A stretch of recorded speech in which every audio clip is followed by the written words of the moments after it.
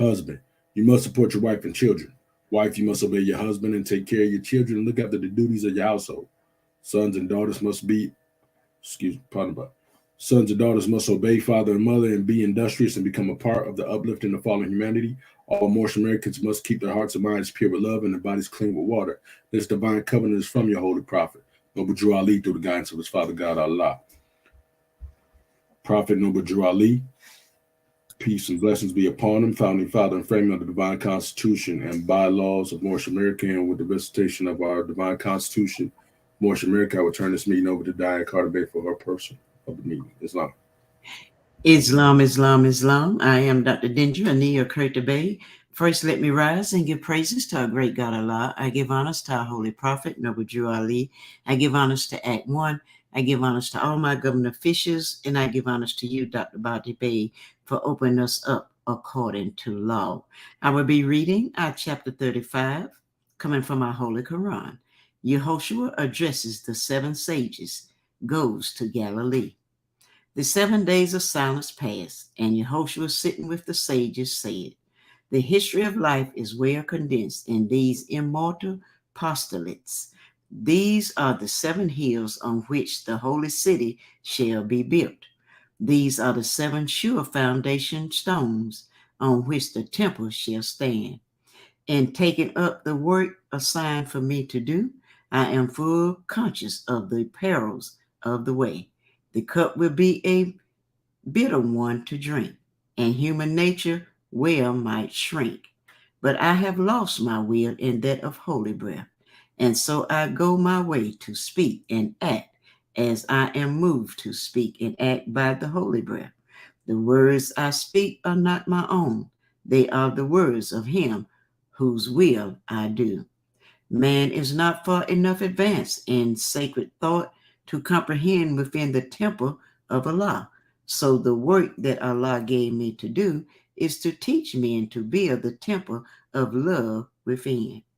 I am sent to be a pattern of the temple that man must build within. My task as builder lies within my native land, and thereupon was the temple of mighty Allah made known, the Allah in man. And from the lower estate of men, I will select 7 men who will represent the temple of love, Allah in man. The house of Judah, my own kindred in flesh, will comprehend but little of my mission to the world. And they will scorn my work, accuse me falsely, bind me, take me to the judgment seat of carnal men who will convict and slay me. But man can never slay the truth. Though banished, it will come again in greater power, for truth will subjugate the world. The temple will live, though carnal men will prostitute its sacred laws, symbolic rites, and forms for selfish ends, and make it but outward show. The few will find through it the kingdom of the soul. And when the better age shall come, the temple will stand upon the 7 postulates and will be built according to the pattern given. The time has come. I go my way unto the world, and by the power of living faith, and by the strength that you give me, and in the name of our God Allah, the kingdom of soul shall be established in 7 hills. And all the sages said, Amen. And Yehoshua went his way. Islam, Islam, Islam. I will now turn our class back over to our National Sister Grand Chief, Dr. Sadu E.A.R.S, Muhammad Sepsuer. Are you there, Godman? Islamism, can you hear me, Goddess and Queen? Islam, I can hear you well. Gratitude. Islam, Islam, Islam. Islam, Moorish America. I want to rise upon the 7 and give all praises to the great God, Allah, Father God, Allah, and honors to his holy prophet, honors to our holy prophet, Noble Drew Ali, El-Hajj Sharif Abdul Ali, that is. We give honors to our Moorish kin once again, here, there, and everywhere, and therefore honors to all of you who are continuously honoring yourselves by being yourselves. We give honors to our Grand National Seal, We give honors to our grand national emblem, national flag, divine constitution and bylaws, and honors to all of you who are indeed a living manifestation and personification of everything that our holy prophet brought to make us a nation. I want to welcome you to another E.A.R.S Research Sultanate session, Egyptian Adeptus Research Sultanate session. And it's a grand draw and always again to be in the presence of our Moorish kin. You know, I'm your host instructor, Dr. Shahid Imani Amo Hadi Shabazz El. And my ancient Comedian high name being the same as Dr. Shedawamenti El Mohedjed Shepsuel. And we just want to give honors to all of our Moorish kin for everything it is, you know, that we're on the manifest demonstrating, and all that we have demonstrated thus far, and everything that will be demonstrated, you know, because we can't teach our people and uplift our people enough. Praise be to Allah, we have a platform where we can do this in this new era and time, you know, and really give our people some guidance and give them insight that will elevate them in their consciousness. You know, this is the grand goal. And it's all coming from a Moorish perspective. What we want to do, we want to actually come forth with our readings as we normally do. And this is going to be a grand drawing this morning. So we want to start off actually with the ancient Comedian Moorish history. And if we will, we get our Moorish kin to volunteer. And this is starting on page 321. And we will go over into actually 326. And we will stop there, Islam.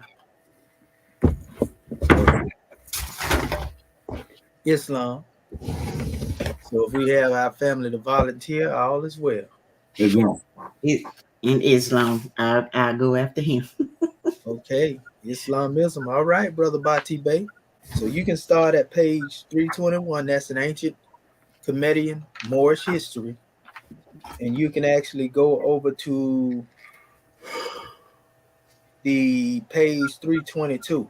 And you can stop at right above Be Conscious of Biblical Beginnings. Better yet, you can stop at how did the Greeks fit into biblical history? Because our Grand Secretary of the State, she will be in a little later. Islam.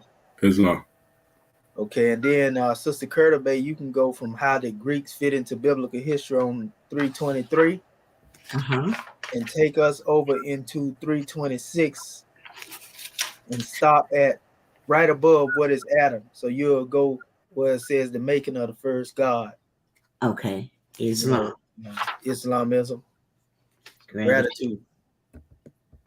Islam. Islamism.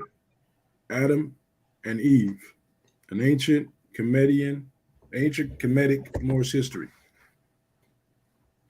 The illustrious prophet Medu Re Ali was the first Moorish American patriot to teach the lost-found descendants of Africans the truth about Adam and Eve. He said they are the mothers and fathers of the human family, Asiatic and Muslims. Although the entire human family began in Africa, the majority of their true history has been secretly kept from their children in the Americas. A whitewashed European version of Adam and Eve has been force-fed through Christianity to these African children during the subjugation of their mother continent. Until the advent of the Holy Prophet, the Western world saw the first human family on earth through spectacles that had been prescribed with falsehoods, myths, and hypocrisy. Through these European designer glasses, the modern world saw only a pale-skinned Adam and Eve whom lived in a mystical Garden of Eden. This Eden had an exclusive for whites only. This Eden had an exclusive for white folks only sign at the entrance. Also, in the black psyche, this Eden was propagated to be in the well-off white folk settlement, and with the exception of being infested with a talking snake, would talking snake was believed to be the only heaven a good Negro could possibly, perhaps, maybe, pray to reach in the sweet by and by after they die. To this day, most religious circles accept this dark age story as the word of God. Since slaves are bred to have short memories, most ex slaves habitually still serve the God of their former slave masters. This God could not be perceived nor defined beyond the realms of the very church that ordained the denationalization and enslavement of African supporters. When Drew Ali first brought the true history of Africans to the Moorish, they became awed at its infinite, universal, and deific depths. To this day, of all the millions of Negro churches in the United States with countless Bible thumpers, there is not one so-called African Christian with the full relationship knowledge to the true origin of Adam and Eve. The story of Adam and Eve is actually the original verbal history. Excuse me, the original verbal historical account of the first civilized people of Africa. It is their truth of their divine origin, fall and attainment to perfection, being told by wise men to all initiates. The glory of this first man and woman represents the complete cycle of the great God in man. The circle of life was called Emmanuel by the ancient Israelites. The holy story of Adam and Eve is the divine essence of a chartered course that all men must ultimately follow. There is no escape from the fixed destiny endured in the historical infinity of the story of Adam and Eve. Without the pure knowledge of one's derivation, any person armed only with human knowledge will face the instability of their karmic present while waiting an obscure future. Without the true knowledge of Adam and Eve, carnal man will believe he lives in the make-believe life that is trapped between birth and death.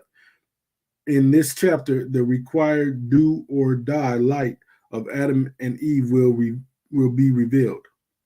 How the esoteric history of Adam and Eve has been used to lessen gods into humans and reduce humans into Negroes. The deliberate burial of the true value to the first family on earth will lay bare the dark aging of a people. The state of ignorance about Adam and Eve has also been used directly to secure the institution of slavery in the Western Hemisphere. This state severed the paternal roots of nearly a half a billion African nationals, detaching them from the human family with the marks of Negro, blacks, and colored people, NBCs. Every nation that claims attachment to the human family has had their Adam and Eve. The Bible is full of Adam and Eves. However, most of them are shrouded under the terms begot or begotten. In fact, Adam and Eve, genealogy of Yehoshua, the Christ, through his father Joseph and mother Mary, in the books of Matthew 1 to 16, and Luke 3 to verses 23 to 38, are sound examples of how serious African nationals truly are about their divine origin. Adam is the founding father of the human family of nations and its first patriot. Other more renowned Adams are the great Ham and his lineage of Cush, Mizraim, Put, and Canaan, or Canaan. Also, there is undeniable father divine of many nations. Abraham with his sons Ishmael and Isaac, all of these are Adams of great nations, civilizations, and religions. The latter sons actually subdivided the first religious creed, the ancient Comedian mystery system, into Judaism and Islam. See chapter 18. Most Americans can now relate to George Washington, Thomas Jefferson, Quincy Adams, etc., as being the founding fathers of the United States of America. By the divine design, they are the indisputable Adams of the USA. However, today's problem with the same Americas is they have very little understanding when it comes to their ex-slaves being a clean and pure nation with their own Adam. Hence, the purpose for our subtitle, "The Exhuming of a Nation," to the biography of Noble Drew Ali. Indeed, also by divine design, as revealed in this biography, the Prophet Noble Drew Ali is the return of Adam. By this design, he is the first patriot and indisputable founding father of the lost found tribe of Ali, the new Moorish American nation. It does not take the research ability of a master historian to realize the existence, absence, and exhuming of this cornerstone of the human family, and that only Noble Drew Ali, having been born among them, proclaimed this nation as his by their own divine name and number. Drew Ali states, all Adam and Eve are the mothers and fathers, yet they are one. Hence, the honoring of one's father and mother became one of man's first obligations and source of strength. To so-called Negro race and other NBC people are the only people on earth today without mother or father from which to honor. Matthew 15, verses 1 to 14. High parental honor has been a covenant among African nations since their fall into humanity. It is more holistic in cultures than many modern day religious concepts, and breathes on every civilized family's origin, genealogy, and heritage. Drew Ali also taught the Moorish Americans that they are olive-skinned Asiatics, angels, and have the same Adam and Eve, father and mother, as those who guard the holy city. See Genesis 3:24 and question 57 to 63. More short of Quran. He educated, 101s. He educated the Moors to the fact they are the direct children of Adam and Eve. This may seem somewhat acceptable as common knowledge by those in this age of cyberspace and optic centers. However, in 1913, most American Negroes actually had been trained to believe their present idea of Yehoshua, God, and his mother Mary were all pale-skinned and the opposite of themselves.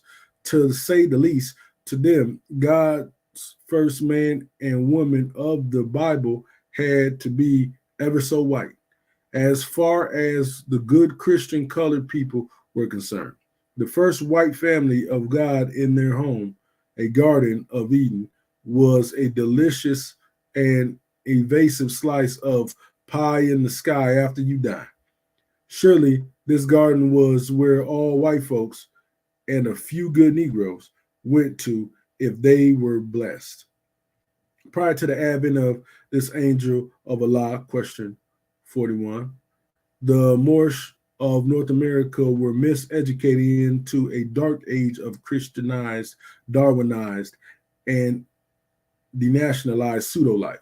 As unconscious Negroes, blacks, and colored people, NBCs, they were deceived into believing Adam and Eve were two Europeans in a God's mystical paradise.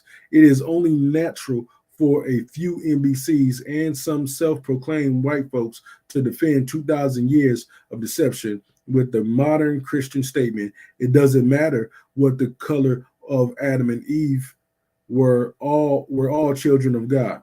Even a crash dummy would reply with, since the skin color of God and Adam and Eve was not important, then why was it biblically taken away and replaced with pale skin?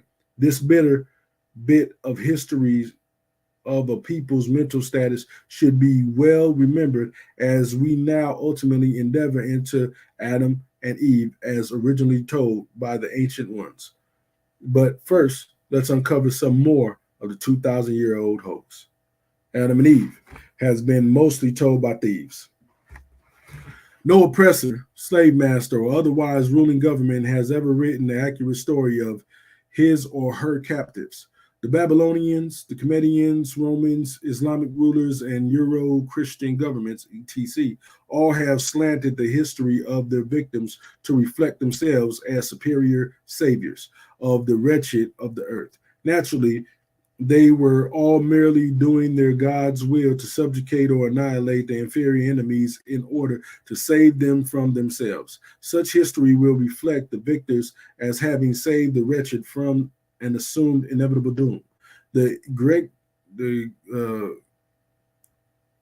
Grecian Roman interpreted writings of the Israelites' history are by far a prime example to support this reoccurring fact. It turns out, according to prophetic destiny, the pale-skinned nations of Europe are today's controlling world rulers, straddling the current cusp between the Piscean and Aquarian age. Naturally, their great book, which tells his story of the conquered people of Africa's descent, is the foremost propagated and most read book in recorded history, the Bible. The Bible, by far the greatest book of collected African history to be written by Europeans, oddly enough, was not written by Africans, and it is not the infamous Word of God.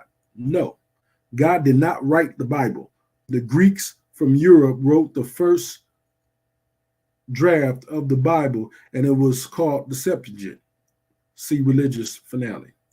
Noble Drew Ali said, you can't control how another man writes your Morris history, but when you get the pen in your hand, write your own. Tell the truth and sign your name to it. The ancient Comedians, having enslaved the tribes of Israel, misnomered them collectively as Hebrews. This was a very degrading label and not the free national name of the peoples. This renaming or labeling one's chattel is not a new phenomenon. Historically, slave masters have never addressed their slaves by their free names. Slaves, as with all properties, are given slave names. This is because they are a conquered people and classified by their rulers as inferior and less than a first-class citizen or lower.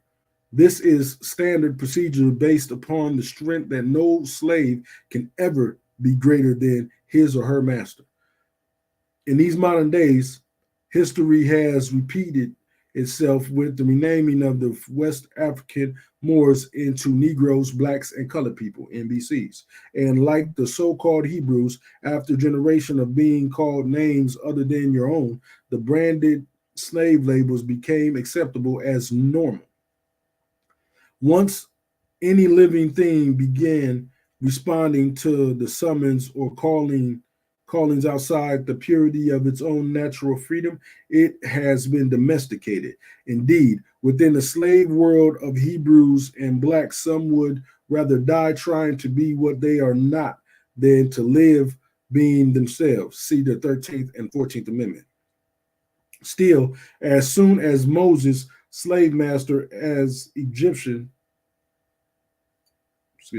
still as soon as Moses freed his tribesmen from the Pharaoh's oppression and they got on their feet, these freshly freed nations slandered their former slave masters as Egyptians. The derogatory label Egyptian replaced the true name Comedian Gods of the Nile in all the Hebrew communications and publications.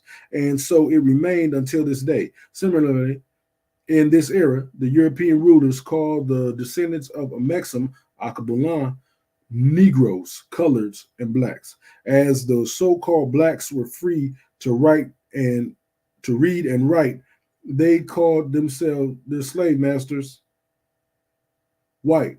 And the beat goes on, and the revolving doors of Maya continue going to and fro. The Israelites, Hebrews, Yehoshua, etc., of 2,000 years ago did not write the Bible, a history book about themselves and their verbal account of their creation and fall of man. In fact, the Torah was over 1,000 years old when the Greeks wrote the Bible. The Torah contains Israel's story in their divine accuracy. So there was really no need for another book of their accounts.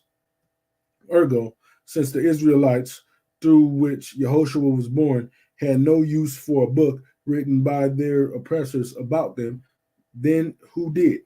Obviously, the authors, whether they milked a council or 70 rabbis to get it or not. It was still written for the benefits of the Greeks, Romans, and subsequent nations of Europe. See chapter 18. Be conscious of biblical beginnings. To this day, most do not know they have been lied to by those who wrote the word of God in their coined street Greek language. The biblical Adam and Eve saga was among the first literature the slaves were allowed or force-fed to read, and was greatly enforced with barbaric doses of the fear of white man God by European rulers and slave masters alike. This was the sole purpose for Freemasonry, the Reconstruction Amendments, and the Ku Klux Klan. Their establishment were to save the black sinning heathens from their own wretchedness and for the unconscious institutions of slavery, New World Order. Albeit, since the Greek's biblical version is the only version of Adam and Eve known to so-called blacks, then let's sojourn there and see what they look like in the light. But bear in mind, the divine origin of the original Hebrew laws of Moses began in the Egyptian mystery system. And the basic European translation of the Biblio teachings evolved into a middleman religion of events, which quite candidly he brewed up. Also, remember, now as Moorish Americans begin to write their own history, had it not been for Noble Drew Ali revealing these great truths of divine origin of African nations, the Western world would not be forced to concede to over 2,000 years of fabricated religious dogma with their information highways and cyberspace intelligence. The true story of Adam and Eve is all about the divine creation and heritage of the original African people. They were not only the first man to people the planet Earth, but their will was emerged with the will of their father God. Drew Ali placed this in the science of Asiatic and Muslims, the mothers and fathers of the human family. Question 57. Here it would be good to note a Muslim is anyone who submits his will entirely to the will of the great God. Hence, Adam and Eve were Muslims before they became Asiatic and human. During the millenniums of Adam and Eve in the Garden of Eden and into the world called Asia, there were no Europeans made. The hueless ones of the Netherlands were not even a thought. But now today's pale-skinned nations have had the privilege of governing the earthland, telling his story. All of a sudden, they are the foremost authority on the original first family, Adam and Eve. Surely this is parallel only to a bastard giving the apocalypse of great-grandparents or hearing fish stories being told by date trees or mutt telling the history of his pedigree, or the green monkey that fathered AIDS. Speaking of monkeys, how is it an entire people, wait a minute. Speaking of monkeys, how is it an entire people who proudly proclaims to evolve from primates know the true history about the human family? Was it not these same people who pillaged the prophetic and oral history from Hebrew tribe in the first place? Not only that, but as unconscious Moors try to paint themselves black into a biblical history, little do they notice it is the pale-skinned nations of Europe themselves who denounce all claims to the biblical human family. This paganistic practice of making God in the image and likeness of man is a gratified weakness amongst the nations of the earth. In these modern times, The nations of Europe named themselves white, then made Yehoshua in their image and called him God. Domesticated African slaves being forbidden first rate entry into white Freemasonry and white Christianity were allowed to make their own versions of this institution in the quiet of their slave quarters. Today, these are various NBC fraternal orders and Christian denominations, fully equipped with their own versions of the Bible, complete with Black Yehoshuas and surrounding characters in their image and likeness. The horrors of fallen humanity. Can all this be blamed on the rabid hormones of Mr. and Mrs. Monkey? The biblical story of Adam and Eve, as told by many religions of the cross, originated from Moses' various Hebrew slave tribes of Africa. Most of these tribal stories lost their spiritual significance in the translation of from African origins to European carnal comprehension. What was later reported to the world, diluted and spiritually deprived versions of Greek interpretations of the creation of fallen man, these diverted rays of truth were not the real thing, but have predominantly hatched the modern West. Not to speak radical against the church, but it seems to me anyone who teaches man cannot be perfected and then give the great God a mama named Mary should know eventually they would have to face the truth sought by inquiring minds. How did the Greeks fit into the biblical history? Turning to the centuries surrounding the life of Yehoshua, BC to AD, history reveals the Romans and Greeks were governing Palestine. Question 28. In fact, Greek was made the national language, although the indigenous, like Yehoshua, continued to speak Aramaic. 2 Kings 18:26, Ezra 4:7. The tongue of their forefathers. This is similar to English being made the national language of the United States, although the surviving Canaanite tribes, Indians, continue to speak Athabascan and other indigenous dialects. True history will also reflect that the Greeks thought all languages other than Greek sounded like blah, blah, ho hum, de blah, and considered all non-Greeks barbarians. There are two levels to Greek language: classic, correct or proper Greek, and Koine. Koine Greek is the everyday common street language and standard colloquial trash-talking expression and general ad-libbing Greek. Islam, and I'll turn this meeting over to Diane Carter Bay for her portion.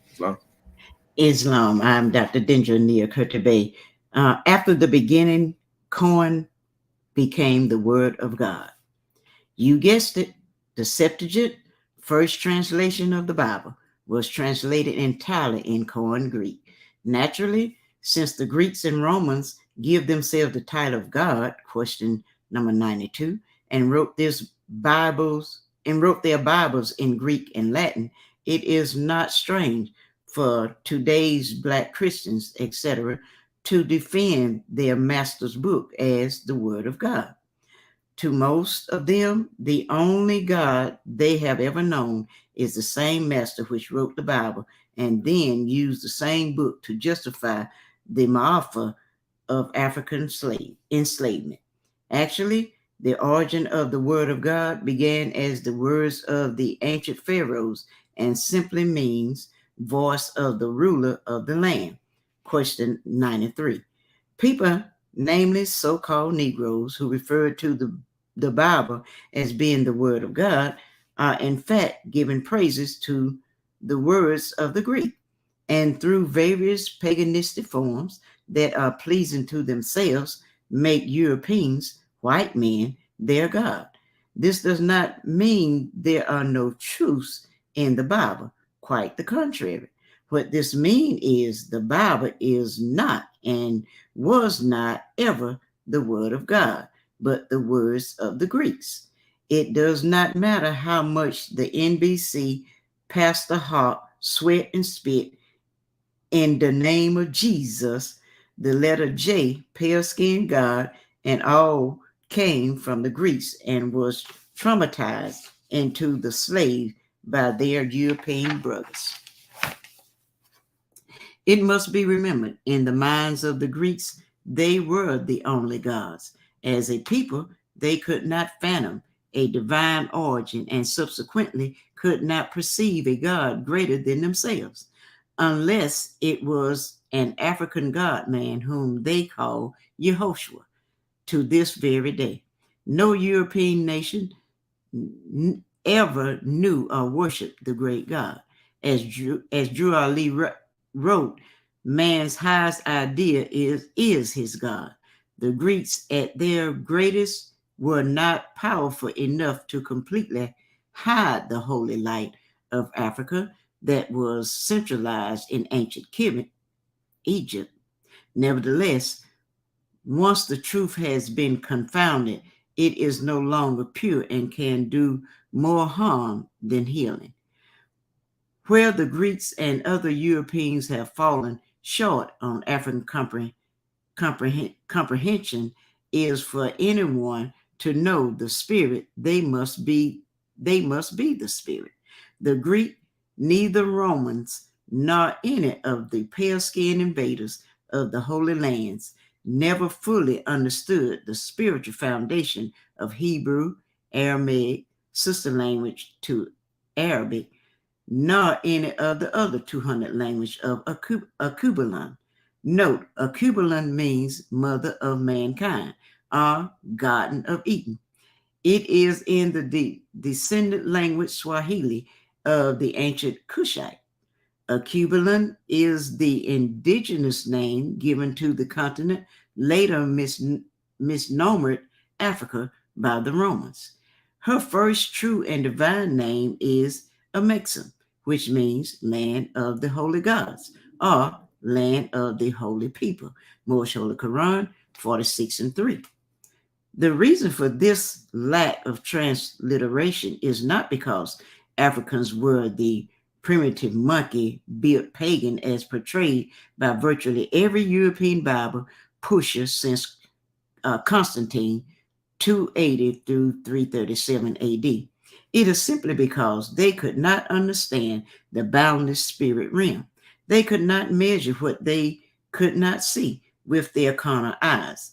The world of hallowed covenants, holistic cultures, and the line uniting divinity and matter is incomprehensible to those unable to see inward, see the third eye. This was the foremost lesson for the Adamics to learn. Whenever European rulers failed to understand the infinite and the timeless, they would either try to destroy or distort the subsequent manifest. These thoughts draw strength from the bowels of envy, lust, and hatred. It is in the nature of hatred to be short-sighted, a slave to time, and fearful of anything it does not create. Therefore, the foundation of the Bible rests upon a great conspiracy. It was the amalgamation between the Sanhedrins, beginning with Caiaphas and the governor of European rule, to nationalize the Jewish religion under the Roman government, the world's greatest cover-up since Adam tried to hide from his maker had begun. Rome's subjugation of Israel's religion is rooted in the fringe, crucified death and resurrection of Rabboni Yehoshua. Those Jews who would not conform to the government's version of Judaism were later called Christians, not before they were pious like Yehoshua the Christ, but because the title Christian distinguished the rebellious Jews from the willing to compromise under the Roman yoke and law. Yes, the first Christians were Jews. This is why Yehoshua warned John to beware of those who call themselves Jews and are not. Revelation 2:9. Today, this Roman assumable jurisdiction of civil customs is reiterated in the United States takeover of prohibition and the lottery's number games, etc. Remember, selling liquor and running numbers were crimes of felony when acted by American common people. But a government control of poor people pleasures was legalized by the use of one word, license. A license is a document of authorization to a practice that would otherwise be illegal. Black Laws Dictionary. Oppression can do strange and often unimaginable things to the human mind. Weak-minded Jews became Christians the way Pope-free African Muslims have become pig-feet-eating Negro Christians of USA today. The powerful effects of oppression have never been truly measured on the minds of U.S. slaves. The Bible, with its Hebrew Greek version of Adam and Eve, was siphoned from the Israelites during their state of iron hand oppression. The Greeks recognized the Comedian Egyptian influence in the Mosaic Law because Socrates, Plato, Aristotle, Hippocrates, etc., had all received their formal education in the Egyptian mystery system, not to mention the notorious Alexander the Greek. The reader should also remember Moses, being raised as Egyptian aristocrat, received the foremost teaching of its ancient adept mystery system. These teachings also included perfections of the God self with its power of dominion over all other living things created by the seven eyes of Allah, the Elohim. This is why the Pharaoh's heart appeared hardened. Pharaoh simply knew all the sciences of the God-man, which Moses had mastered before being exiled. The Egyptian sages were simply not impressed with the exploit by one of their former students, who they viewed now as a traitor for taking the secret teachings into those forbidden lands in the north. Yehoshua, the prophet, also received these lessons, some Bono, in the Egyptian temples featuring Sultan Gutani, meaning man know thyself. See religion finale. Back to the Greeks. The book of Moses, collectively called the Torah, translated from the Hebrew language containing no vowels into Greek, lost a world of spiritual definition in the very first draft of the Bible's Old Testament. The Greek version of the Holy Bible, called the Septuagint, the Greek word for 70. 70 is also the Egyptian number for brotherhood.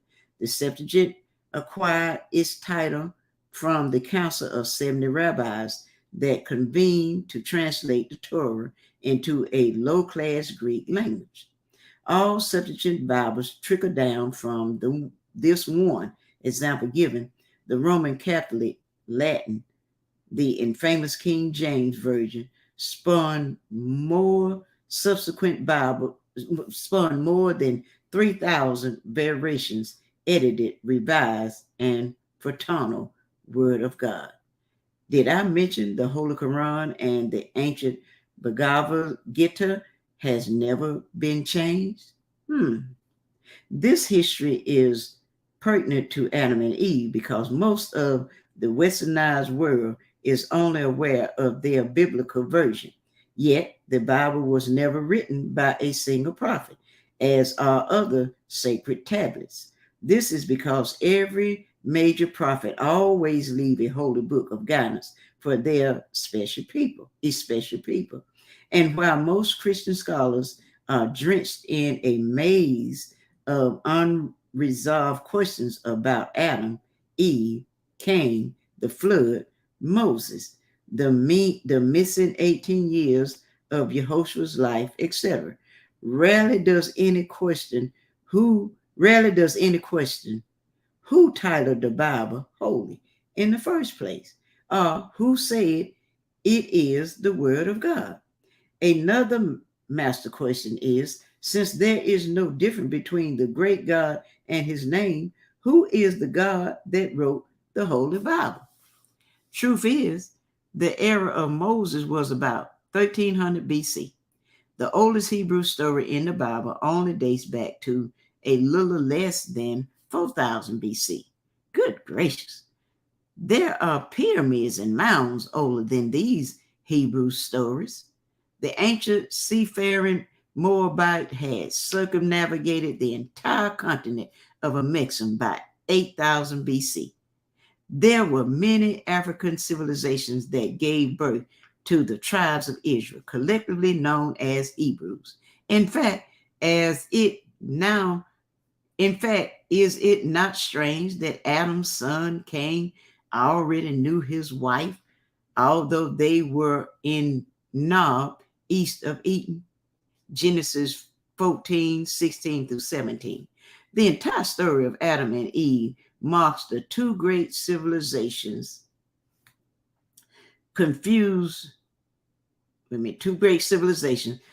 first was during the founding of Atlantis, Lemuria, and Mu.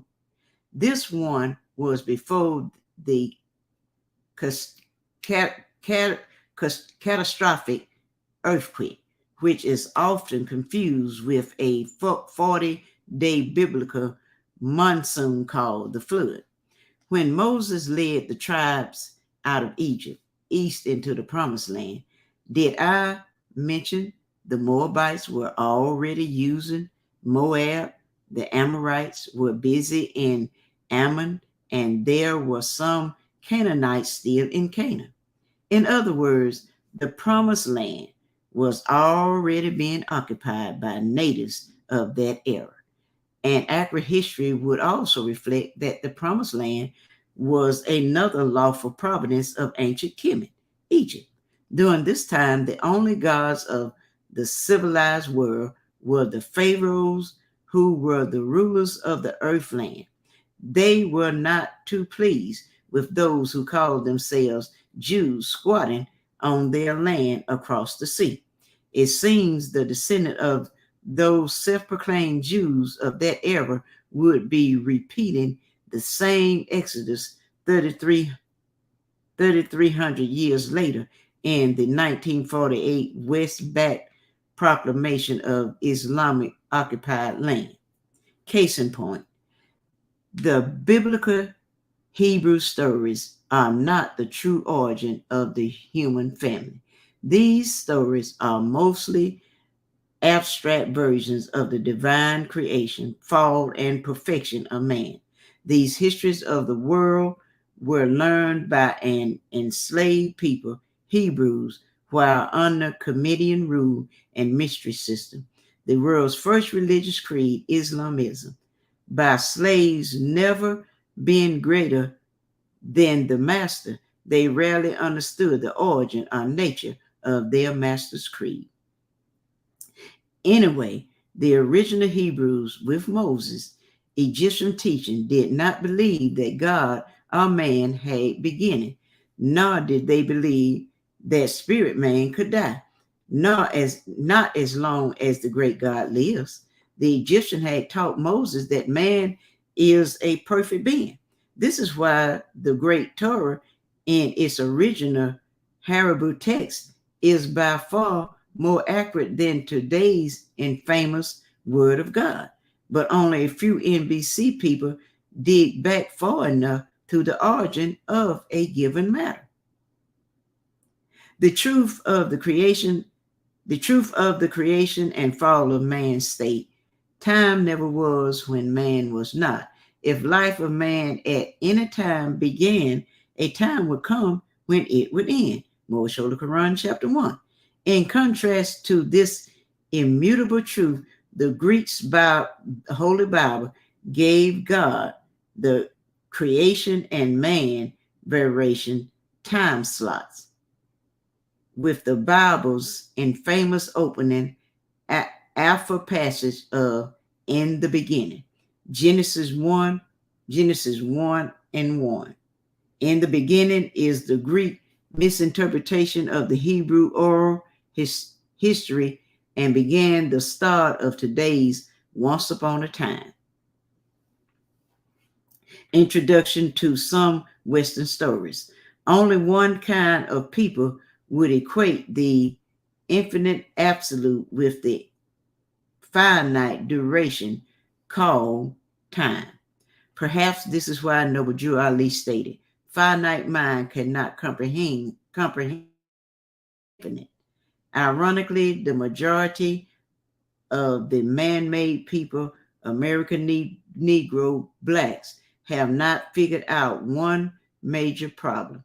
With all the religious and political world rulers and evangelistic preaching about love for humanity, why is it that none of the major religions teach them the truth of who they are? But then again, the problem itself has been a secret till now. Now, with some of the biblical discrepancies and other Greek Roman slants to the original man aforementioned, let us now remind ourselves of Africa's Adam and Eve. Adam and Eve, as documentation, is the ancient Comedian and Moabite record of spirit man's descent into human form and conscious liberation back to the all of his God state again. For those Black African Americans, especially stuck in the stupor of disbelief and never questioned what God, Greek, is the Bible truly the word of, they need to review one historical revelation. The modern world is nearly 86% populated by people of olive skin. There are Bibles in all of them, even Islamic countries. Yet, how many nations and tribes of African descent, all people of hue, own and rule their indigenous land without European intervention? But the Bible and its trademark cross are these places. And who is the economic and more often than not political, social, and religious rulers of their land?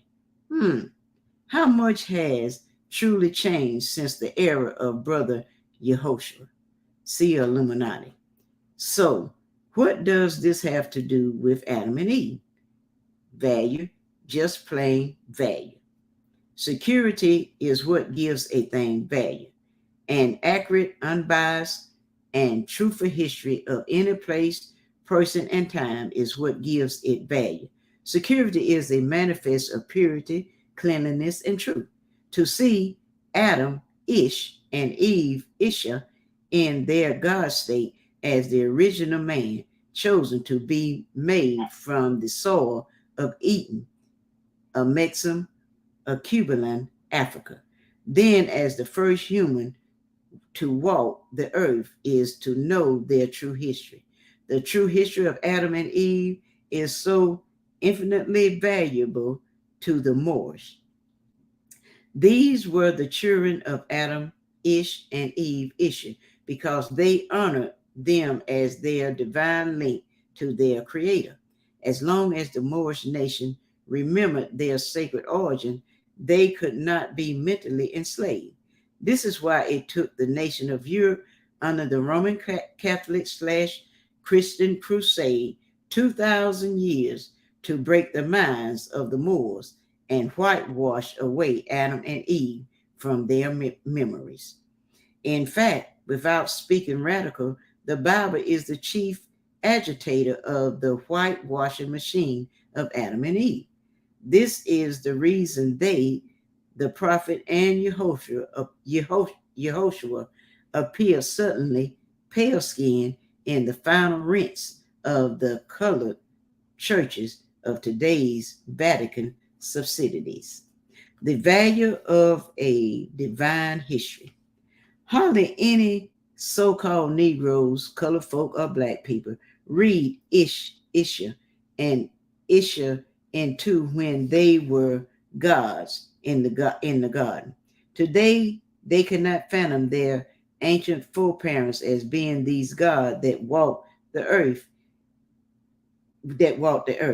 Even fewer know they were sun-kissed with melanin embodied with flesh from the holy, rich grounds of Africa. Let's have siphoned the reason why the Holy Lands are in Africa is because it gave birth to the holy people. Tragically, even smaller amounts accept the value of knowing Adam and Eve are their mothers and fathers of the human family, Asiatic and Muslim. See appendix question number 57. But then again, some have been miseducated via a primate evolution. Truth is, because they are not a free nation of people, today's NBC is by far more trained than educated. This formula is verified by the fact only property can be trained while education belongs to the citizens of free national governments. Hence, Negro and blacks being property names that identify those people detached from the human family and not having father or mother can only be trained at best. Since the NBC does not have a divine history, they can be trained like domesticated beasts to be professors, judges, generals, and congressmen, etc., for any master's government and social benefit. In the end, no property can occur national prestige, wealth, independence, or prosperity. The making of the first god, Isha. Isha was the first angelic god to be formed in a high tone of flesh. This is why the Moorish are taught the garden is both a geographical and a conscious state. The geographical garden, soon to be explained, is the place on the planet Earth, namely where Arabia, Havilah, is today, eastward in Africa, Genesis 2 and 8. This is where the body of the first man made of mud from the hallowed high grounds of Central East Africa was formed.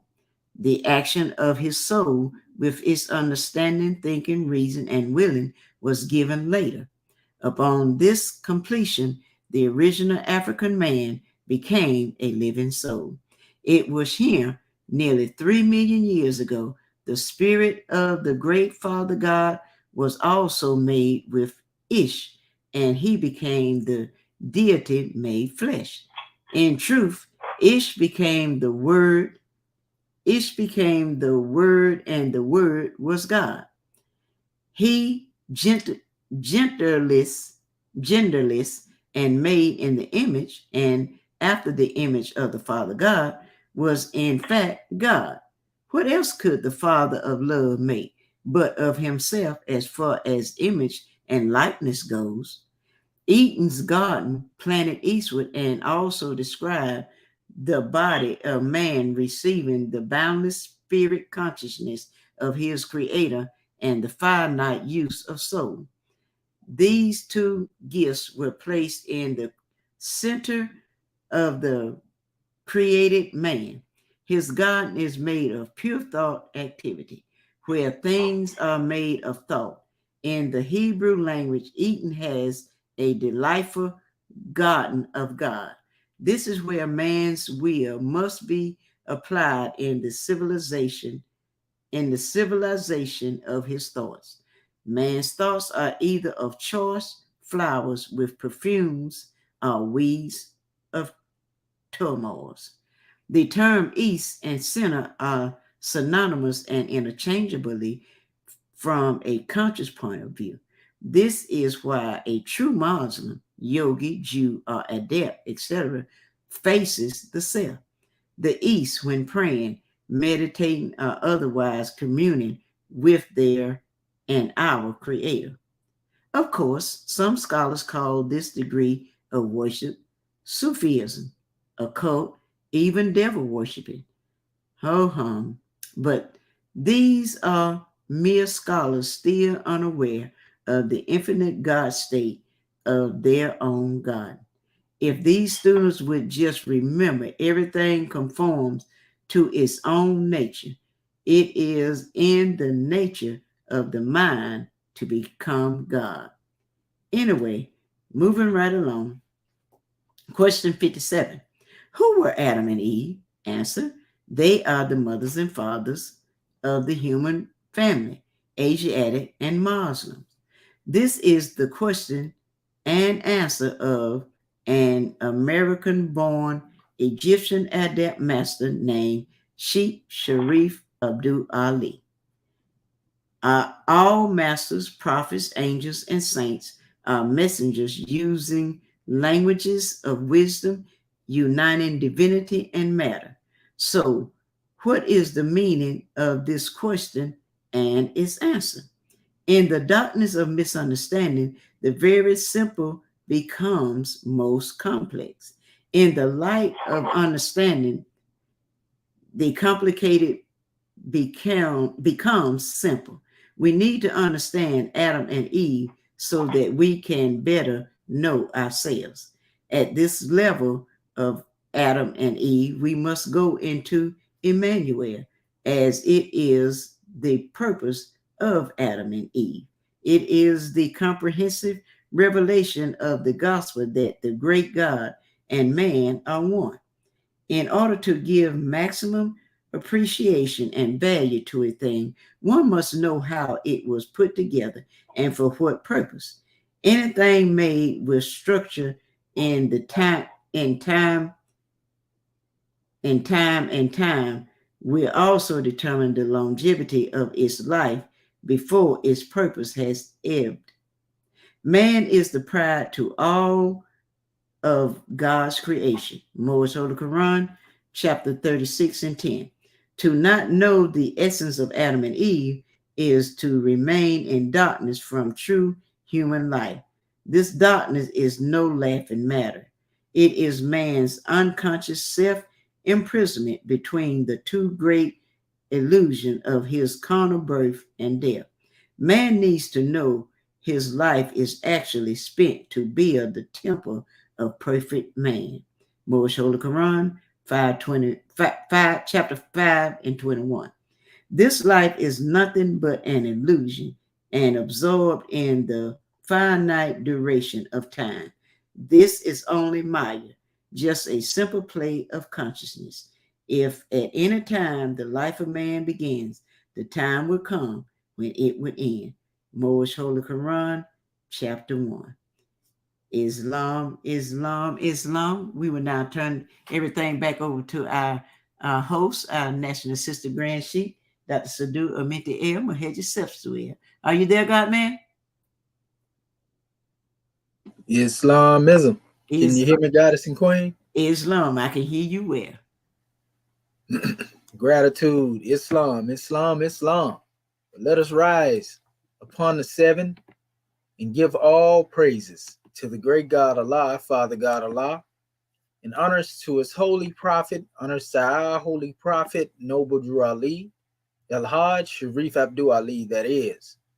We give honors to our Moorish kin once again, here, there, and everywhere, and therefore honors to all of you who are continuously honoring yourselves by being yourselves.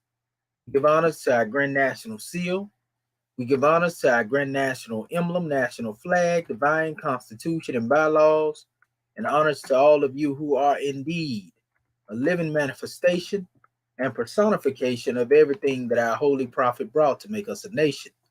I want to welcome you to another Egyptian Adeptus Research Sultanate, and I am your host instructor, Dr. Shahid Imani Amohadi Shabazel.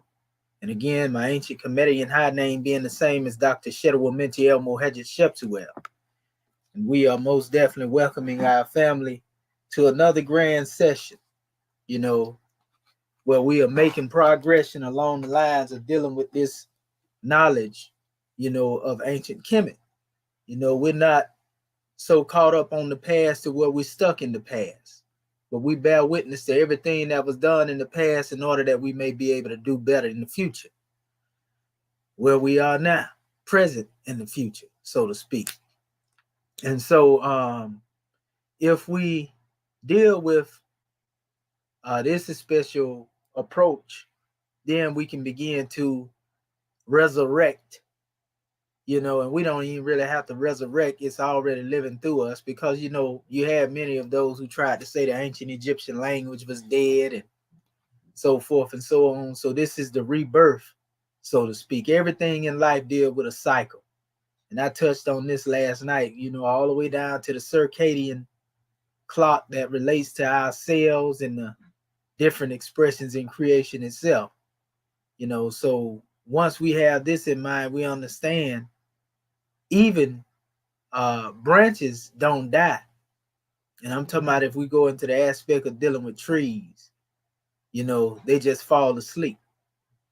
And then you see them come back again, in greater beauty, whatever it is that they produce of the fruit that is manifest from those special branches.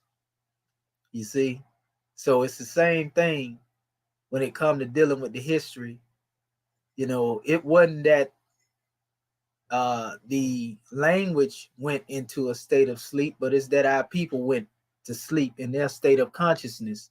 And so we are here in the manifest to bring them back into a reality, of life, a reality of the living word of our ancestors. The only way we can do this right here is by tracing ourselves back, as masterminds are able to trace themselves back, and thus they know. So we're not here to get caught up in the conflict that most of our people that accept the Eurocentric Egyptology is caught up in. We're not here to get caught up in having to argue, a point that has to do with proving the Medu Re En KMT is what it is, and the difference between that and the Medu Netta. We did that already. At this point, we talking about the here and the now.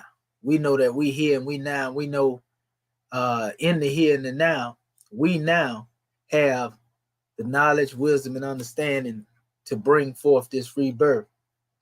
And so the pen is in our hand now, Moors. Prophet Medu Re Ali told the Moors, once we get the pen in our hand, then we write the history.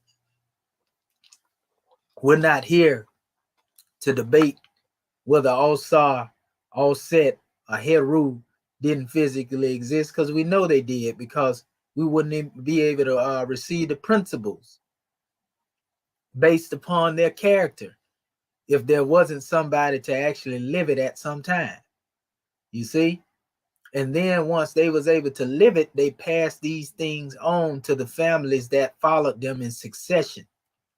So if All-Sar, All-Set, and Heru were the standard by which, the family lived, this was the, we can say, domestic cosmology, as the man has always been symbolic to the sun, the woman symbolic to the moon, and the seed symbolic to the star. This is actually a cosmogony, and this is the very structure of the family being based off of the macrocosmic cosmology, because we know just as light gives the light, through the sun and its beam, so to speak, and life coming through that special expression, one is able to bring forth a reflection of that light where it reflects to the seed, and that God, woman, or goddess represented that lunar expression, as the man represented the solar and the seed represents the stellar.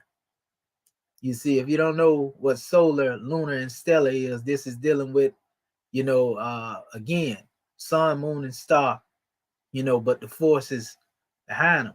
So nevertheless, there are principles that come from that. So every family in Kemet would have based their particular structure off of the family that was ruling in Kemet. It's important that we know this. Once you see it this way right here, now you can see how after all those years and dynasties and looking at everything that has been brought forth to us, we can see now when you see Al-Sa in there, this was a principle that manifests through many men. Al-Set is a principle that manifested through many women. Heru is a principle that manifested through many young seeds that came up, not just the prince, but the princess, you see? And so, because there's duality when it comes to these principles. We're just showing you the actual structure upon which these things are based, so we can use this same truth to get our house in order. And this is what makes everything melodically applicable to us now in this new era in time. So we're not dealing with the spookism of reading the history, or getting caught up in the historicity of what somebody else, has basically postulated upon. But we are dealing with the reality as we are able to take those things and make them applicable to us right now. That's why we can see our flag in ancient Kemet. We can see our flag in creation, because we understand the principle as it is above, so it is below, as it is within, so it is without. And as long as we keep looking at this truth this way, we can't go wrong, because we have ourselves to bear witness to whether or not we are moving accordingly. So as we talked last night, we're going to keep emphasizing this. We want our family to hear this. You can't come to us with that litmus test of talking about no Yehoshua 2,000 years ago, or Muhammad of 1,400 years ago, or any of the prophets that came and left, and say, well, you believe in the principles of the man. How can you prove it? We proving it with Prophet Medu Re En KMT, because he came in the power of all of them. So even if you don't want to accept them and say they didn't exist, you can't say Prophet Medu Re En KMT didn't exist. So that's how we deal with that issue. So now, getting into this special measure, looking at it, this is a powerful drawing, as you see it right there on the screen, an introduction to the Medu Re En KMT through the writing of the skillful scribes. We're going to do a thing this morning that's definitely going to stir up the ethers when it comes to our Moorish kin in a righteous way. We're going Islam, Grand Secretary of the State. Pardon us all for Dr. Shahid. If your screen is changed, we can't see it. Oh no, I ain't started. I haven't even got into the yet. Not trying to do nothing. Oh no, you're all right, Grand Secretary of the State. I hadn't got into the measure yet. I just had this here. The reason why I'm not on the screen as well is because my vocals are out of sync with my video. So I'm really just using a picture and just speaking, so everything will be in the realm of what I would consider a Moorish quality. Because we don't want to keep putting the videos out where my voice is out of sync with the measure. So I just put reflections up there until I can get that straight. So we will be sharing the screen in a second, though. We just introducing the measure to the manifest, the introduction, to this Medu Re En KMT, and we're gonna be going into some grand drawings. And these grand drawings really is gonna be based upon giving our family some insight on how, we take our present lessons and go into transliteration of it, is what we're going to do. That's what I want to demonstrate this morning. I want to demonstrate it with measures in our Moorish Holy Quran, and we're going to have the whole panel in participation. And so I just put that on the bottom of the screen, an introduction into the Medu Re En KMT through the writing of the skillful scribes, because we are the skillful scribes now in this new era in time. Not, necessarily that we're going to go into that actual document, but we are the skillful scribes in this new era in time. We're more skillful than the ones that been talking about they skillful when it comes to the language, because we understand. Most definitely we understand that we're not dealing with no pictures as being no alphabets when it comes to dealing with letters. You see? So this is a powerful demonstration, Moorish Ken. And we just want to encourage our Moorish family to most definitely stay on the manifest and continue to do what it is that you do. And all is well. We love all of our family that's been coming in to visit us, because everything you do by showing your presence, those who are just stopping through, every now and then they tune in, all is well. We honor your presence. You know, we honor your presence, especially when you make your presence known. So also, Moorish Ken, I've been streaming directly from YouTube lately. I hadn't really been putting streaming from all the platforms, because it seems like we have a little better operation for some reason when we stream directly from YouTube alone by itself. But we will be actually, I'm trying to right now post this link, and if you can, most definitely share the link. You can share the YouTube video. I'm actually finna do it right now.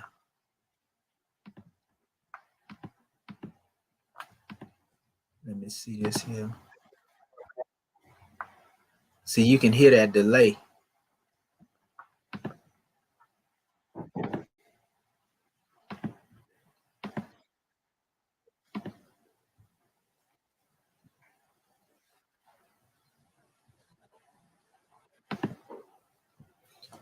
Okay, now that I've copied that, I'm just posting it up here in my main page.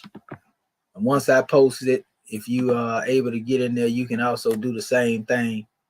You can go into my page and you can post, repost it, or whatever the case may be. And I can share it through many different other areas as well.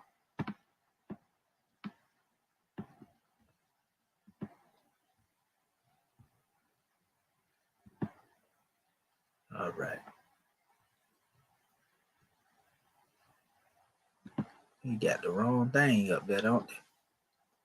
Okay, what we gonna do then? There's a better way to do this.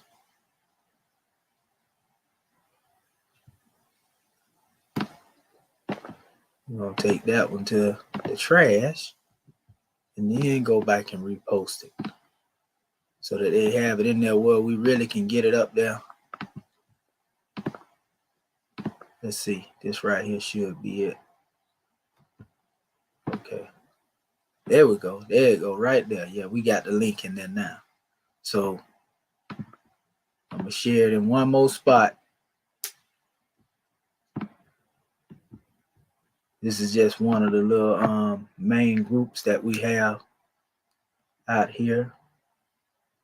And once we do that right there, we'll go ahead and proceed forth with what it is that we demonstrate. All right. Okay, there we go. Okay. I always like to go to the Moorish theocracy. Not Moorish theocracy, but Moorish consortium. Let's see.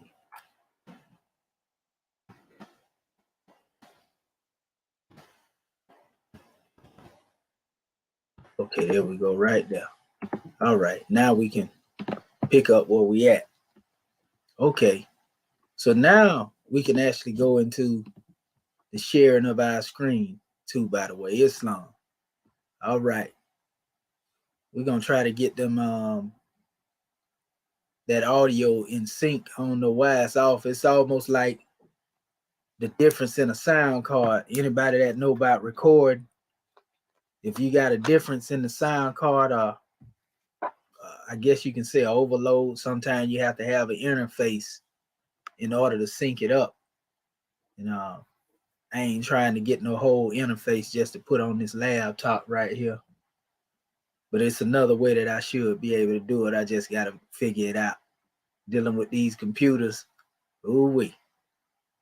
So what I'm gonna do, I'm gonna share my screen right now. And once I share it, you just let me know if it's shared or not. Oh, I see it is shared. Okay, so this is actually what we had sent out to our Moorish kin before. We sent the tools out that we talked about using, you know, when it come to going into these particular works. But what I want to do, I want to make sure that I'm able to access these special tools like I normally do. Let's see, they usually let me, and I may end up having our family too. I want to open it up with that. Let me see where it's gonna put it at.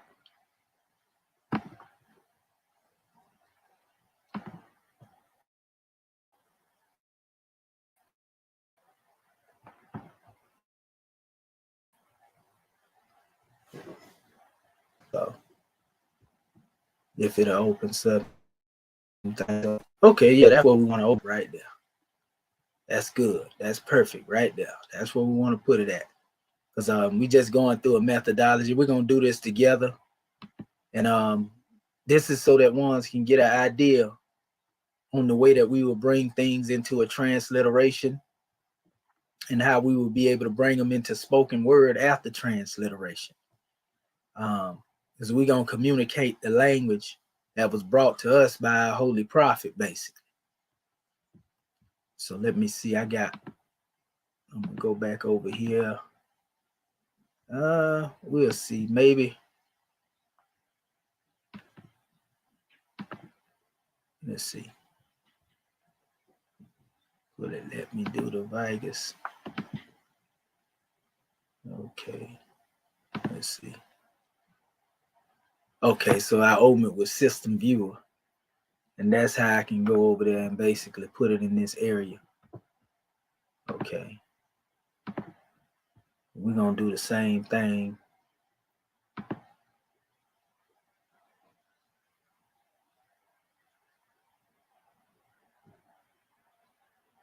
Okay. Trying to make it more proficient as possible. Let me see. Okay. Come on now. What you waiting on downloading for? We already got you in here. We know that's probably the reason why we got our little system a little sluggish.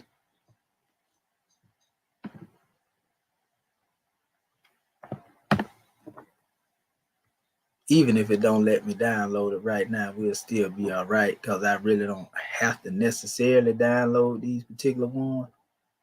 Let's try it here then.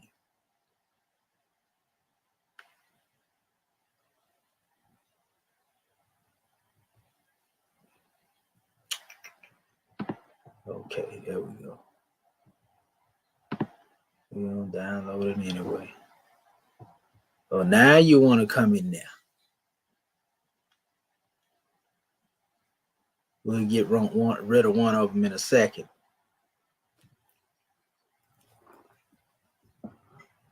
Now that definitely show you how much the system lags. So two of them come in there. I'm gonna have to get rid of one of them. I got a lot of duplicate files. I've been deleting them, but I seen them, and I know that's probably where a lot of this is coming from as well. Okay, let me go back. Take that off of there. Okay.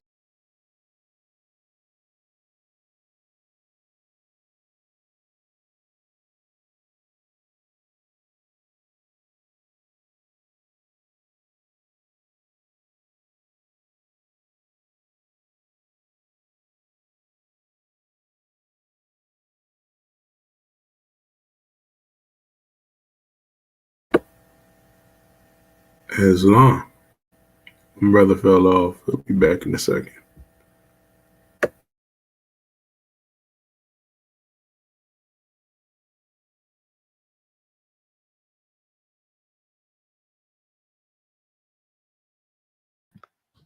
All right. We back, Morris Ken. I kind of closed out the whole site then. Can you hear me, Morris? Islam.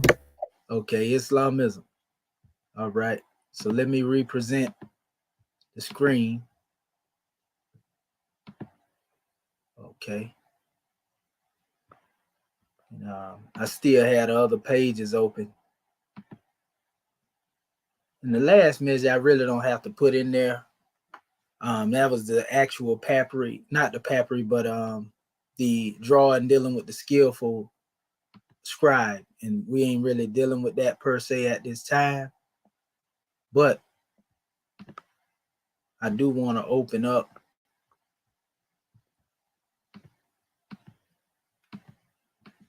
we already know about how to use our molar tool.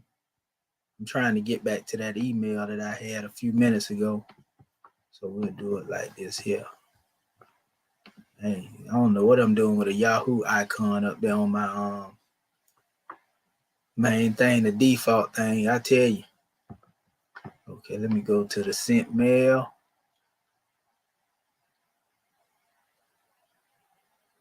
All right. And I should be able to go. I think that might be that one. Let's see. Yeah, I think that was, yeah, that's it. That's it. Okay. Yeah, we good. So yeah, I got everything in here that I really need already. And so what I want to do, I want to go over here and I'm gonna open this back up again, of course, and pull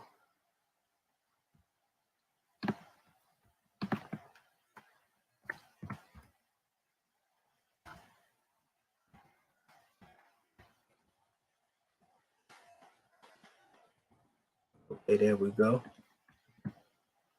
Well, at least it moved a little faster. Oh man. All right, there we go. All right.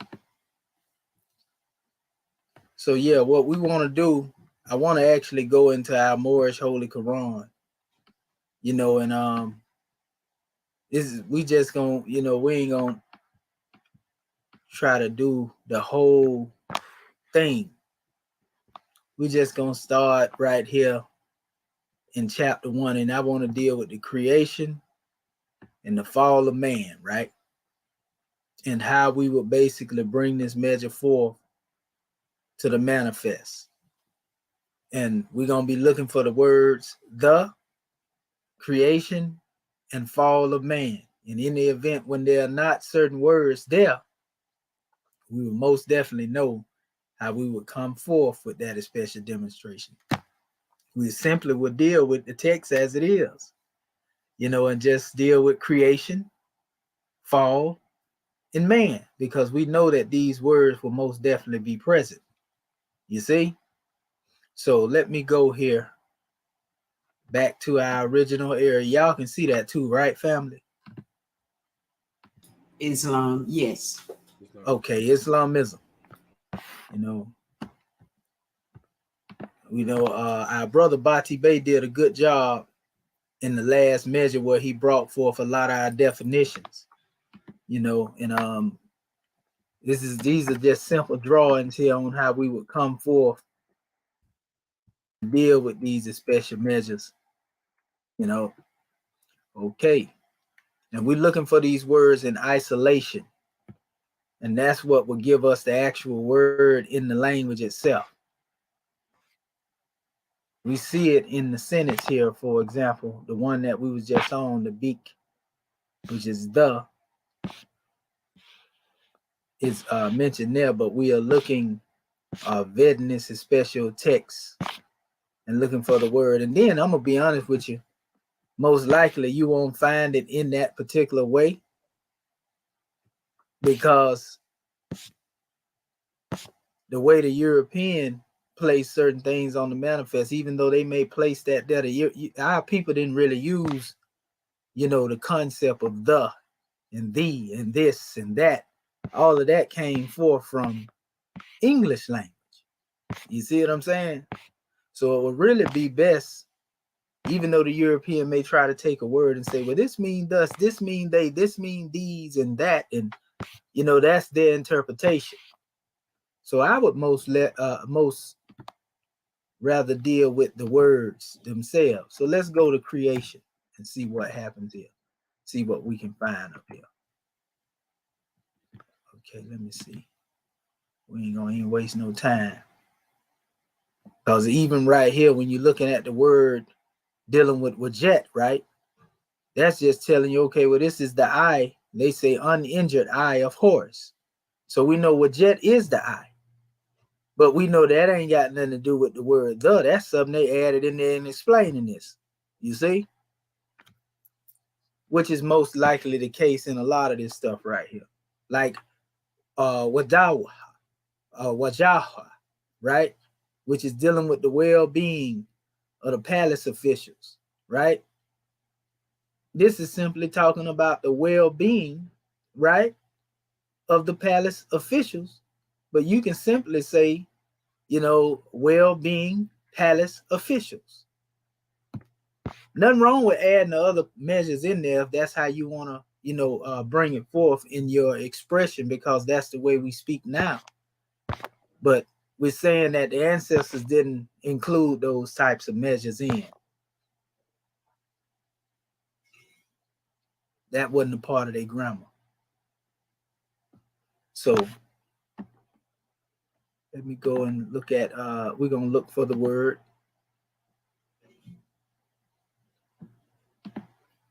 creation.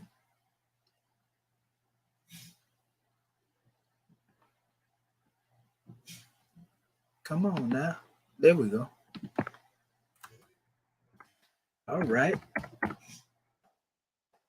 see if we got a word in this dictionary. What the word they put an M up there for? Ain't no creation. Okay, here it go. And then they added the to it, right? And this is actually, I want to see if our family know what this is in sound shift right here. There's some sound shift right here. Can anybody that's familiar with, this statement come forth and say what this is actually referring to? This is powerful because this is going right in where we want it to be.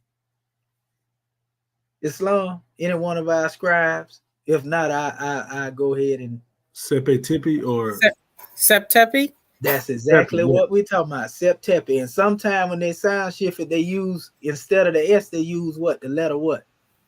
D. DJ. Who? DJ? No, sir. You said What's interchangeable with the letter S? Oh. I thought you said T. My fault. I was looking at the T. Oh no, I was saying, the sound shift. I didn't really go into which letter at the time, but I'm gonna emphasize I'm speaking of the letter S. And the Grand Secretary of the State most definitely brought it to the manifest properly. Go ahead. What about the chip? No, sir, not that one. Okay. And that would be T and a S together.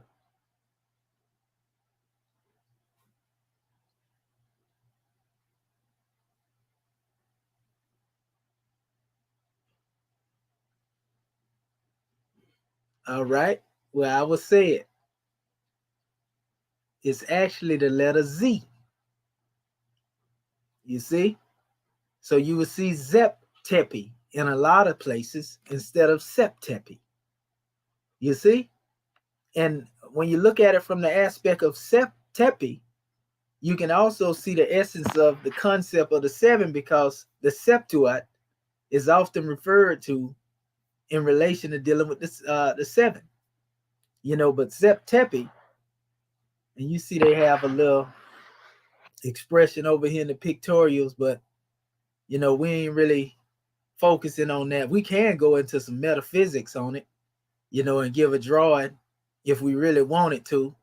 We can see that this represents the deity, which represents, in one aspect it can be Ta, but it represents deity speaking creation into existence. We know the two squares represent materialism, So speaking, materialism, what we call the materialization of creation into existence. You see, we can see this right here. These would represent the elements, you know, and everything that's needed in what they would like to call a neutron soup. But we call it simply creation. Everything that is needed. Because we know through the ability of speaking things into existence that words bring about vibration. And that's what you see right here. You know, in this universe, this circle is synonymous with the universe. So once these things are spoken into the manifest, then they fully materialize. We know this square represents earth, air, water, and fire. You see, we don't need no alphabets to interpret this right here, right? Now, when you look at it, we can also see behind the thought of deity a representation of the blueprint and what he has in mind to bring into existence. You see, and so he manifests these things after he brings them into existence. And if you notice, you know, everything that he has created, you see these two marks that they would say in the alphabet represents, you know, sometime a double statement, a plurality in relation, but this would represent the plurality of the beings that will be coming into existence. You see? And you see in this demonstration now out front will represent what we would call a line of divinity. You see one that is going forth and one that is coming to meet, in which is coming forth. And then there is an infusion of power in relation to dealing with the line that unites the divinity of the matter. So this is deity speaking forth through vibration, because they say in the beginning was the word with God, and the word was God. So the word represents vibration. Every time you speak, you can hear the vibration, you know, and feel the vibration in your tone if you pay attention to it. We mainly don't really look at that, but when we speak, vibration is taking place in the vocal cord. You know, this is what allows us to express ourselves in speech. And when you understand how to manipulate the octaves, you know, of that speech, we can peer into certain things. We can bring things into the manifest. That's why it's important to have a knowledge on how to chant mantra. I'm just doing this right here, right now. You know, for those who are dealing with the adept expression of what's going on, because we see it here.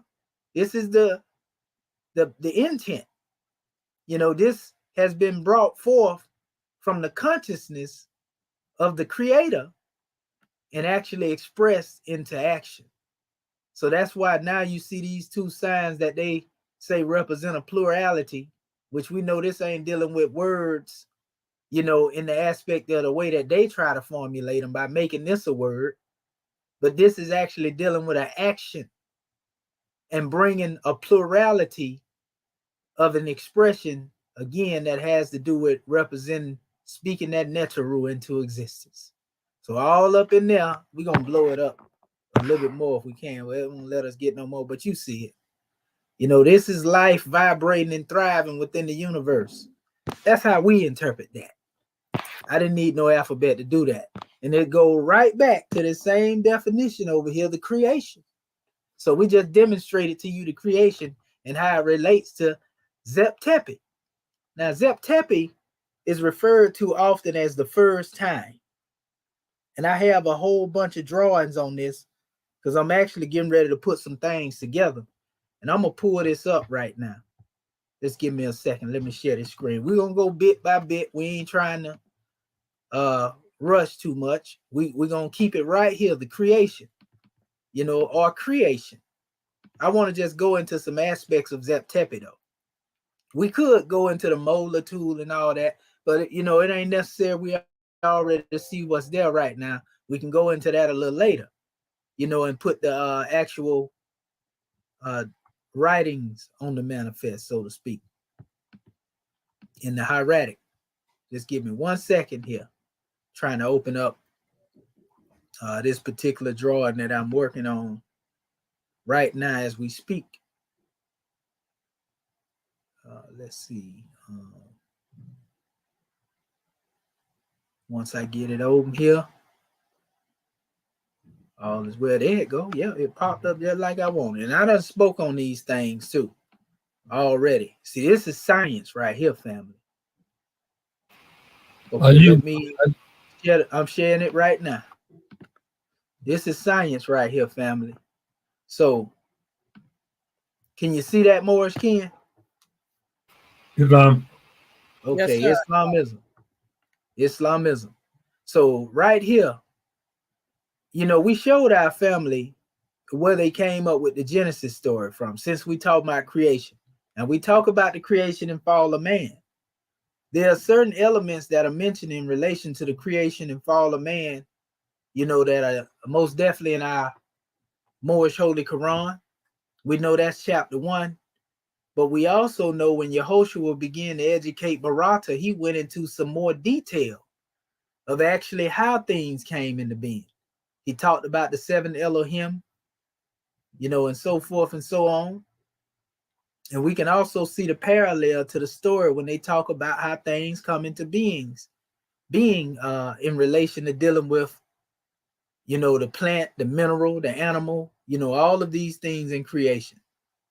So Zep Tepi is said to be the first time, and we finna get into that in a second, but I just want to lay this as a basis because there are different stories that are told in the cosmology of Kemet that deal with Autumn, and deal with Ta, and they are not, opposition to each other, but they are different degrees of the same story basically being told, from the various different texts. So each main center had their particular text, and we deal with the Kemenu. That's what more relate to where we are right now. The Kemenu cosmology is the one that we draw forth, which deal with Tehuti, being on the manifest, bringing everything into being as well, being divine mind, and so forth and so on. But this is dealing with the Ennead, or the manifest of Genesis. So we show you where they got the concept from. In the beginning, when they say that the word was with God and the word was God, all of this was go back to this special time when there was nothing in creation but the creator himself, so to speak. And we were present in his consciousness, though not yet made manifest. And when he began to manifest things into creation, then we came forth. You remember the picture I just showed you with the pictorial expression that they liked? It was, but they would say that's a word.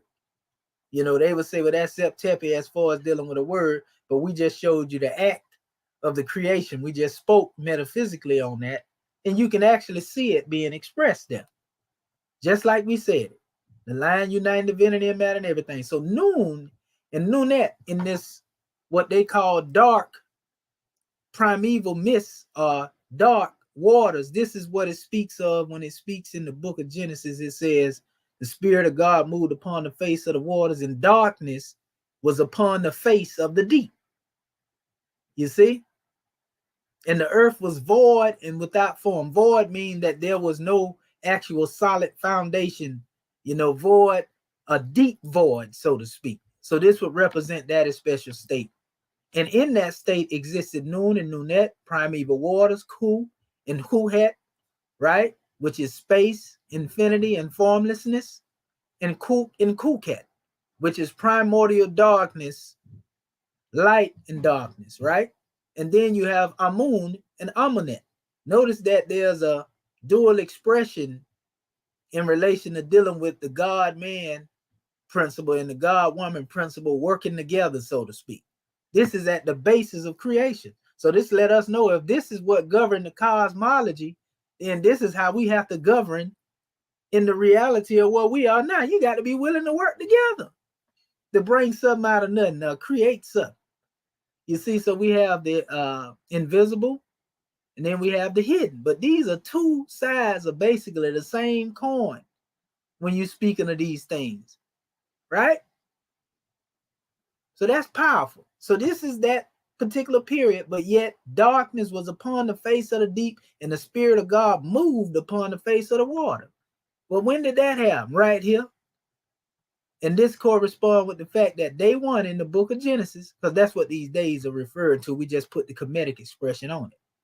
This is when Ra, had breathed forth the seven Elohim, Atah, or if we say Autumn comes into the manifest at this time. This is all true.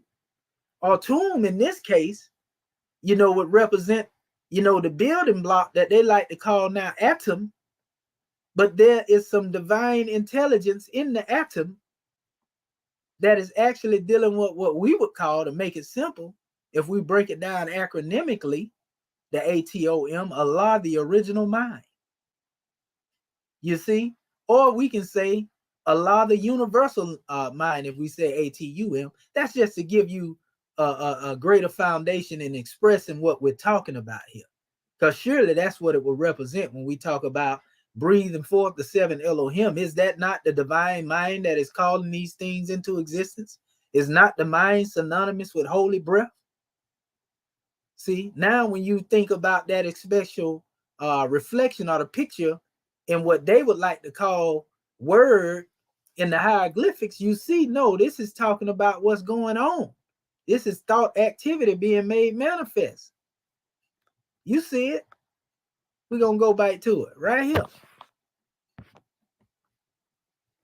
This is deity speaking forth, bringing these things into existence. Remember, this was that the scientists like to call it what? A neutron soup. This is the time of that will reflect to what Mustafa Gadala would say, Amin and Renef. How we deal with the subjective and manifesting the objective, and so forth and so on. Same thing here. We didn't need no alphabets to say that. All we need is metaphysics. And the way that we teach it is that one contemplate upon it. It didn't take long to contemplate upon it because it's already there.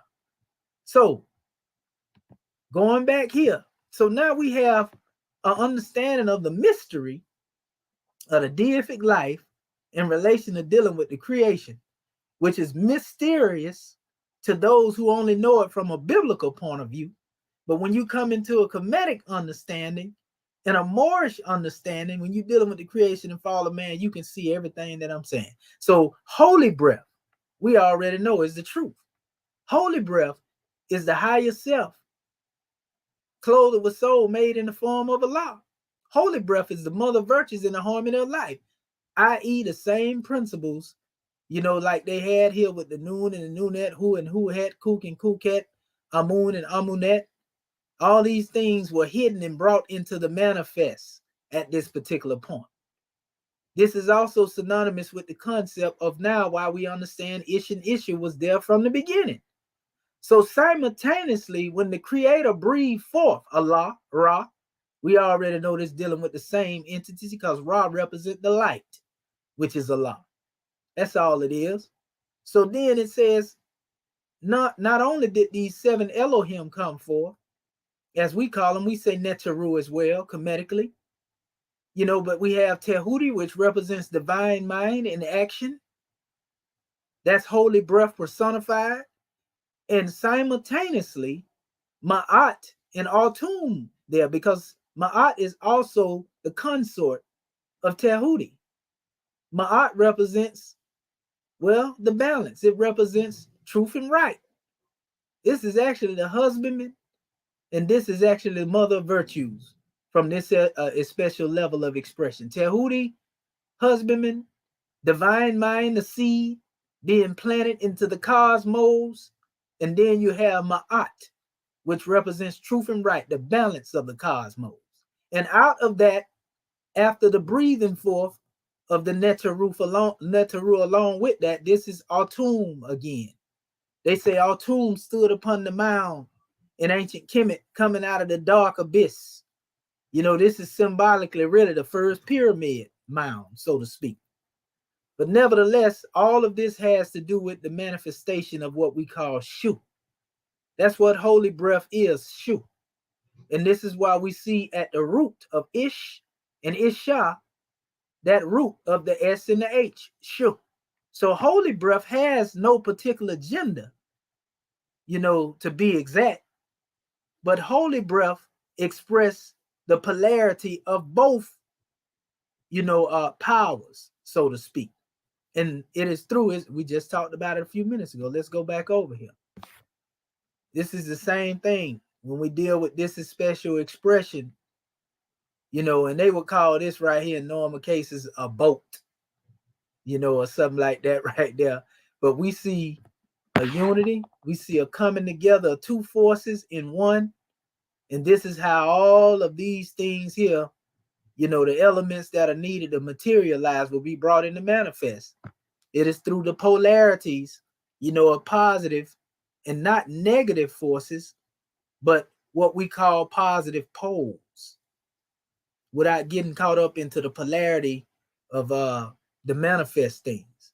So they came forth together, and this is how life was created. But the cause of it was caused as a result of the word, the spoken word. We already know that if we speak positive to anything in creation, we can give it life. But if we speak death to anything in creation,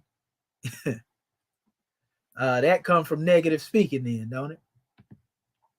And it also has to do with the level of the intelligence of those who are receiving what's being said. So nevertheless, after this was manifested, like we say, husband and mother of virtues, now we have air, water, fire, and earth that will come forth, in the succession of days, so to speak. And that will start here at day 2. This is when protoplasm became manifest. You see, this is Autumn in action now. Autumn now, from the presence of Autumn, you have Shu and Tefnu working together in the cosmos. This is the atmosphere of air, so to speak. You see?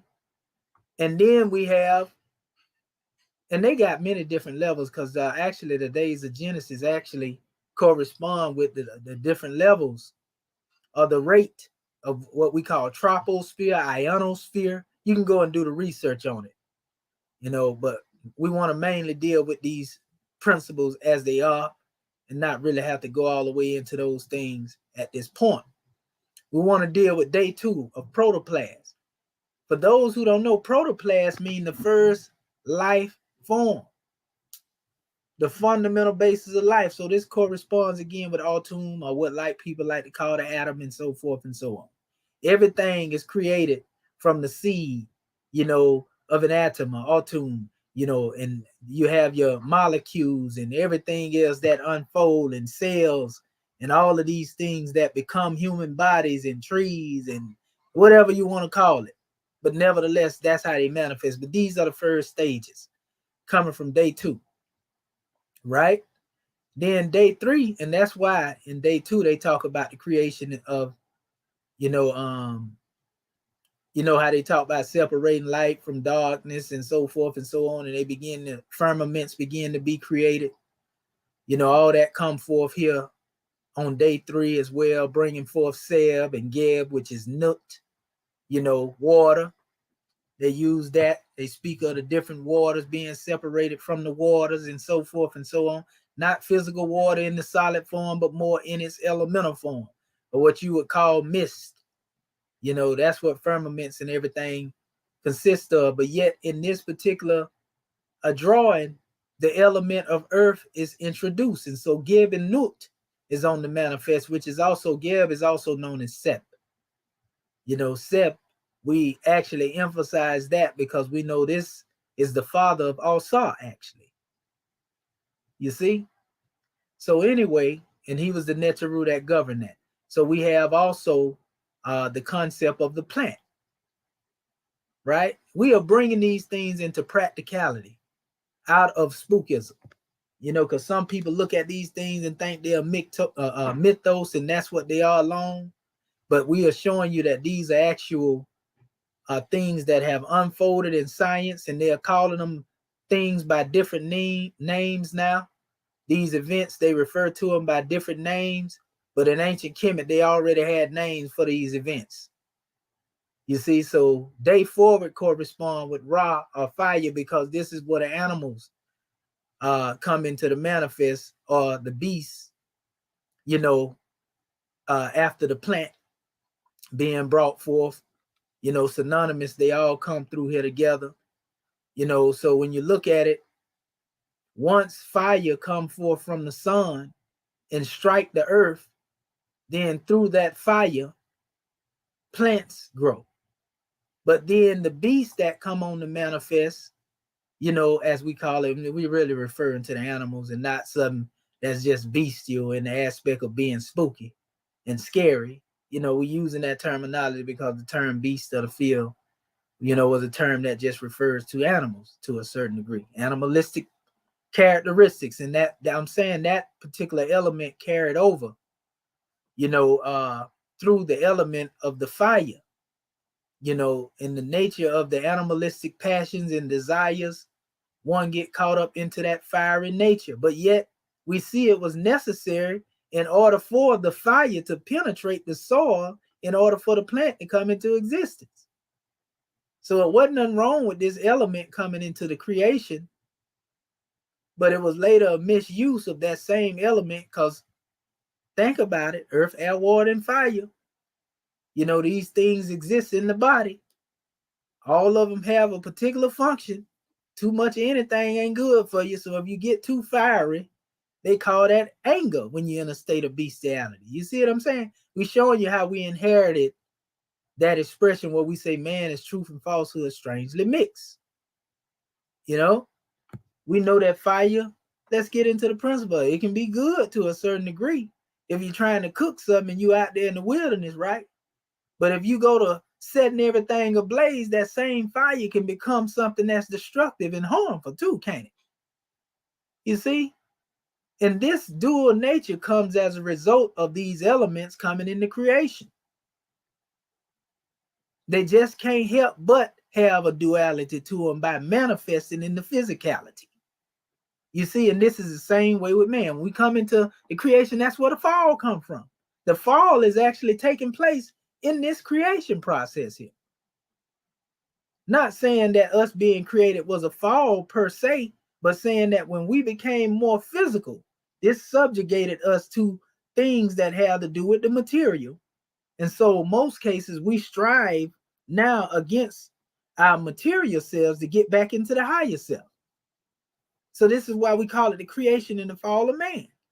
By coming into creation, coming into existence, into this physical body, simultaneously a foe was being brought forth that we would have to fight against. And this is why we have Apep here. Apep was the enemy of Ra, or the serpent.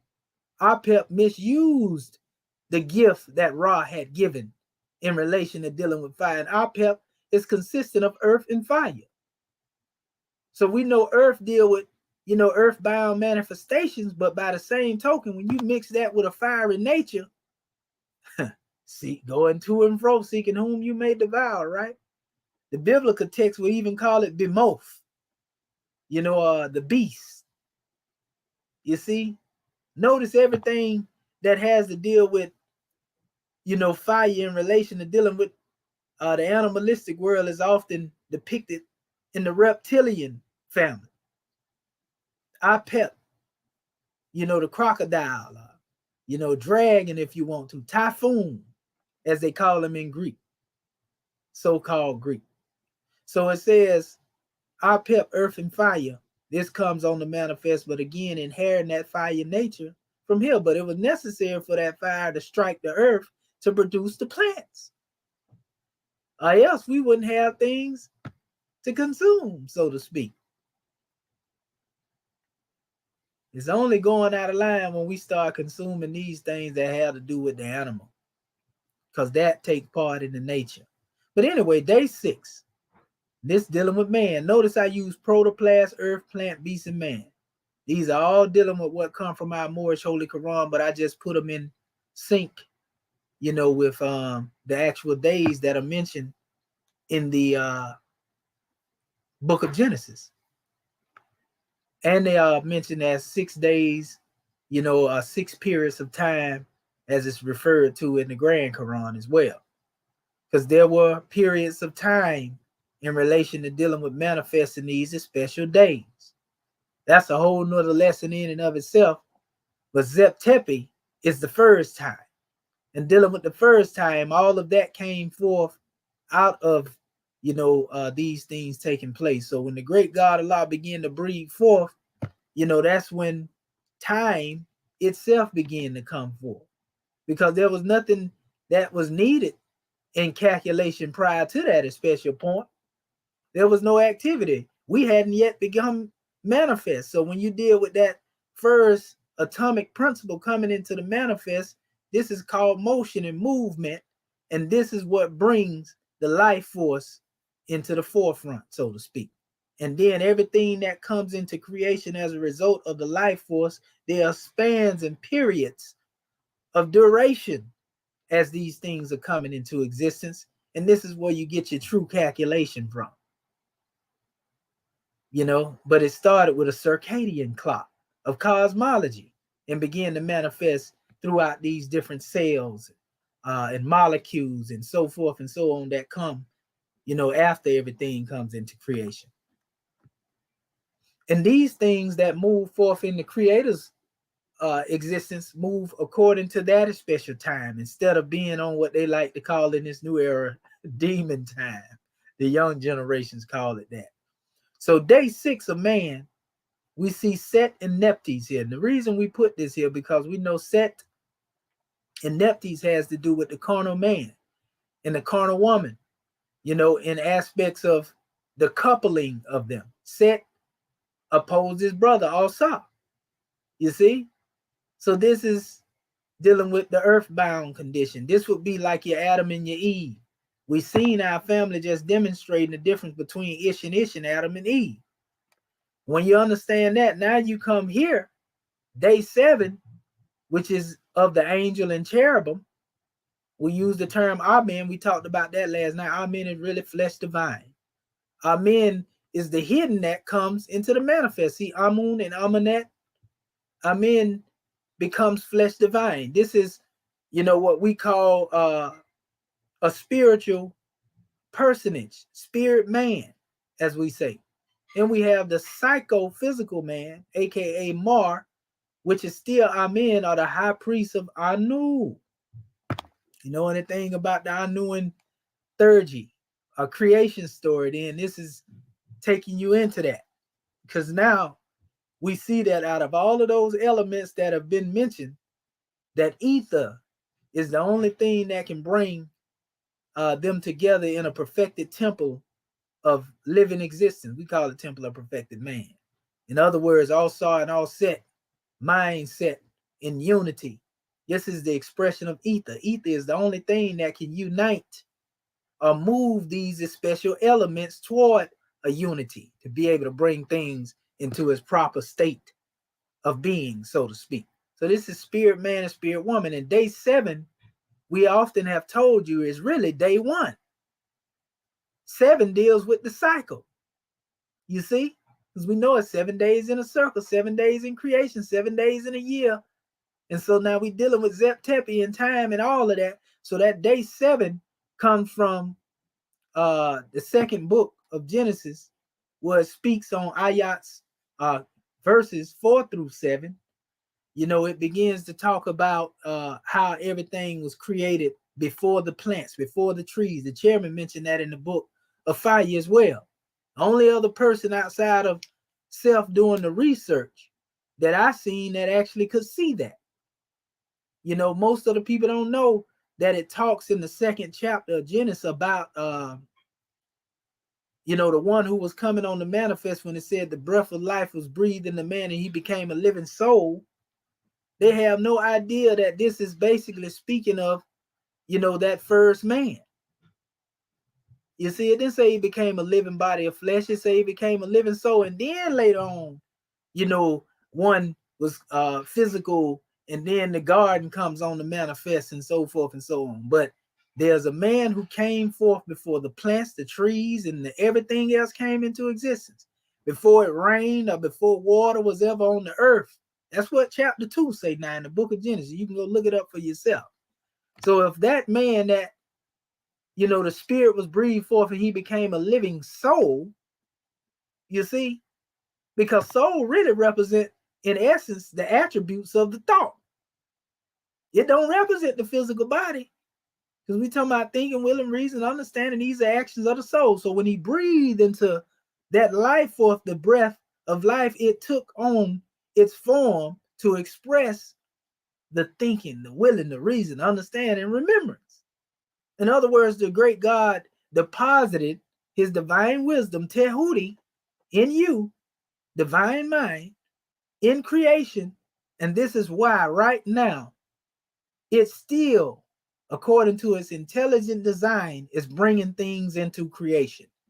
That's why you see new life forms coming into existence that man never thought of, aquatic life. They may even find some on the plane of the things manifest in the earth. You know, also out there in cosmology, new constellation, because when he spoke this word, this vibration is one that continue to reverberate, so to speak, all the way from that time up into this new era in time. Scientists like to call it, you know, the Big Bang. Or they like to say they can go so far as up to the Planck epoch. And that's as far as they can go. 10 to 4.3 seconds or something like that right there. They ain't got nothing else beyond. But we have an expression here in most of the religious texts or the Kemetic texts where it's speaking of the state of creation before these things come into existence. We just showed it to you right here. So in all actuality, All-Sar and All-Set in spirit were always on the manifest in day one. You see? It is, it was, and evermore to be. Amen. You see? So now that we said all of this, you know, and showed this special expression in dealing with the first time through which everything comes into creation, Zeptepi, now we can show you, you know, certain measures that are mentioned here. We ain't got to get into all of that, but well, we will just for the sake of it. You know, dealing with numbers and showing our family how you count up, you know, to the thousand, the million, the billions, the trillions, and the billions, and so forth and so on. Here's a measure for those who think that the Gregorian calendar is something that has been kept by the European, you know, and that this has been on the manifest. We know the Gregorian calendar hasn't had a great cycle age yet. Most they've been able to record in is 6,000 years. Subtract that from 25,000. They still got a long way to go. But we have our people amongst the Indus Kushite Valley civilization that have expressions of calendars that go back all the way to 311 trillion years. And then they break them down into cycles, yuga cycles and kaplas and so forth and so on. You know, this is powerful, family. 360,000 years and, you know, 400 million years. No, actually it was 400,000. Then they had a 4 million years, pardon self. They have all these things they deal with. And Zeptepi, again, goes back into those special times. So when they tell you that the universe has been around, you know, maybe just say 1 billion years, you know, we go back further than that. Because right here, the word that's used dealing with that especially expressed period of time is what is called a long definite period of time, eternity, the eternal, the endless, or limited eternity. That goes back to the who and the who had and the ku and the kukek, all those special states of things existing forever and ever. You see? It even goes into the city of eternity, the tomb, because they got many different definitions, but this is mainly dealing with eternity. So they say He here. And they say He is the God of hundreds of thousands of years. So we know they had to have a calendar history based upon that in Kemet if they are talking about a God of 100 and thousands of years, right? He, dealing with the eternal land, right? Eternity again. Het. So we can see that the word het is mostly rooted in eternity. No matter where we go, eternal land. You see? Only thing that we know being eternal, you know, in relation to dealing with existence is the ethers of our native plane. Okay. He, a kind of land even here. He who? This is actually synonymous with the name Hu He, which is where they come up with the name Yahweh. Only difference is, you know, like U become W, and this E actually that you see here actually becomes what it is. He. And then you have, like they say, Yahu, Hehu, Hu He. If you reverse the words or the letters YHWH that you find in Arabic and Hebrew, you know, then you get Hu He. And that's basically Hehu. Same expression here. And when you deal with Hehu, Hehu is referred to as eternity, one of the 4 elemental gods of the company of Thoth, Tehuti. So this is going back to the creation again. Eternity. This is dealing with the elements. Oh man, it sounds it's plain and clear now, ain't it? So then when we move to this next phase here, hold up. I actually duplicated that. This is the one I was trying to go here. They talk about He, and they deal with what they call a great but indefinite number. Then you see they slid in here 1 million years in Ptolemaic time, right? Then they have 100,000 million years. You know how long ago that was? 10 millions of years. 10 million, 100,000 millions of years. So now if all this is being put here from the Kemetic standpoint, this means they had to have a calendar that was rooted. We already see in ancient India, you know, they dealt with the 311 trillion year cycle of creation, which deal with going way beyond just mentioning this. But if you deal with the multiplication of 10 million, 100,000 years, a million a year, you're going to get up in the trillions. You can believe that. All you got to do is do the math. And so here it says He in Sep, which is 1,000,000 times, right? Millions of years. Again, so we're getting in He in Sep. You know, and they even go into Aha and a hat dealing with lifetime period of times, millions of years there too. You know, and we were talking about Renef, ain't it? I'm in Renef. We know the P is interchangeable with F. All of these things also deal with going into cycles as well. You know, so these are some powerful demonstrations here. I actually went into, you know, the breakdown of the Brahma time in relation to dealing with. I'm working on these things right now, but it was relevant to bring forth the concept of Zep Tepi. Now, how you can find more information in relation to dealing with Zep Tepi, I'm going to show you something right here real quick. And you can get many different drawings on this. All you got to do is go here. This is where I go a lot of time, and I find a lot of ancient measures that are out of print. Google Books. It's a wealth of information now. A lot of people ain't really into going into it like that. Come on, man. She'll let me go in here and go to the actual site. And I see that they got this little, let me go back over here. Seemed like that little demonstration there might be making a hindrance on here. Let me see. We're going to see. Okay, we should be able to go into it now. Okay, there we go. There we go. Okay, so let's do this.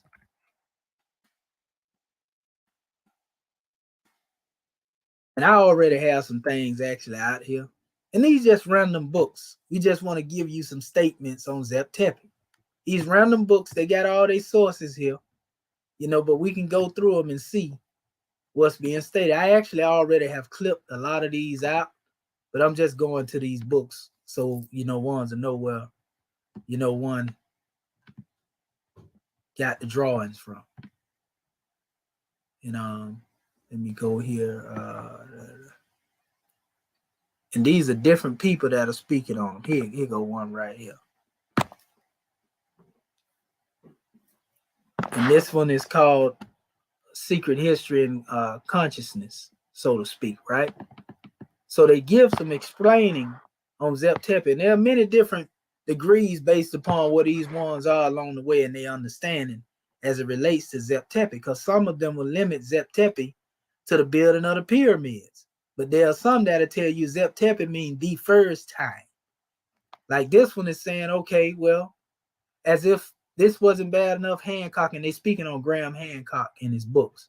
They'll argue that Sphinx and the plan for the pyramids, if not their actual construction, actually date back to 10,500 BC, and that the entire Giza complex is a monument commemorating what is known in ancient Egyptian religion as Zep Tepi, the first time. So this is one trying to refute Graham and Hancock them, but our main measure is dealing with this drawing, dealing with Zep Tepi as the first time in existence, right? And they're saying that basically them one was saying that the pyramid and Sphinx were built, to reflect, Zep Tepi the first time, because we look at the Sphinx actually have everything in it that will be expressed in the modern 4 points of the European zodiac, so to speak.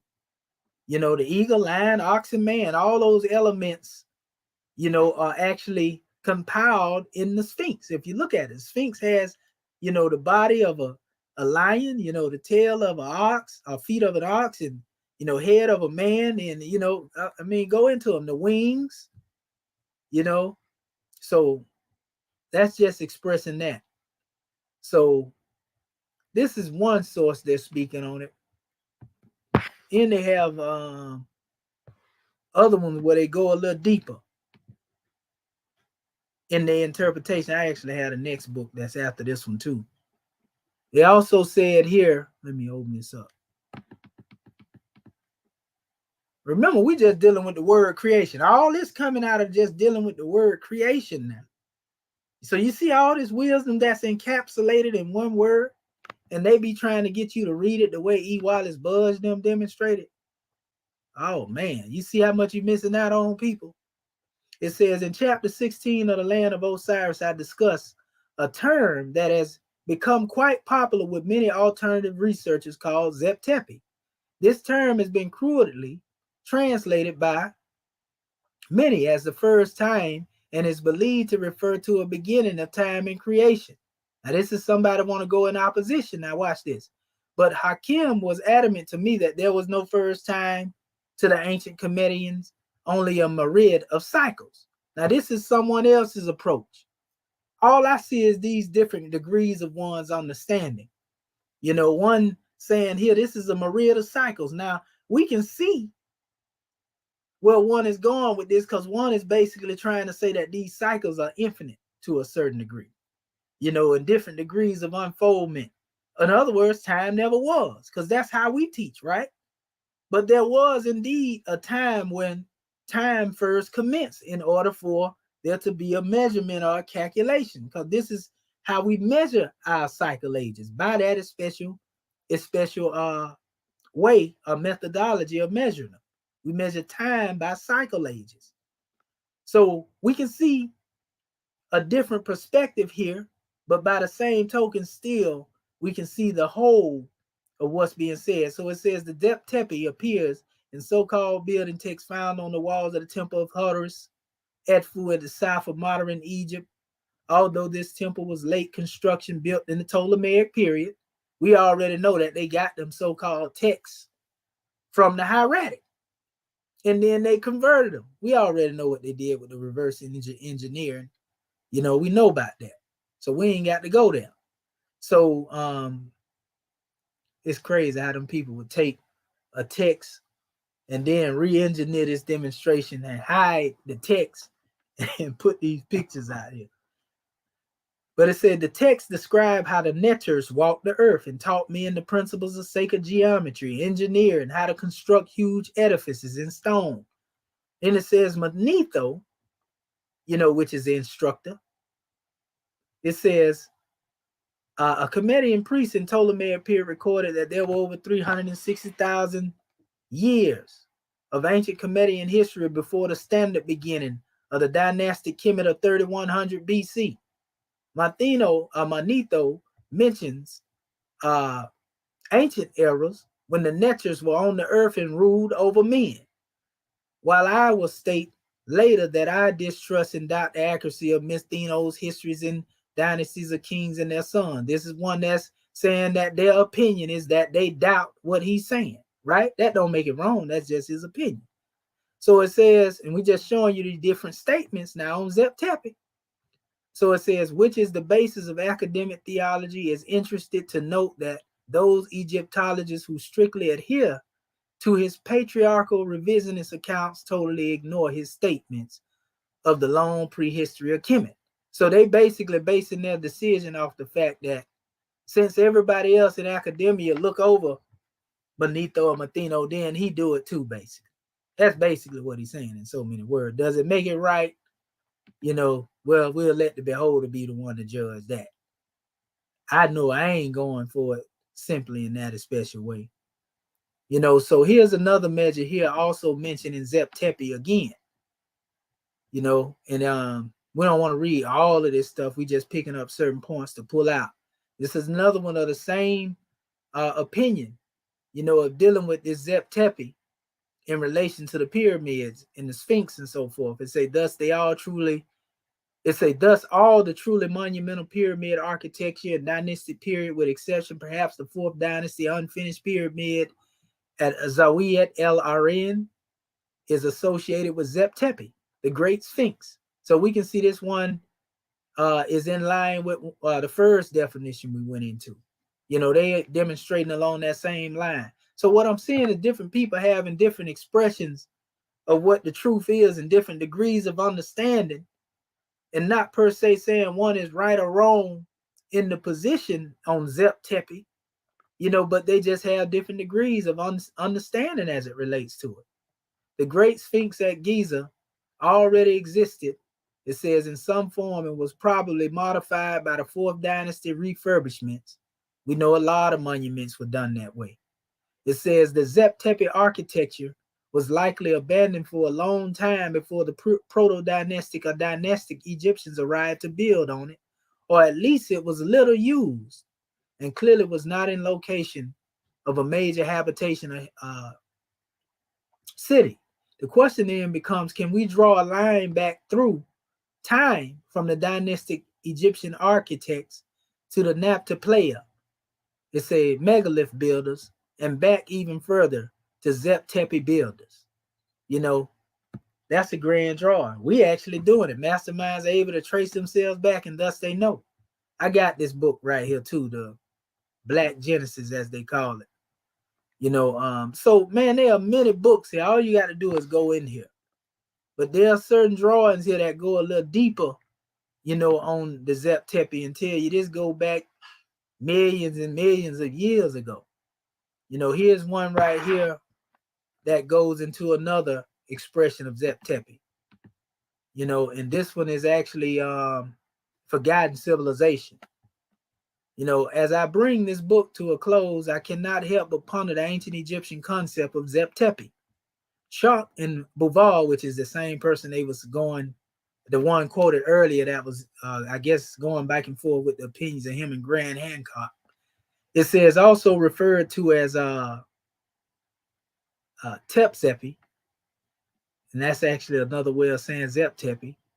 It says in ancient Egyptian, Zep Tepi means the first time, the time of creation, the beginning of civilization, a golden age when the gods lived upon mankind, among mankind. And when the gods and humans walked hand in hand, the concept of Zep Tepi refers to the first or primordial civilization, but it also has a deeper cosmological meaning and implications as well, the creation of time itself. And that's what I was demonstrating a few minutes ago. You see? And then it said Egyptologists run the clock succinctly capture the essence of Zep Tepi right. This epoch, and that's what we can look at, the epochs of time that take place between the so-called days of creation, representing thousands of years and so forth and so on. It states, this epoch, Zep Tepi, the first time stretched from the first stirring of the high god in the primeval waters. Wait a minute. They talking about the primeval waters, huh? Now, you know, I've been going over this right here for a couple of months and years with the Moors. So that primeval water will take you right back to where I was talking here. That's why I say I read for confirmation and not information. You see, I can't make this stuff up as I go. You know, it says again, this epoch, Zep-Tepi, the first time stretched from the first third of the high god in primeval waters. All proper myths relate events or manifestations of this epoch. Anything whose existence or authority had to be justified or explained must be referred to the first time. This was true for natural phenomena, rituals, raw insignia, the plans of temples, magical, medical, and formulae. It says the hieroglyphic system of writing, the calendar, the whole paraphernalia of civilization. All that was good or efficacious was established on the principles laid down in the first time, which was therefore the golden age of absolute perfection. That's a powerful definition right there. We ain't even got to go through no more of the books, because we done showed you the thesis and the antithesis in relation to them, but they got plenty of books over here that's talking about it, and they get deeper and deeper, family. You know, as we go, and we'll do this one right here just for the sake of going here. You know, just for the sake of going here. You know, and this one right here is actually dealing with Imhotep, that the African, basically. But it says Zep-Tepi, the first time. We know from many ancient Egyptian texts that the people who occupied the Nile Valley had a concept of a beginning starting point, a creation in their history, very much as Christians assume the date of Jesus' birth as the beginning of the Christian era. Indeed, based on the Bible, the 19th century Irish Archbishop James Ussher calculated that the world began October. There you go. 4004 BC. They go to 6,000 years in that Gregorian calendar. That's when they say Jesus' birth coming. It says the ancient Egyptians called their own beginning Zep-Tepi, literally the first time. Unlike Archbishop Ussher's calculation, however, we believe that the Egyptian first time is rooted in astronomical reality. See, this is why they can't say that Brother Shaheed making this stuff up. So if I'm making it up, then these people that talking making it up too. And there's a plenty of them up here. You see, it says, here's what the Egyptologists say about Zep-Tepi. See, I tell you all the time, I have a lot of sources. And so when you see me putting things up here and they be cropped out and I don't have the sources, trust me, I have the actual source to it. But it's just quicker for me to get it out there. I shouldn't have to go and show you everything. If you ask me for a book, okay, yeah, we're going to get that to the people, where it come from if you want it. But, you know, in the midst of one giving the information, you believe anything that Rome say. So why is the issue when you hear me bringing stuff? I'll just let somebody go to talking a little bit.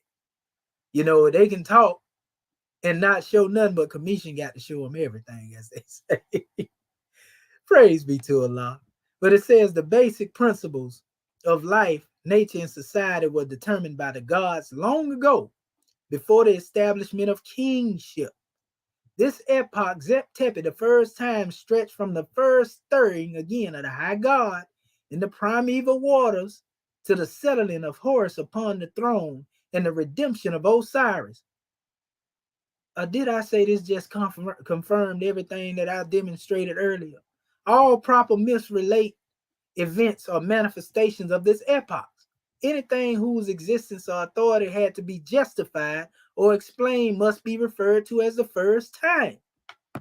So in other words, the things that are not readily comprehensible to the average mind, you have to apply them to, comedically, the period of Zep-Tepi, because they are something that deal with a more extensive, measure of dealing with whether you are trying to look into nature. Are we talking about that circadian clock we've been talking about in creation of cells and, the molecules or whatever you want to call it, because it's there. That's the real time. You see, but yet and still, time to the God mind never was when man was not. In other words, we existed from that special period all up into this new era in time. Though we had a different form to come out of and manifest into this form and still keep our original form, which is really the interior, which should be the exterior, what we call flesh of the vine. You know, when you get to talking about that, you always got to link it back up to Zep Tepi, though. You see? So it said this was true for natural phenomena. This is saying basically the same thing that the other author said in their book, you know? And so let's give it one more shot right here. This is hieroglyphic words of power. This is the last one right here. When I get to reading, that's what be happening. I go to going into all of them after that right there. So it says Zep Tepi harkens back to the ancient Egyptian Genesis story of the creation. There we go again. It makes sense now, don't it? Zep Tepi harkens back to the Egyptian Genesis story of creation of the world. It says, at that time, nothing existed except the waters of heaven and the waters of the earth. Didn't I just say that earlier? It says, then Autumn cried out and light leaped forth from his lips. Didn't I say that earlier? Not in them words, but I talked about Autumn coming forth, right? His voice vibrating on the water set creative act in them. Then I talk about that vibration and motion more as kin. The ripple effect, huh? The waters of heaven and earth parted. His winged soul filled with created desire flew out of him bird-like. It soared until it saw a mound of earth. That's that mound arising from the waters. We can't make this up, family. So if they were talking about this in ancient Kemet and you hear them now talking about the earth and the way it came into existence, what made the European scientific expression more important than what our ancestors brought forth? And this corresponds with our Moorish science when we had a proper knowledge. It says the Ak bird, right? Y'all know about this Ak. Remember? Allahu Akbar. Remember? Ak. You see? Flesh divine. You know, when they talk about the spirit ascending like a dove, they try to use that expression, but it actually goes back to the Kemetic expression in relation to dealing with birds. Birds always are synonymous with the ascending spirit in flight. And they use the word phoenix, which is also called the Bennu bird. You see, landed upon this place. And if you ever seen the Bennu, as in the stone, you understand where the Arabs got the black stone from, the Bennu, which represents more like a capstone. Matter of fact, Malachi York replicated the Bennu or the Ben in the pyramids that he was establishing over there in Georgia. They was the black pyramids, so to speak. You know, he was trying to go off of what they created in Egypt.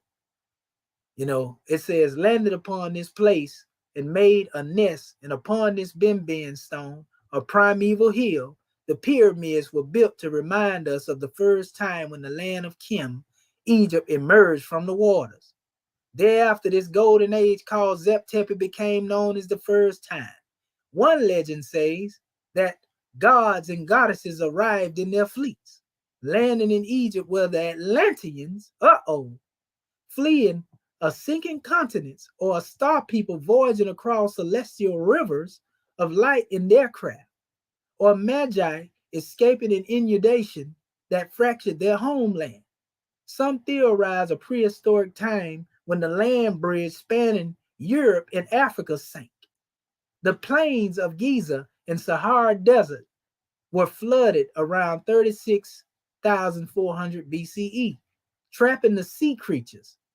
This area later became the famous Western Sahara Desert Valley of the Whales, right?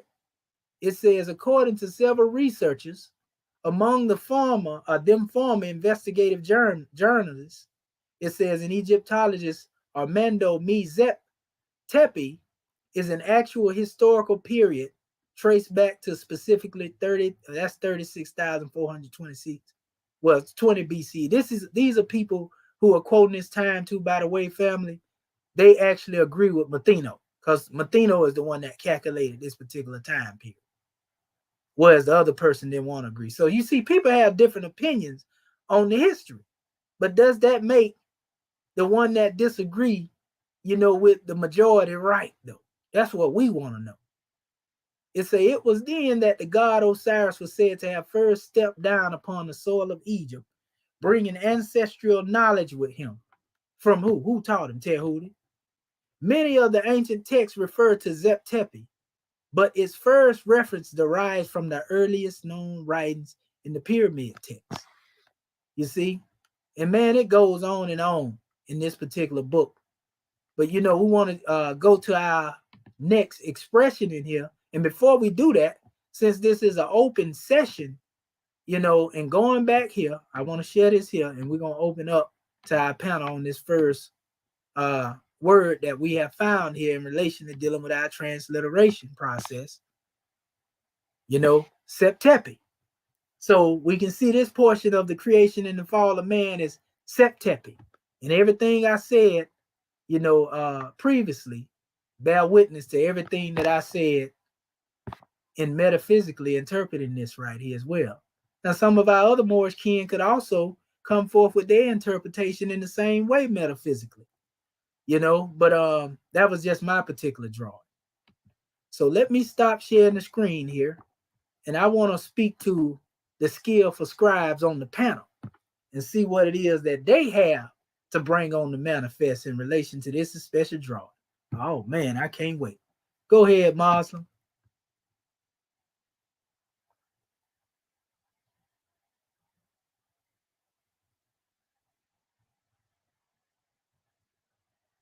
Anybody there?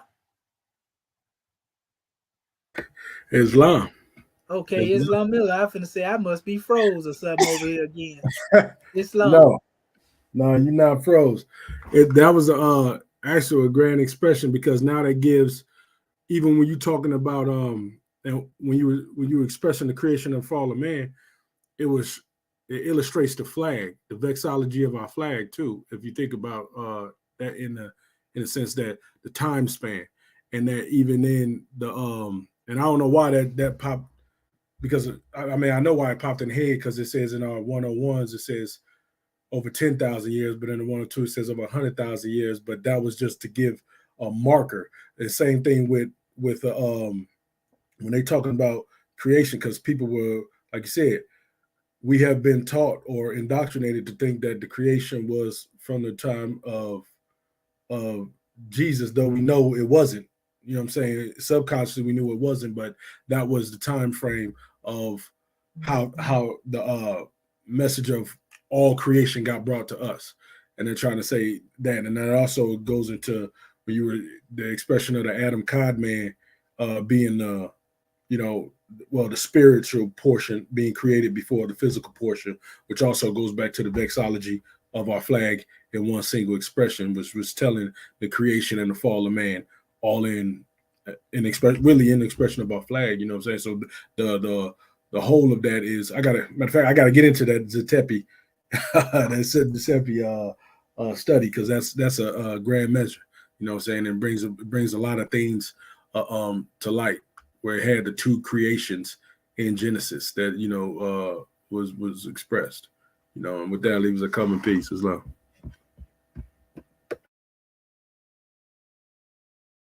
And Islamism, yes, sir. And it ain't strange that you mentioned, the flag, and you are correct, because when it speaks of spirit man, anywhere where you see spirit man being mentioned, that's talking about that 5-pointed open star. In essence, the principles of it in action. And when you hear it talking about cherubim and seraphim and so forth and so on, that spirit man was breathed forth from the heart of Allah. And seraphim is said to be a spirit of the mighty God Allah, which is the attainment of one when they go into the heights of tying themselves back to the source. You see, and so the cherubim, according to the book of Genesis, is the one standing there, again, with the scimitar, and basically moving in a circular pattern, so to speak, a cyclic pattern, on its post, making sure that no one is able to enter in, so to speak. And so cherubim represent the scimitar, and seraphim represents the star when we become united with the great God. So yes, right there in our special text, the circle 7. And another expression on that, in what you were saying too, dealing with the actual first expression of the time, I gave the Moors the celestial ship of the north, a while back. And look at what it says here, because this talks about that expression. It states that the Egyptian confession, we know the confession is really the scimitar, right? it says, or Cush became the Hebrew Kavak, personified throughout inner Africa as the old mother. It says, who whether as Typhoon of Kafesh or Kepha, or the Hebrew, it say Kavak was the early Camite, Eve, a Heve of the biblical Genesis, typified in the birthplace of existence. Whether human or divine, celestial tradition says that this earliest Camite, Heve, Eve, called Adam's second wife, was cause of mankind losing paradise, but creations in primordial myth have naught to do with human creations. It says, but became humanized at a later period. So basically, they in this book, Strata Evalenta is basically going into the metaphysics or the cosmological interpretation, of Eve, which really automatically go into Ish, in Isha time period. You see? But it states, and this is going back to the Zep Tepe as well, it says Egyptian Kepha as the first mother mystery and can be identified as our Eve. In other words, the one that the people recognize as Eve now. She was the serpent woman, a goddess of gestation, and in Egypt had a serpent placed upon her head. And the oldest subject matter in the world is found in the book of Genesis. Misconceptions have risen solely through wrong conception regarding the very ancient wisdom in this first book of the Bible. That's because they're reading it through the European eyes. And they won't tell you that it really comes from the Kemetic mythos. You see, as she explains in here, in the beginning of mythology, the elements of fire, earth, air, and water were first typified before there were any formation of the world. Later, they became the establishers of time and order. Didn't I just say that in my breakdown on all of those, Yanun and Yanunet, all the way up to Atum, Seb, and you name it. Then we just go into that. And then it states, see, that's when you say, when you get into the truth, even though no matter who it may be telling it, truth never contradicts another truth. It says all creations were first stellar, then lunar, and last solar. It says, and as such are found everywhere in ancient tradition, there were three primary heavens in the Babylonian astronomy: the heaven of fire, of aether, of planetary heaven, right? These answer to the star stations and the lunar station and the solar station, which we see mentioned also in chapter 1. When it talk about those who are protecting and being protectors, cherubim, right? It says matter of fact, this go back to the Grand Quran, when it talks about the jinn trying to sneak and listen in, and they pursued by a flaming fire, a flaming sword. You see, that's the scimitar when they try to go up into the constellation, and get all this type of information, especially when you're trying to do harm. So yeah, this is a powerful demonstration. But yeah, that's the celestial ship of the north. And I actually have another measure here. Let's see, here it is right here, where I actually showed these things too.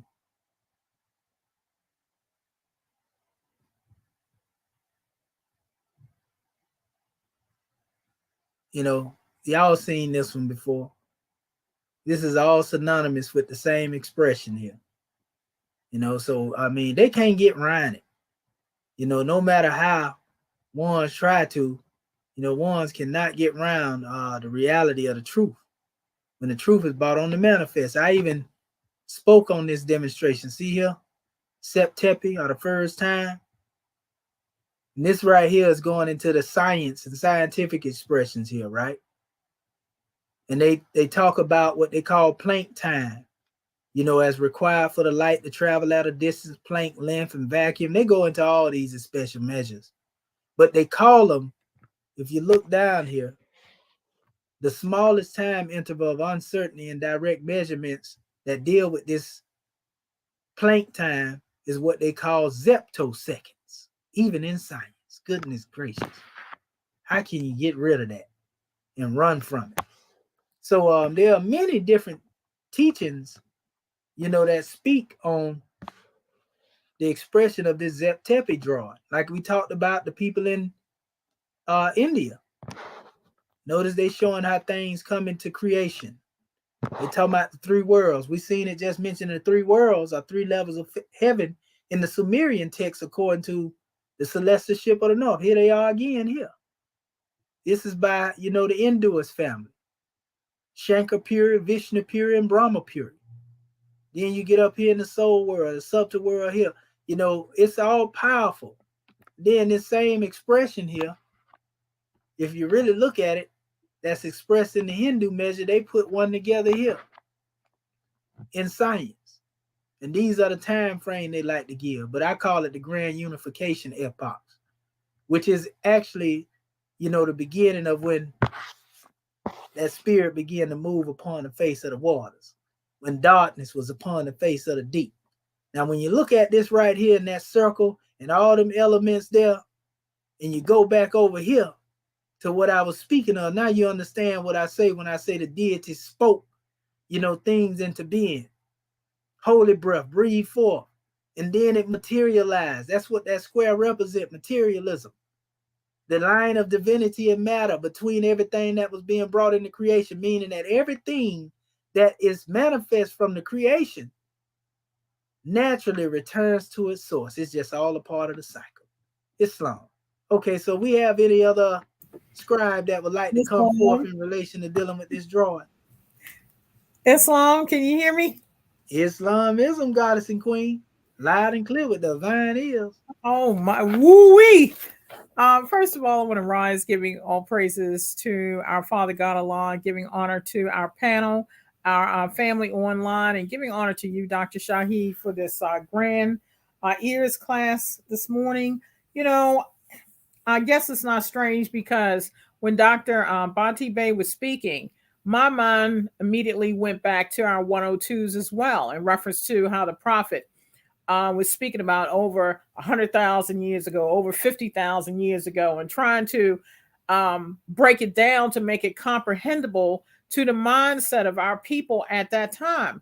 And it also took me back to that first sentence in chapter 1, time never was when man was not. And then that's the foundation that we stand upon. So when you were speaking about you don't read for information, but for confirmation, that's key. Because when you look at Het and Hehu, coming out of the ancient Egyptian dictionary, and when it used terms as going back further than that, endless, eternity, limitless. But then when you start looking at it in terms of numbers, 311 trillion years times several million years, that in itself creates a paradigm shift and expands one's consciousness to beyond what European has tried to limit us to.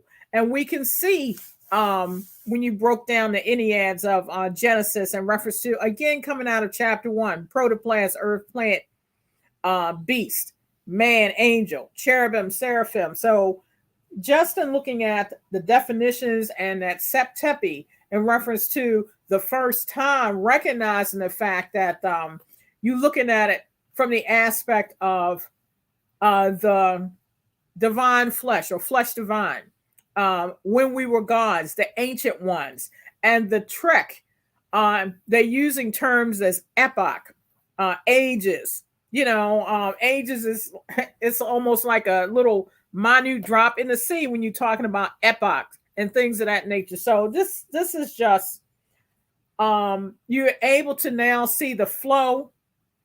You're able to see when you had the solar, the lunar, the stellar, and all of this metaphysically dealing with the light and being able to pass it down to the generations to come. And we could see why it was necessary for us in this era of time to receive a prophet, to get our mindset off of the lockdown stage, back to going within and being able to envision the creation, because it's within ourselves. So this is just a magnanimous demonstration. And much gratitude for taking us back to Google Books to, again, put the responsibility on the self of doing the research, because as you stated, you see different explanations of this a special term, but again, that term is coming out of Kemet, and we know we go back further than that. It's just coming from a state of formlessness, to the manifest, and you can see that so clearly in the pictorial aspect of it. But when you look at it through the metaphysical mindset, it's just so expansive. And this is why the prophet, when he speaks about finite mind cannot comprehend those things on an infinite level. So you've got to rise above these two squares, the manifest of earth, air, fire, and water. But we see the key, all of this exists within us, so it's just so grand to be able to, like, every class is a higher level of elevation, and we definitely have to continue to study, because this is just the tip of the iceberg when it comes down to who we are as God, so we don't have time to be playing around. But gratitude more for this grand drawing. Appreciate the love. Peace and love. And Islamism Grand National Secretary of the State, you couldn't have said it better. And this is just simply dealing with the word creation now. We ain't got to the rest of the creation in the fall of man and all that right there. This is just dealing with what we have. We got all this information that's encapsulated. And that's why we tell our family these things are scientific formulas. We ain't even went into the gematria behind, the measure.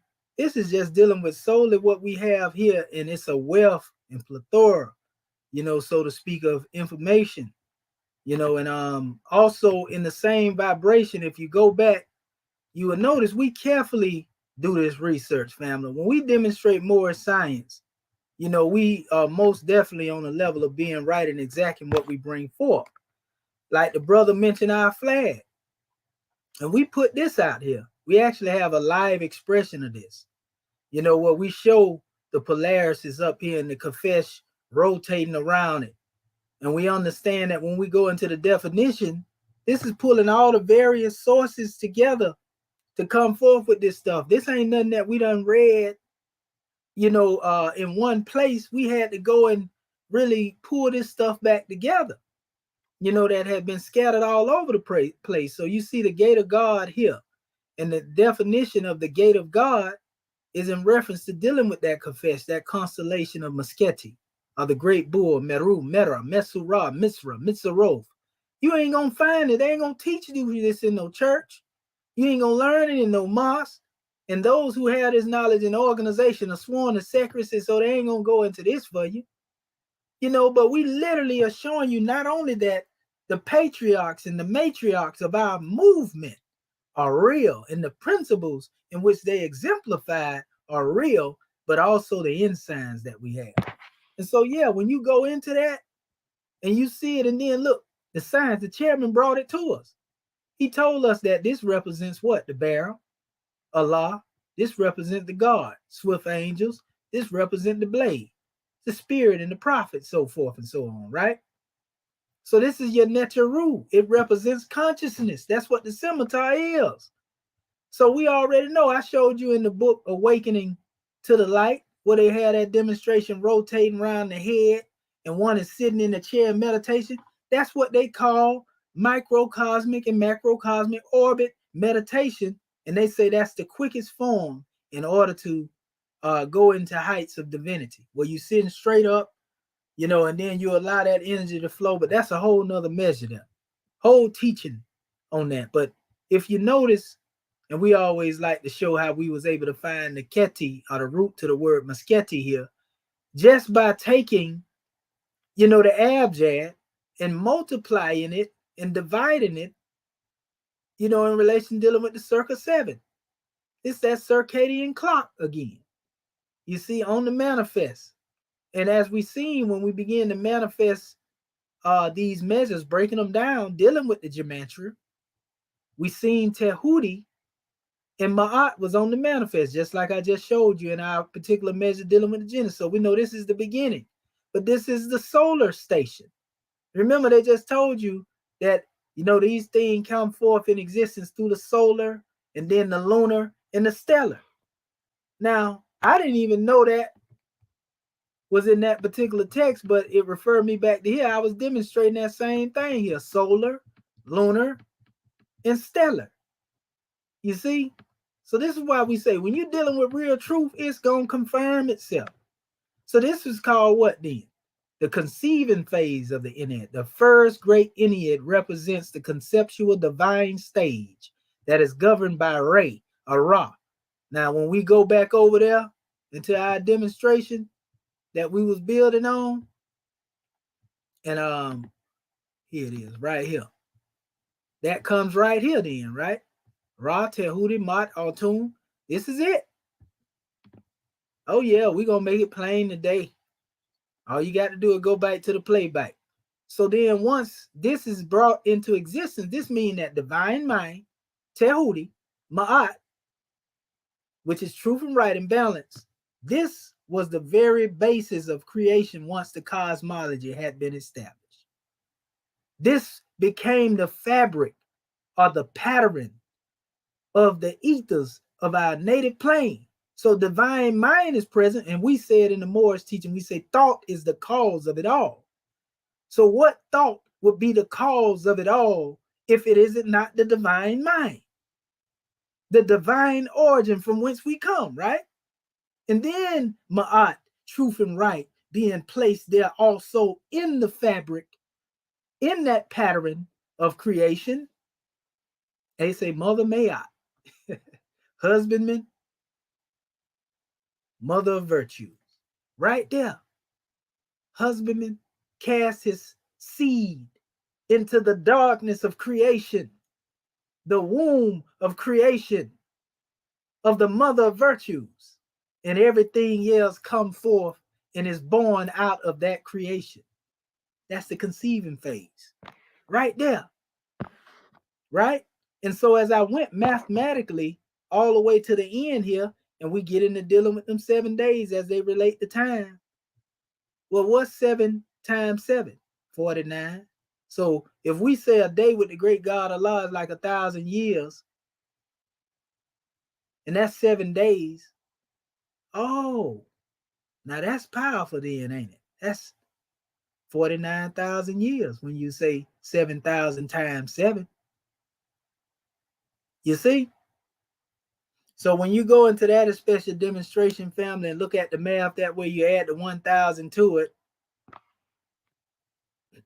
which deal with the day in and of itself, you get 50,000. There go our flag, 50,000 years. Goodness gracious. But you got to go through the orderly manifestation phase of the Ennead. And this has to do with this phase. Coming from here and going through these orderly manifestations of coming into creation. And once you get all the way into creation, let me put it back up here. Once you get all the way into creation, now you come into the fulfillment age of man. Where we at now, we got our flag on the manifest. But notice that this is the 7 that was breathed forth that we mentioned over here. See, we spoke of the 7 that were breathed forth. That's your circle 7. That's your divine seal, right? And then you had everything else that come forth, such as your emblem, which is a symbol of that star, those principles being born in the cradle of cosmology, or from the cradle of cosmology, and this becoming basically embedded in the first inhabitants of who would come forth. The Cadmonites, as we call them, who were the original indigenous inhabitants of the land of Canaan. Descendants of what they would call Adam Kadmon. You see, and Kadmon consists of Ish and Isha. In essence, man, this is some powerful science. Only the Moors can bring it to you. They ain't gonna give it to you in them other places now. You got to deal with Moorish America and the Moorish American government, to be specific. Because everybody else think they Mason. They believe this is secret, and they think that I should deal with the penalty of the Masonic oath for giving it to you. So, you have your Moorish American national flag, and notice it says, "Here, now, ye cherubim, ye seraphim, ye angels, and ye men." Oh man, goodness gracious. I told you we're gonna bring this thing into reality, practicality, application. You can't get around it. So we're dealing with this phase now, the fulfillment age of man, which we just came through a manifestation day and year of this fulfillment age, and our new rate of vibration where we are along the way, because we measure time by the ages. We dealing with the events and not just getting caught up on how long it was. But we brought you from Zep Tepe all the way up to here, the reunification phase of the Ennead. That's what we're doing. We're trying to unite with the source. The third Ennead represents a return to the source.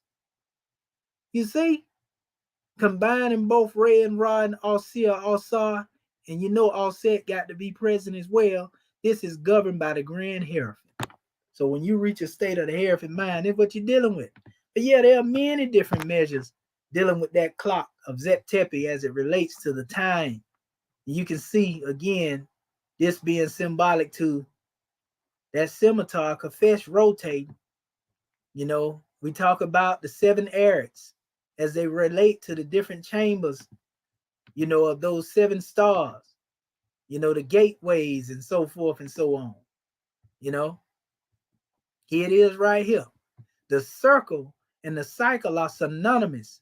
A circle is sar or sorrows or cycle. And with every race was a symbol of unknown.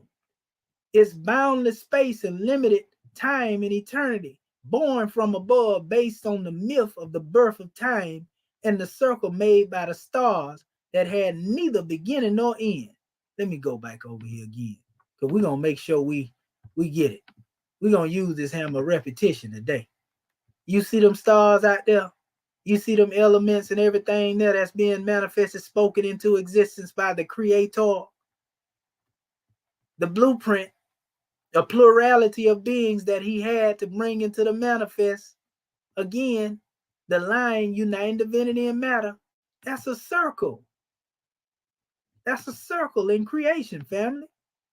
So it says, thus the eternal was found on the cycle and the circle, and continual cyclic repetition, just as in the creation of the 4 cardinal points from the circle, the 4 times of Egypt represented forever through the continuity of one circle mingling with another.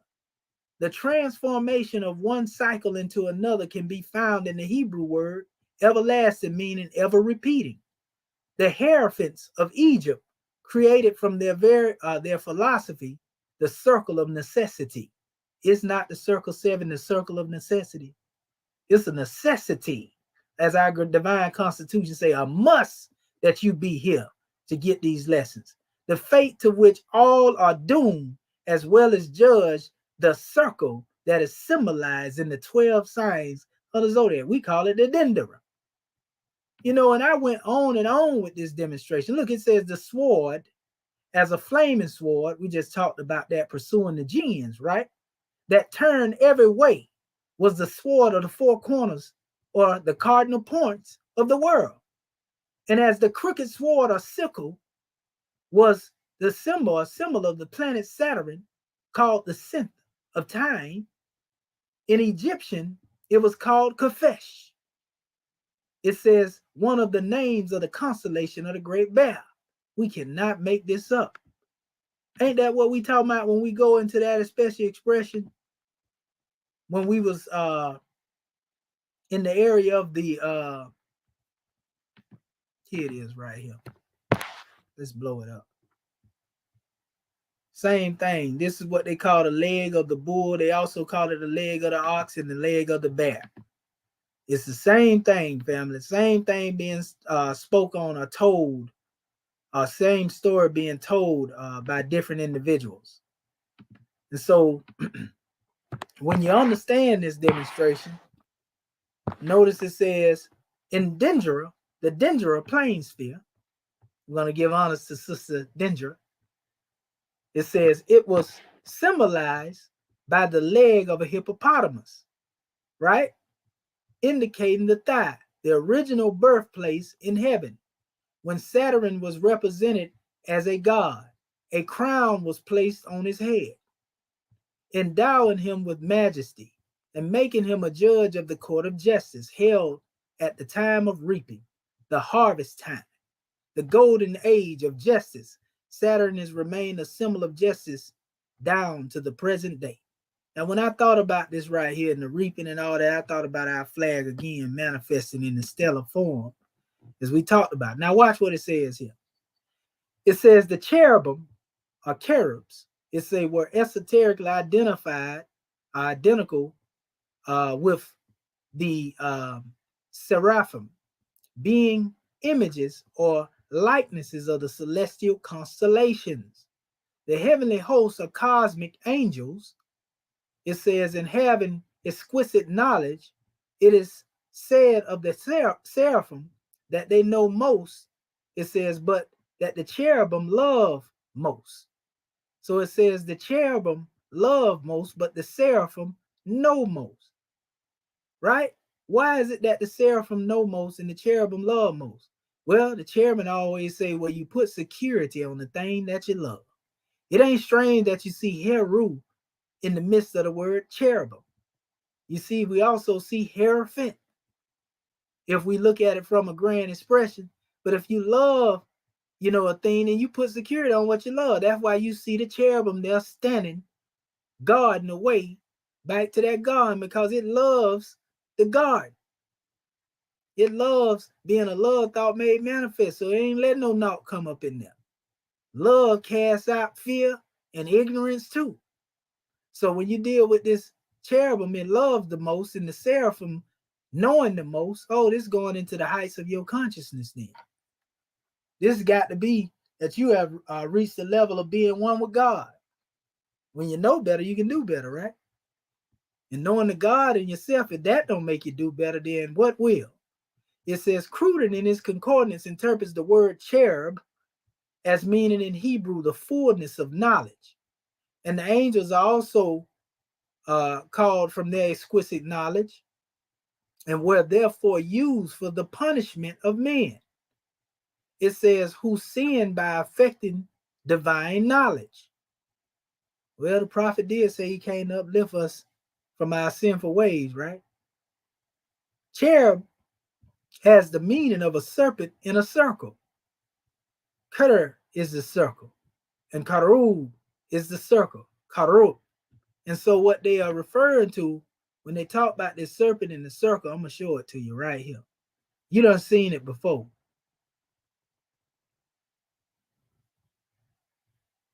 This is what they're speaking of right here. You see the serpent taking hold to the tail. That's all synonymous with the cycle. You see? And notice the symbol. That's the seal of the Magi. So this is a powerful demonstration, family. You can't get around it. It's impossible to get around it. Why would you want to get around it? The prophet was the first one to raise that scimitar from the base of the spine and bring it back to the height of the consciousness of man. See, it took a mastermind to be able to do that. So man, it's just powerful, family. We understand what has been brought to us, goodness gracious, and we really understand it. It's all dealing with creation now. Islam. So is there one of our sages that would like to come forth? Islam, Sister Curtis Bay. Woo-wee, I'm like the National Grand Secretary of State. I tell you, Dr. Shahi, when you asked for us to come forth, I was just, my mouth was open. I mean, this is such a powerful class. I couldn't say anything because you said so much, and I tell you, you covered so much ground, and how you just. The demonstration that you had when you were doing the creation, well, basically when you just took the word creation, and we just had a whole class, and you still going on that one word creation, like you say, you ain't even got to the fall of man, you ain't got to none of that, and how you just broke that thing down with the the protoplasm, with day 1 and day 2, and you go to day 4, 5, 6, and 7. How you broke all of that down, and I'm sitting here, I got pages, a whole page and a half, trying to keep up with what you had up there and what you've been saying. And I tell you, I'm just blown away. And then when you was talking about, when you was showing us how, and I love it how you when you talking about the Piscean area, and then you shows us the real truth. You show us the real truth. And even when I was reading from our Zooming of a Nation, our chairman, I tell you, we can't give honors enough to our chairman for being obedient and writing this Zooming of a Nation. Even that what we read, the reading coming from the Zoom of a Nation, how all of it is tying in with what you're saying. And then you go to the Google books and get all these books. It's like you say, I mean, documentation beat conversation, people. You know, because you got it, and you got different ones. That's just their opinion. But the majority of the people is agreeing with what you are putting out here. And then the Zep Tepe, I had never heard of Zep Tepe, but it ties back to the first time, and that was so powerful for me. I mean, like I said, I'm just sitting here just overwhelmed. And even when you was talking about the when in Genesis, and I can remember that so well when I was in Christianity, when it talks about how God breathed, the man became a living soul, and when he breathed the breath in him, he became a living soul. And how you broke that down, and I definitely got to go back and just listen to this because there's so much I have to just be quiet and listen and stop, because this is so much powerful information. It's just hard for me to take all of it in at one time. But I can remember we struggled with that part, trying to figure that out. But you just broke it down and made it plain enough for my grandchildren to understand when the Genesis story. And then when you talked about, and if you don't mind, God, when you talked about you showing us about the Zep Tepe, and you talking about the millions of years, the trillions of years, and we've talked about that. I've talked about that a lot too. We go back so far. My little old mind can't even comprehend a trillion years, a million years, a billion years. It's I just can't comprehend going back that far, but yet I know it is true. And then when you the little symbol that you had up there, could you put that back up there, Dr. Shaheed? But that was so powerful with the 2 lines, and then the little square, and then the man's face, and then when you talk about God spoke that into existence. When that was up there, what come to me, when you had the 2 lines there, to me that was symbolic, and it made me to go right back to what my chairman always say. Right there where you get, so it's what them little 2 lines at. I thought about that as being, because my chairman always say everything begin with thought, and that's what you just say too, because we thinking on the same line. And I was saying, like, okay, you got everything begins with a thought, and I pictured in my mind, and that little square to me, I said, well, now that thought is manifesting. And then the head, you say that was God speaking things into existence. That little circle with all them little dots in there. You say that was God speaking that thing forth into existence. And then I thought about that speaking that into existence. You talked about vibration. We was talking about vibrations just yesterday. How the breath went. See, when God spoke, when he said in that Genesis part, when he was talking about let there be light and all that, I thought about when he says, when the great God Allah speaks, and I thought about how the prophets say, the words that I speak are spirit So when the great God Allah spoke those words out of his mouth, there was a vibration going on there. And then you talked about the movement of the waters. You talk about when a moon, a tune, and all the movement of the waters. I tell you, I'm just so excited. I'm trying to get this thing together. But when I saw that, when God spoke that thing into existence, there was a vibration there. And then you have to square over there where you see the manifestation of it coming into place. So you see the thought, and when that thought has taken root in within your soul, within your mind, and you can begin to meditate on that thing, and you begin to speak what you thinking, you are creating right there. When you speak it, that thing gonna manifest in your life, whether it's good or bad. And that's why I began to understand where I was missing it at when I was in the church. I didn't realize that I was a God, and when you start speaking those things forth, it's got a vibration to it. And if you're not careful, what you talking about, it'll manifest in your life. That's what I was missing. I didn't know that I could create just like my great God Allah do. He speaks those things into existence. You have that vibration going on there. And we used to say everything is moving by the power of God. Everything have a vibration to it. Even our name, when you say Moorish American, like you say my name, Dendra Ani, that's got a Diane Carter don't have no vibration to it. Okay, I'm sorry. That's what my mama gave to me, but she didn't know. But when you say Dendra Ani, Curtis, there's a vibration to that. Oh man, God, man, I'm so excited. I hope I ain't throwing y'all off, but it's just all balled up in me. And I tell you, I'm just flabbergasted at all this information you have put out here for us.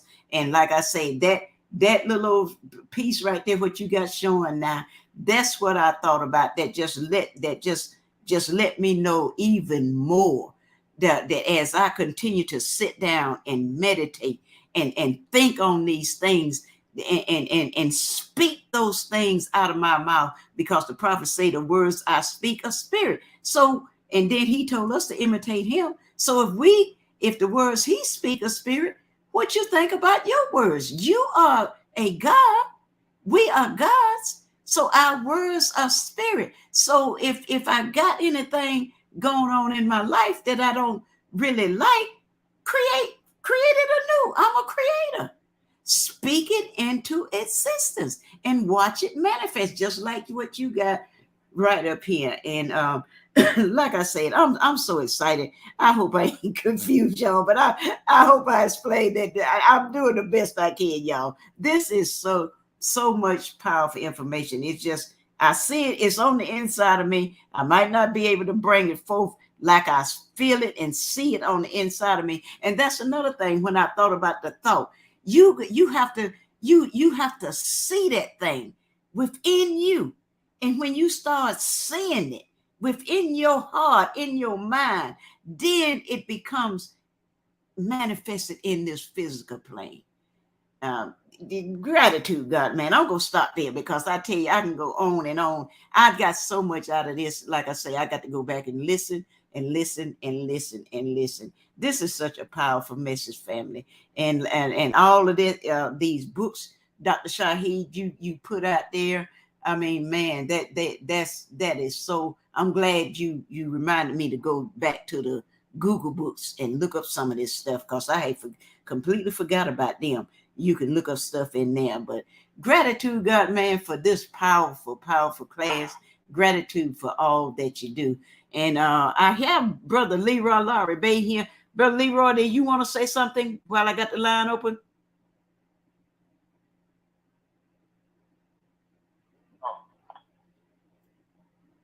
Brother Leroy? Can you hear me? Yeah, I can hear you. They can hear you. Well, all I got to say,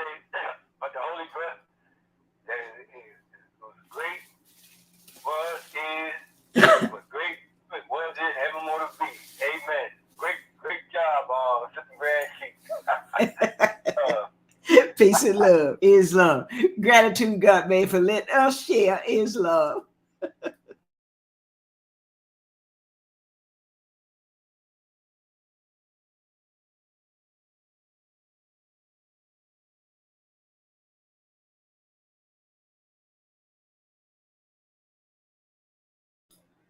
Dr. Shahid, if you're speaking, we can't hear you.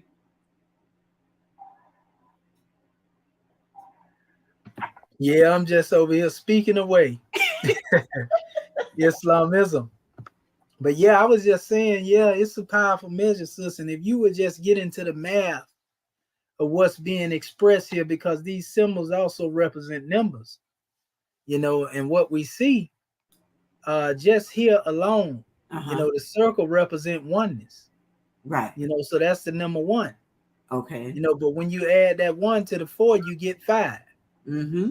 You see what I'm saying? Oh, yeah. That's love, truth, peace, freedom, and justice. Wow. Coming out of the oneness. Mm. But then when you see the 2 that are meeting, when we talk about the line uniting divinity and matter, that's talking about, you know, on earth as it is in heaven. Mm-hmm. That 5 plus 2, that's 7. Wow.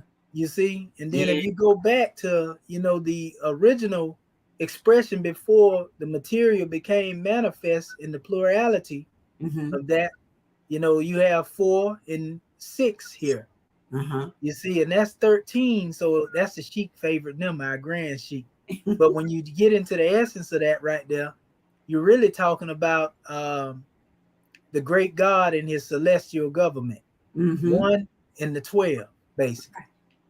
You know, and we can, man, this is just so powerful. You know, we can really go into this demonstration. Triune Allah, 3 times 1.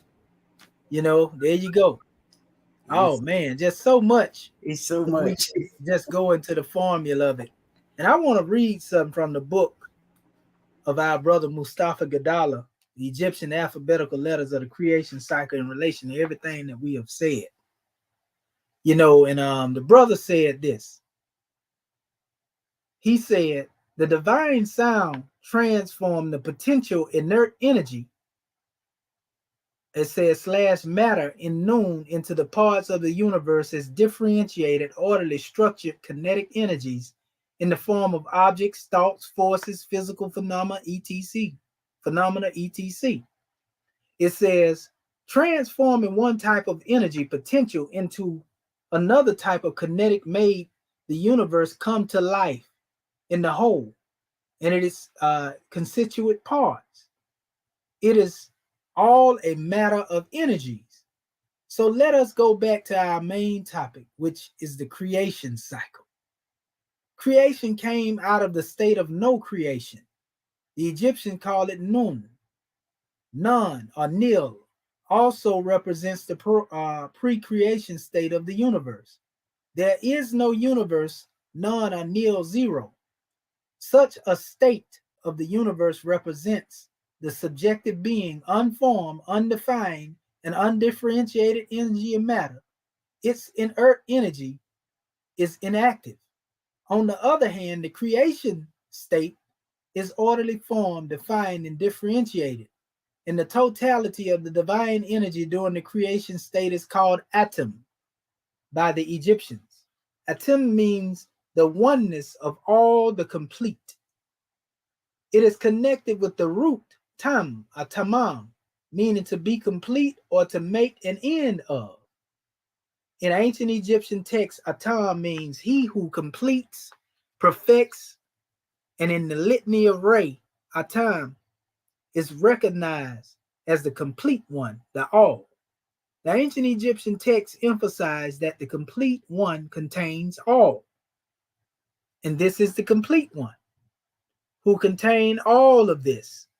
It was all a part of that blueprint, or that what we call divine design. He said, moreover, my design has comprehended the heavens and the earth, because you can see heavens and earth here, right?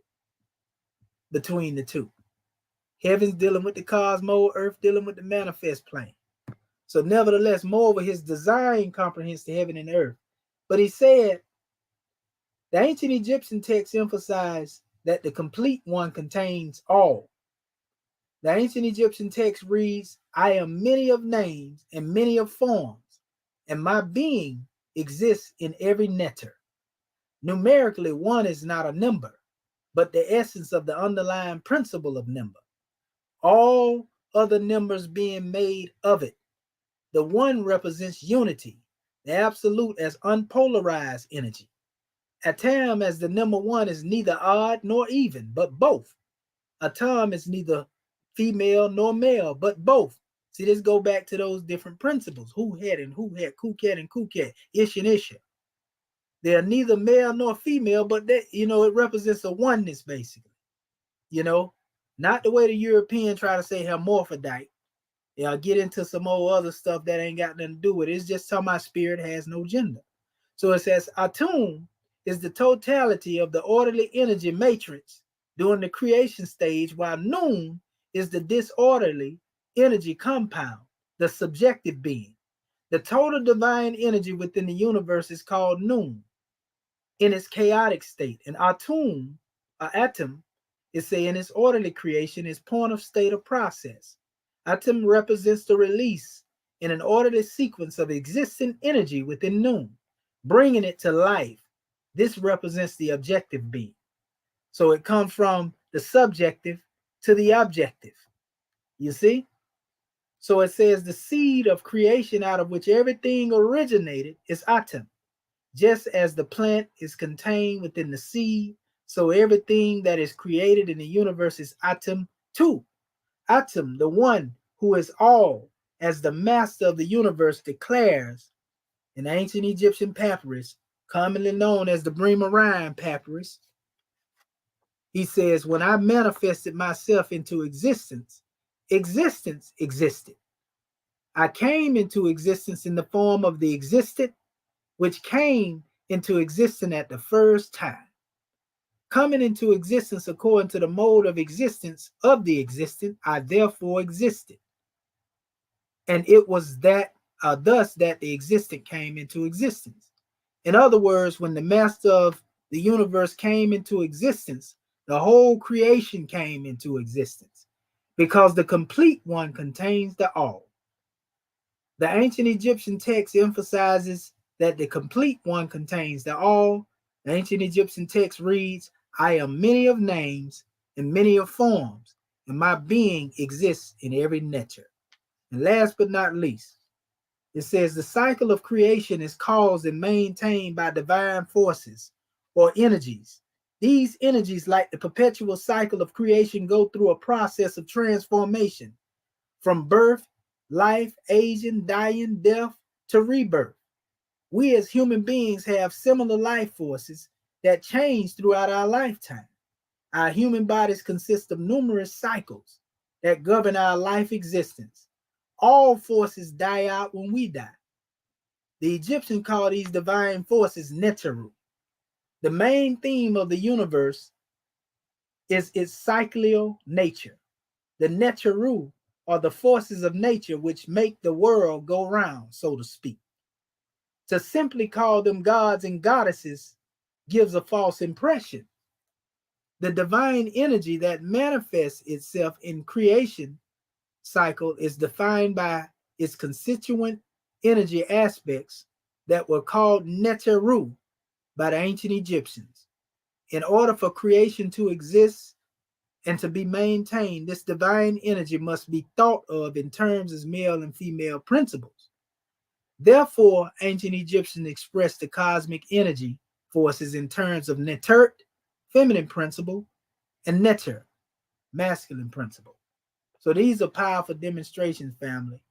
And it goes into the word and all that creation and so forth and so on. And Mustafa Gadala did a great job. And you can see how all this information brought together, does not contradict itself. So Islam. Our brother Marvin Edwards Bay is there. I want to see if he has something to say before we go to our next word.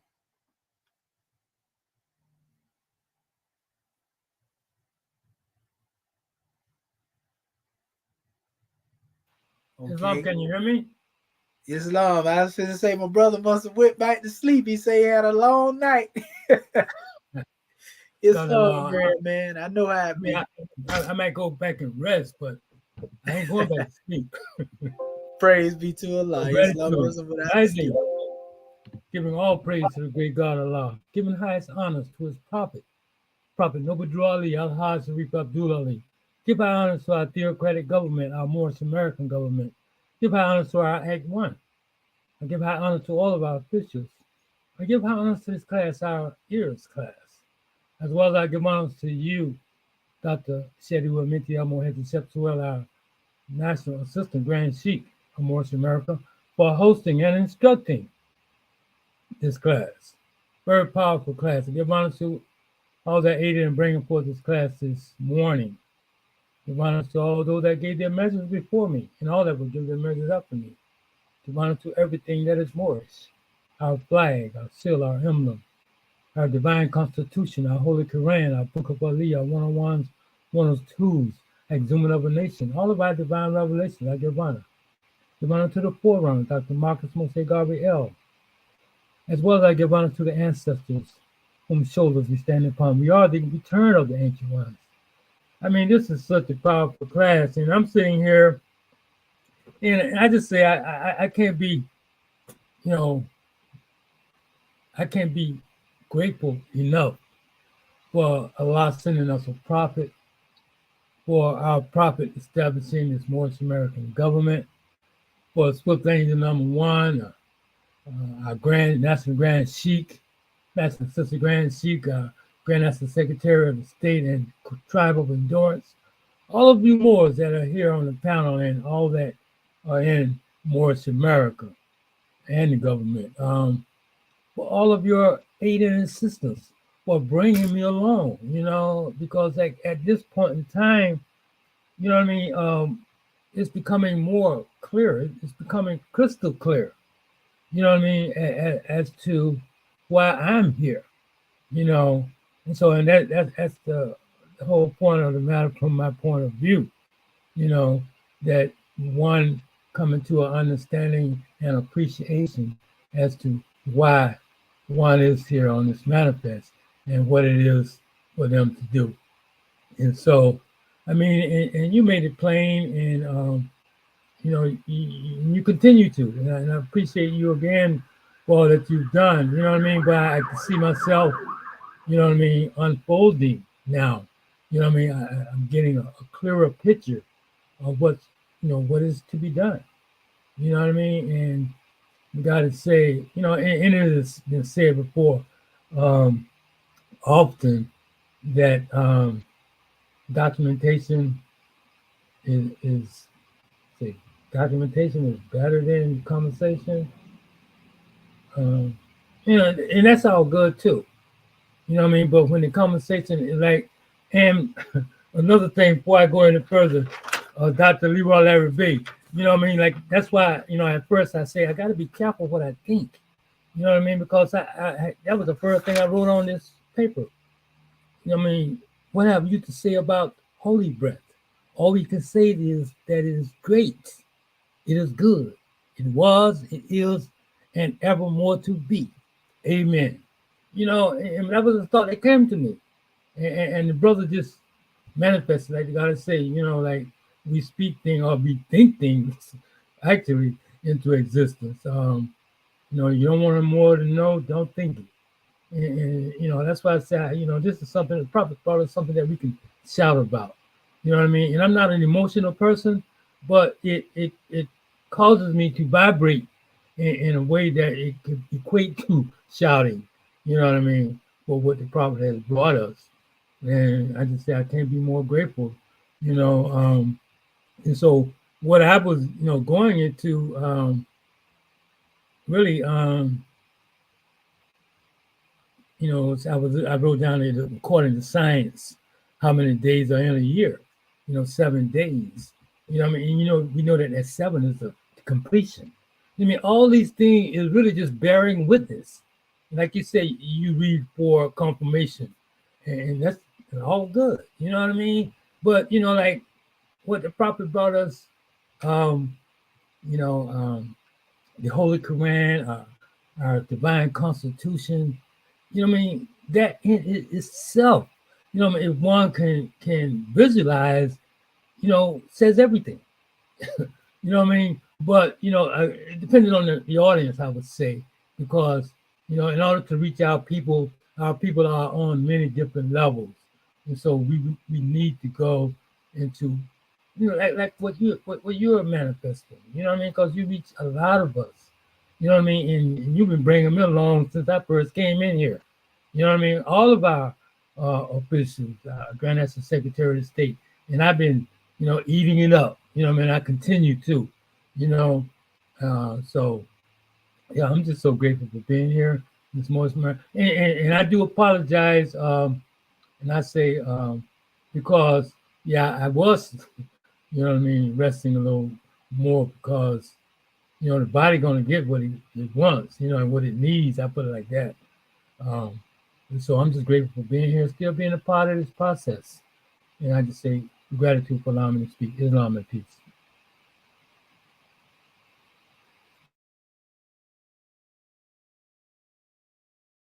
And Islam and peace to you as well, brother. Gratitude for that divine drawing. Man, it don't get no better than that. Just being in I this. see you unmuted, but I definitely can't hear you. Oh, really? Can any other my Moorish kin can hear me? Yes, I can hear you. I can hear you, Dr. Shaheed. Oh man, you can't hear me, brother Marvin Edwards Bay? Can anyone hear me? Yeah, we can hear you. We can hear you, Edwards Bay, too. Let him know he probably muted on his end. Yeah, he probably muted on his end if he can't hear me. Sometimes I know his apparatuses be like that, but Islam. All right, we give honors to our brother, and what we wanted to do is go to our next word.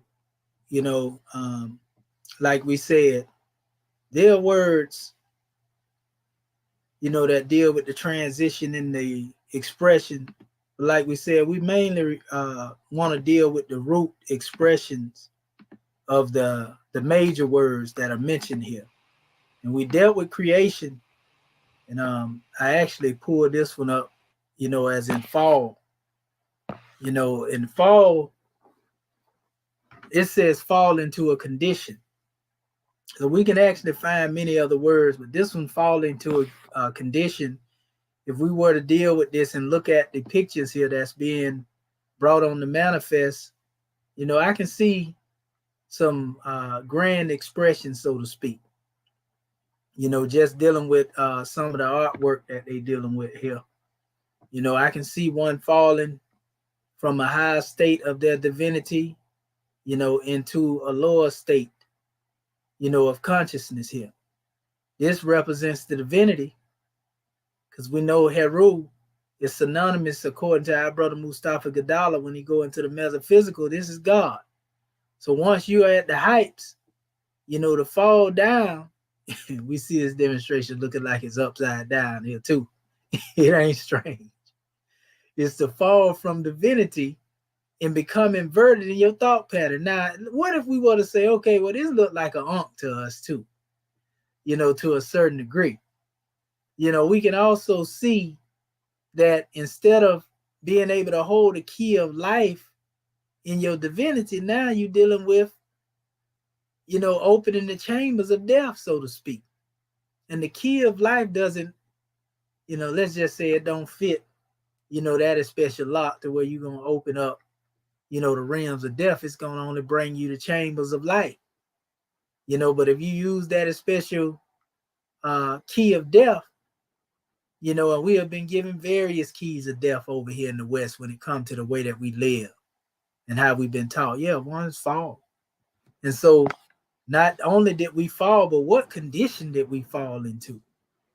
We fell into the condition of being caught up in the manifest.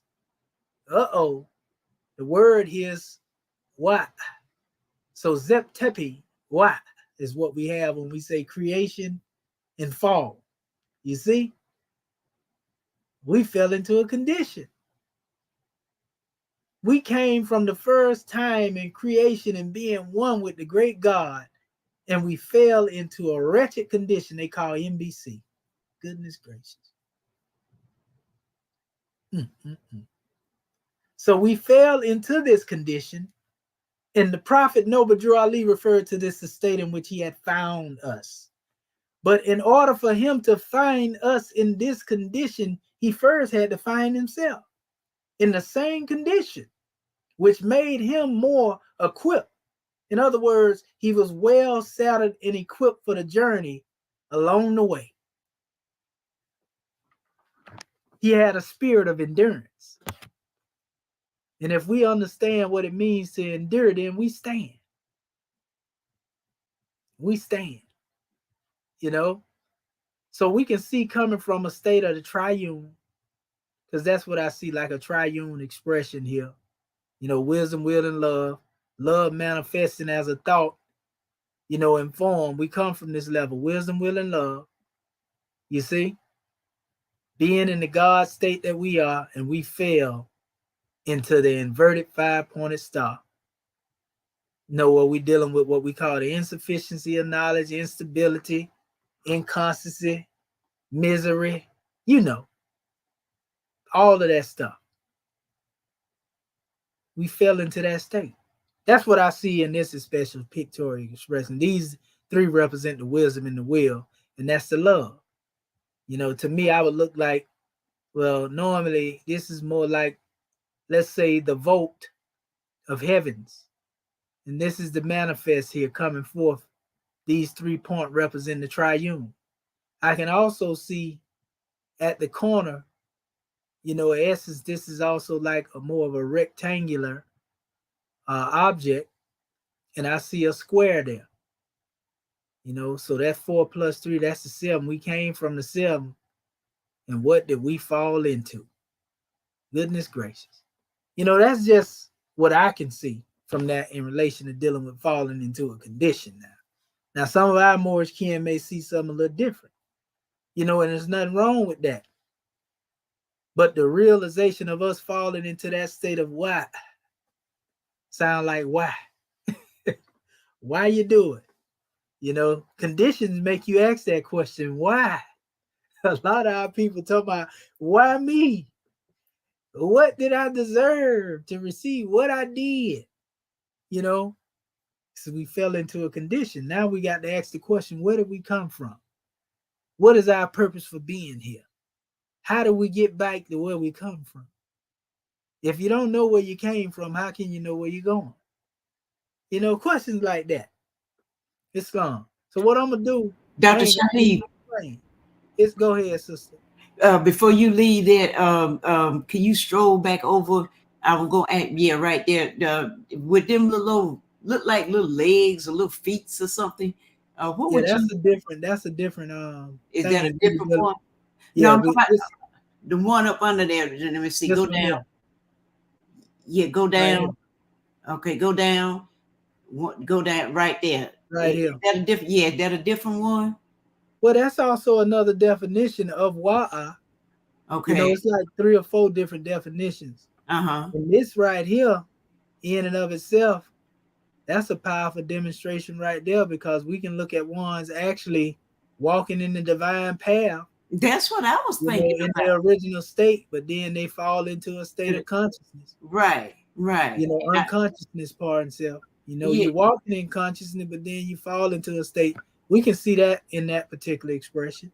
Yeah, and I was thinking too, you know, how our prophet Medu Re En KMT, how, you know, he knew what to expect, and even your host would too. They knew what they was getting into, and like he said, but his will was to please the great God Allah, and he knew it was going to be a bitter task, but they knew what they was walking into. But yet, like you say, they had to experience the same thing that we did in order for them to, you know, be able to witness to what we had went through. If I'm saying that, if I'm saying that right, but I just thought about that when I saw them little feet. It looked like little feet to me, like you walking into something. Yeah, that's what it is. That's exactly what it is, and that's what I'm saying. Like I said, he was well saddled and equipped for the journey along the way. Yeah. But when you look at this particular determinative here, Uh-huh. Like I say, I put it in the realm of wisdom, will, and love. And what I can see, if I were to, let's say, place this definition across the board Mm-hmm. in dealing with these particular words, Okay. what I would see starting at the top, the one that I started at, Right. I can see, like I say, the wisdom, will, and love being our original state, Mm-hmm. Being in a state of divinity, and then Right. we falling, right? Right. But Uh-huh. then I can see again here, the same expression, but it's just showing you the thesis and the antithesis. It's showing you what we was originally and Right. how we came in opposition. Same thing being expressed, right? Mm-hmm. And this right here is also showing you how in the wisdom will, the love that, deal with creation, us coming being a love thought made manifest, Mm-hmm. though we came as this way naturally, man is truth and falsehood strangely mixed. Right. So we have to relearn, what the love is. How can you do that but going through the same way from whence you came? Returning Right. to the source. So in this case, we are dealing with a pathway that we come from in divinity, where we walked in a state of consciousness, but we got to walk our way back into Right. that state. We got to come up out of that fallen state, like they would say in the Piscean records. Take up that bed and walk, Lazarus. Uh-huh. Where you going when you get up, Lazarus? They say Lazarus was dead for 4 days. That's really 400 years. Lazarus is synonymous with our people. So once you have received the knowledge, you have been exhumed. Now it's time to walk and get somewhere. We say more is active, not passive, right? Right. So if you standing still, ain't nothing coming up out of that. Stagnation, we already know, is death. Right. So we got to make our way in our journey back to where we come from. And that's what I was going to go through all the different measures, but honest to you for asking that question. Islam, gratitude. Gratitude to break it down for me. Oh yeah, they gave us a few drawings. And like I said, we don't even need no we don't need no what they call it, a dictionary. Right. To go into these particular expressions that a lot of people call alphabets. Right. We know these are pictorial markers to us, but we understand metaphysically, they go into a deeper expression than what, most would try to come up with. You know what I mean? Islam. Gratitude. Peace and love. Gratitude, Islam, peace and love. So and that's good because you actually open up the way. We're gonna get our other family here because we want to get our other word in there. So far in the statement of the creation and fall of man, creation and fall is septepi wa. Right? See how we impressing this upon our memory as we move along? We won't forget it that way. Okay, so let me stop this, and we're gonna call 4-5 family, the rest of the scribe, the skillful scribes, so that they can bring their portion into the manifest. Islam.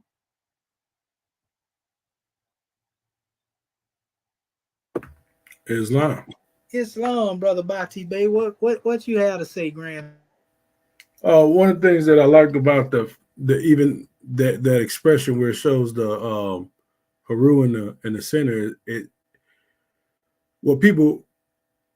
saying most religions fail to tell you is that most religions fail to tell you that this belief stands on is that your Godhead is still intact. It's if you go this way, and if you seen the bent over Ankh, or if that's what we're gonna call it, the bent over Ankh, and then you seen the one with the steps or the like the square with the two holes next to it, two holes on top and the one on the bottom or whatever. But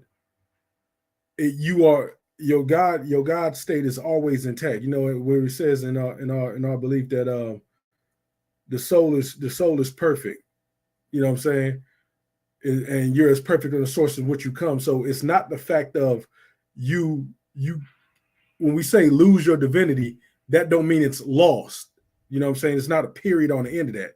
It's as you hear the Grand Secretary of State say, pull up, or we say get back into get back into your divinity, make your what does Brother Justice always say? He say, make your, basically, get back into your higher self. So it's all that's in you. If the spirit is what created you, it's always intact. It's just how you exercise the thought, really how you exercise the thought pattern.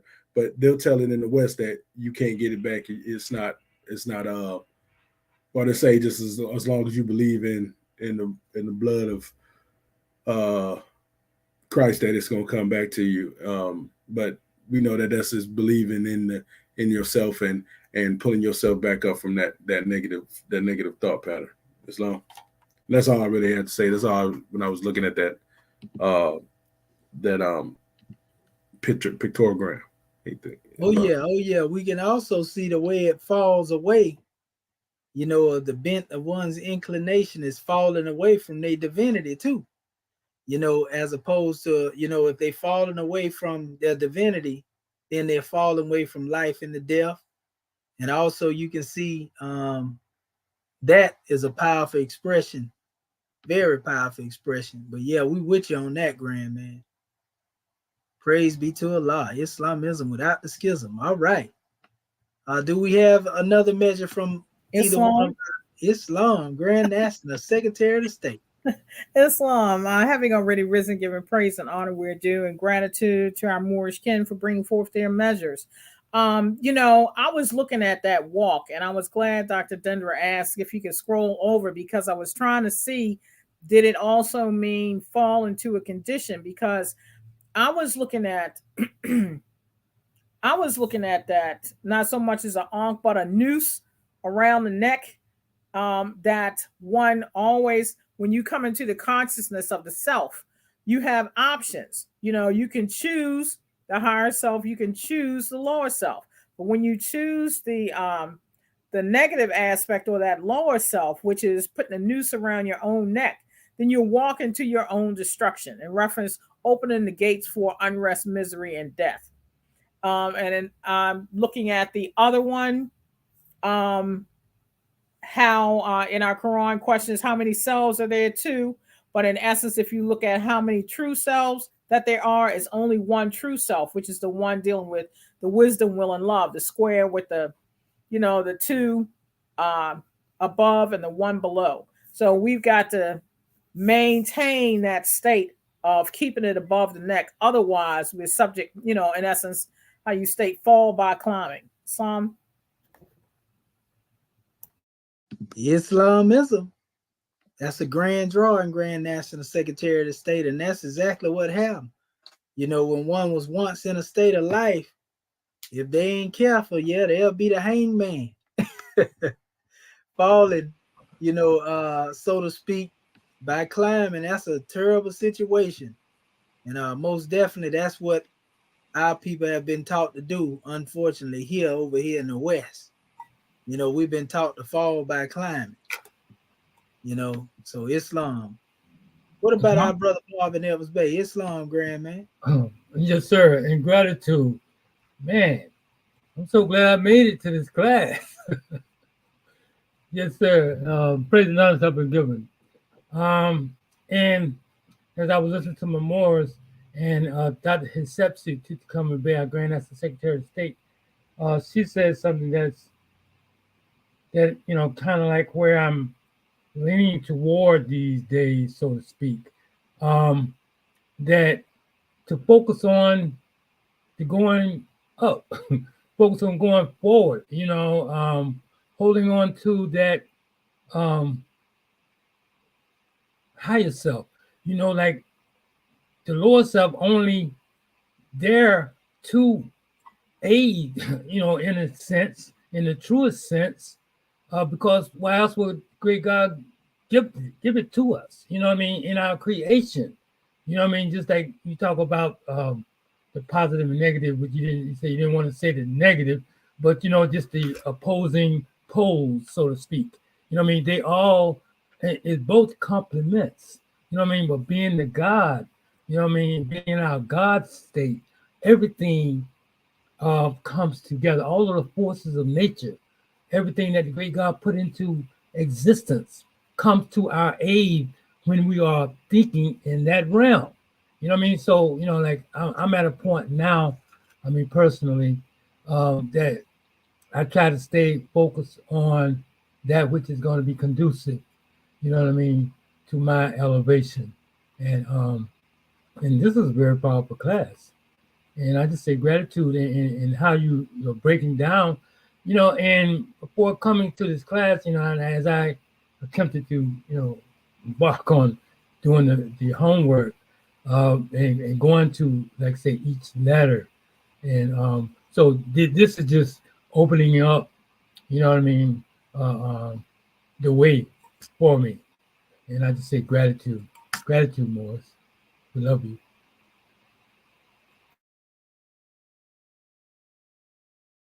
In Islamism, grand man, we give honors to you for that grand drawing.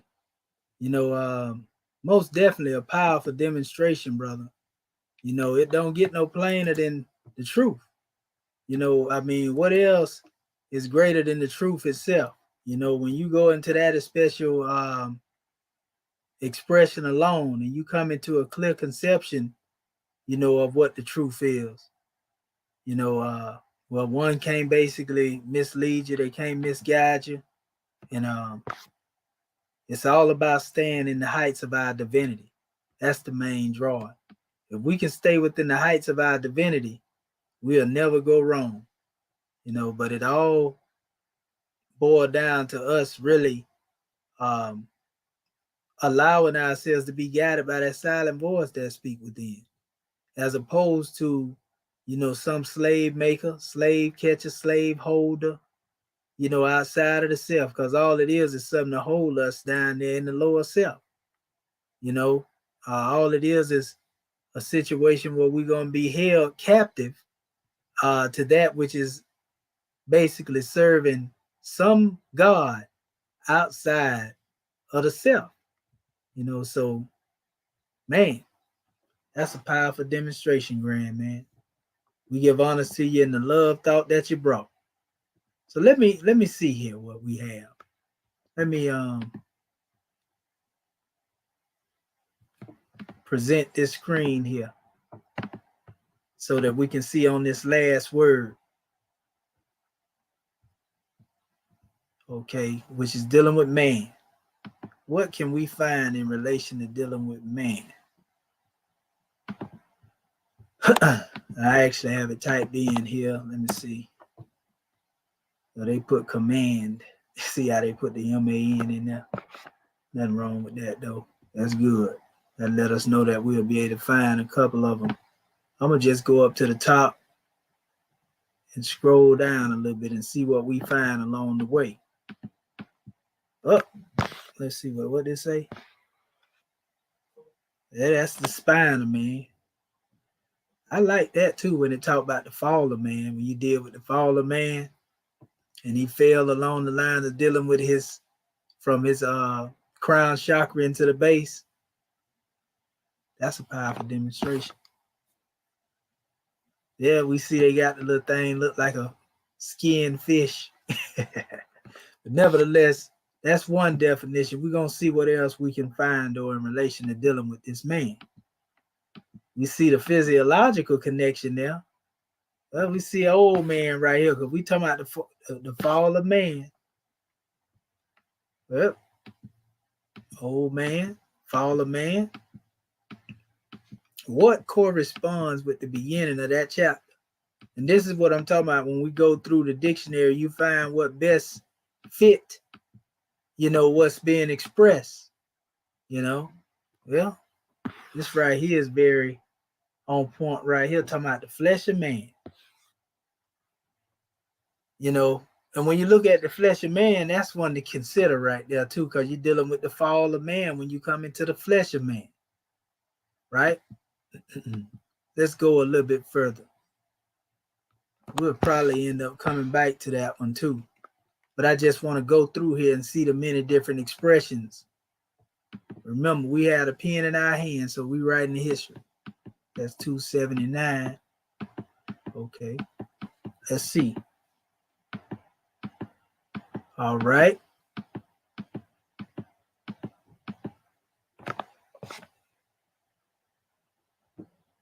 Well, that's just in another measure there. This is a grand way right here, family, of really building up, measures to be brought forth. By the end of this drawing, though, we basically gonna be able to give you at least the this is talking about the hues of man. I guess this will go into the realm of the melanated expressions and so forth, because it's talking about the hues of the sky, development, complexion. In the May. That's something good to know too. Man is not the body nor the soul, though. Let me see here. As we go on, the afflicted man. Ooh. We see the drawing here. Very powerful demonstration there. Afflicted man.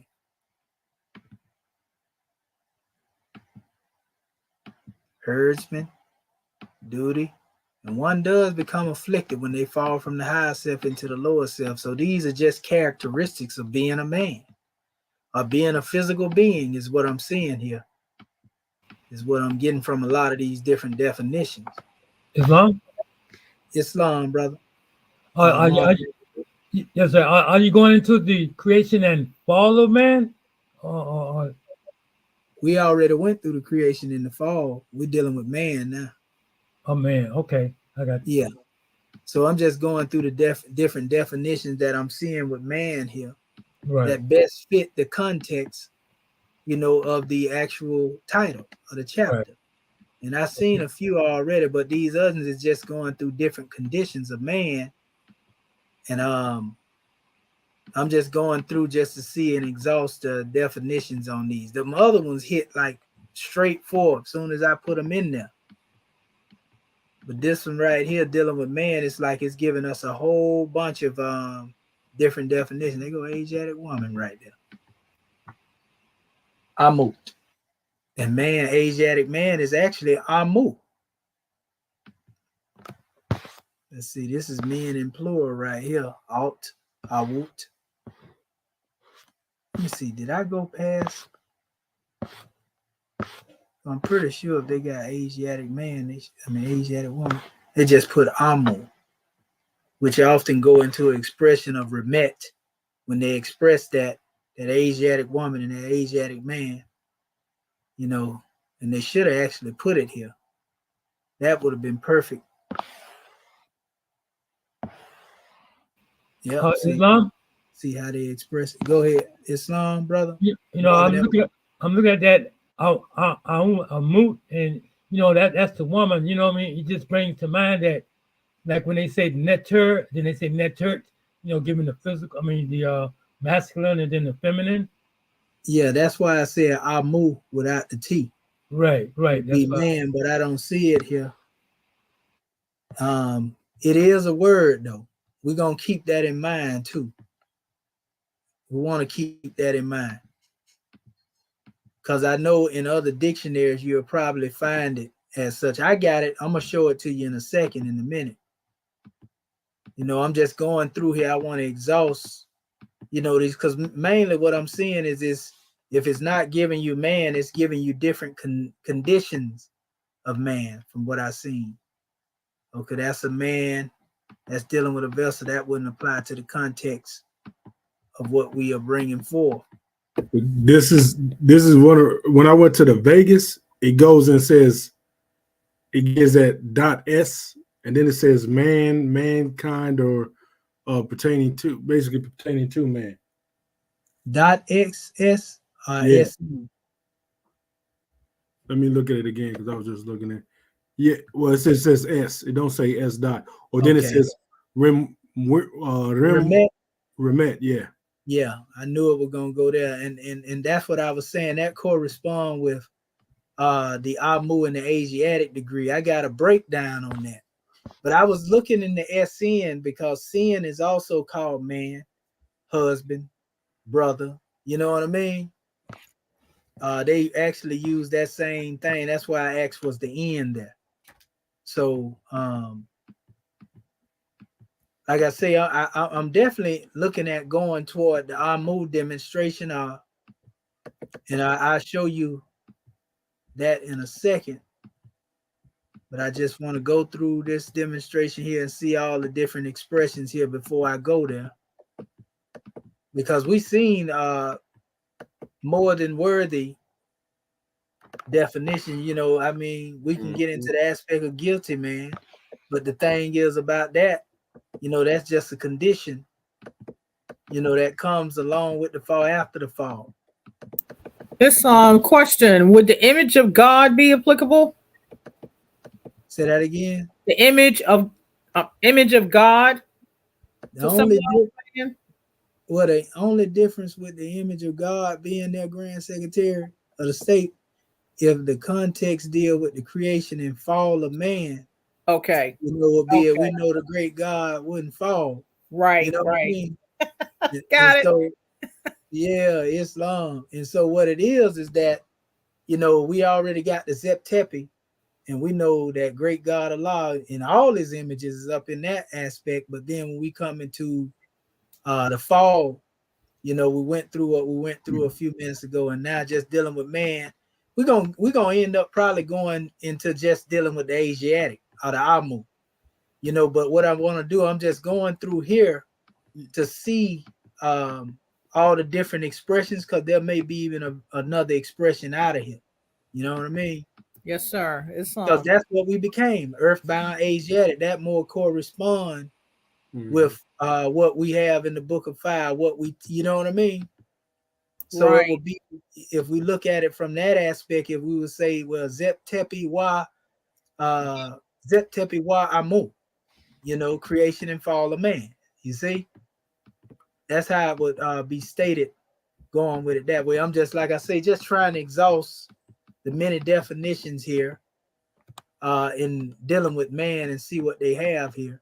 But I feel it'll probably be better if we go with the Asiatic aspect of it, because we know what it means, and it ties into, like the brother said, Remet, which is dealing with man again, because we already know that definition. Most of us, we done dealt with it a couple of times. Like I say, I'm just scrolling through here to see how many different expressions they have, and I'm halfway through it now. But Islam.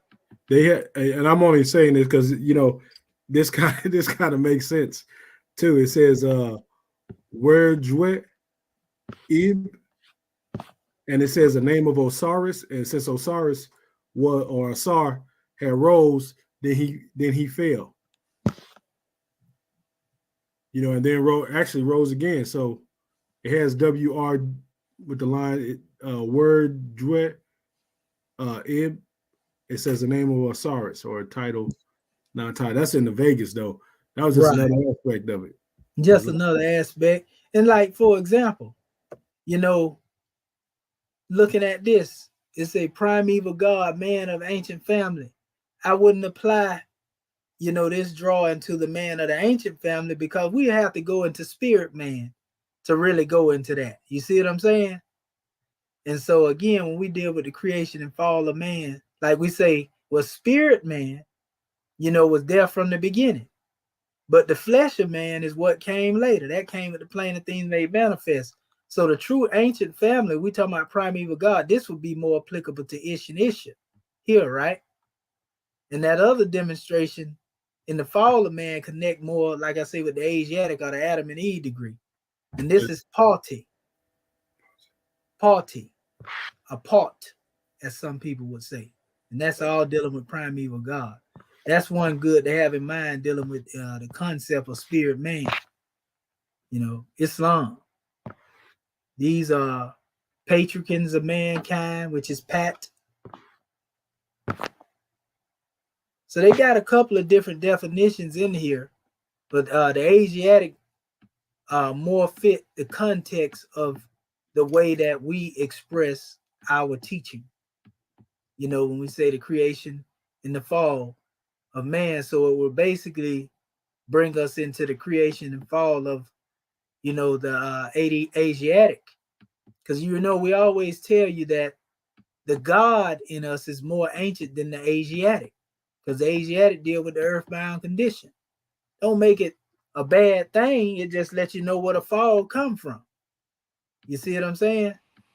Yes, And sir. we know the fall come from coming into that fleshly thinking and thinking that we supposed to stay there, getting caught up into the allurement, so to speak, right? In the wanting it. See, but yeah, most of these are just showing different conditions of man. That's basically what we seeing here. But yeah, I see us going definitely with Asiatic. You know, Amu. And basically what I'm showing you, family, the way that I'm demonstrating this and we going through this together, this is how you go through and you bring forth your own transliteration. This is what the chairman talked about. See, like we say dead man. Well, we know a fallen man is a dead man, dead woman. But the thing is about it, these are conditions. And so it wouldn't necessarily fit, you know, because after the fall, you die. You know what I mean? You didn't die till you fully hit the ground. You hit the pavement, so to speak. That's when the death really occurred. When you what they call it, splattered. rock bottom. Go When ahead, brother. Say when you splattered. That's right, rock bottom. You know, when you hit rock bottom, that's when the real crossing over came into the manifest. So yeah, looking at all of these different titles that I see here so far, all the rest of these titles are dealing more with conditions, with the exception of the apart degree that actually deal with the primeval man of God. Like I said, that's more in spirit man. That's the ish degree. And that's how we have to be able to do it. Like when we go into these things, we looking at it through the eyes of the book of fire. We looking at it through the eyes of the circle 7. We looking at it through the eyes, you know, of what Prophet Medu Re has brought us in the 101, 102s, and, you know, so forth and so on. There's the Remet, which we already know. Remet is directly tied to the word Amu, you know, and they actually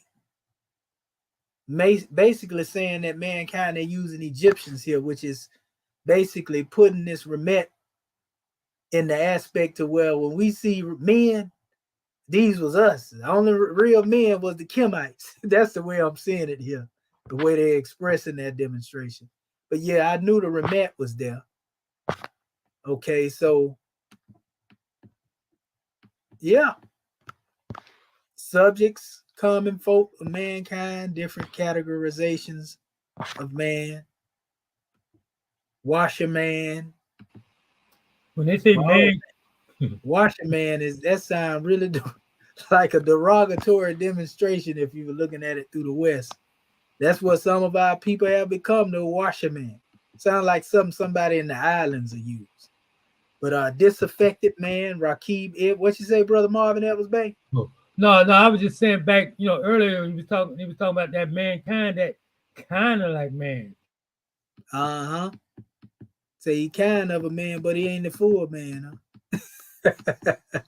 Yes, sir. It's love.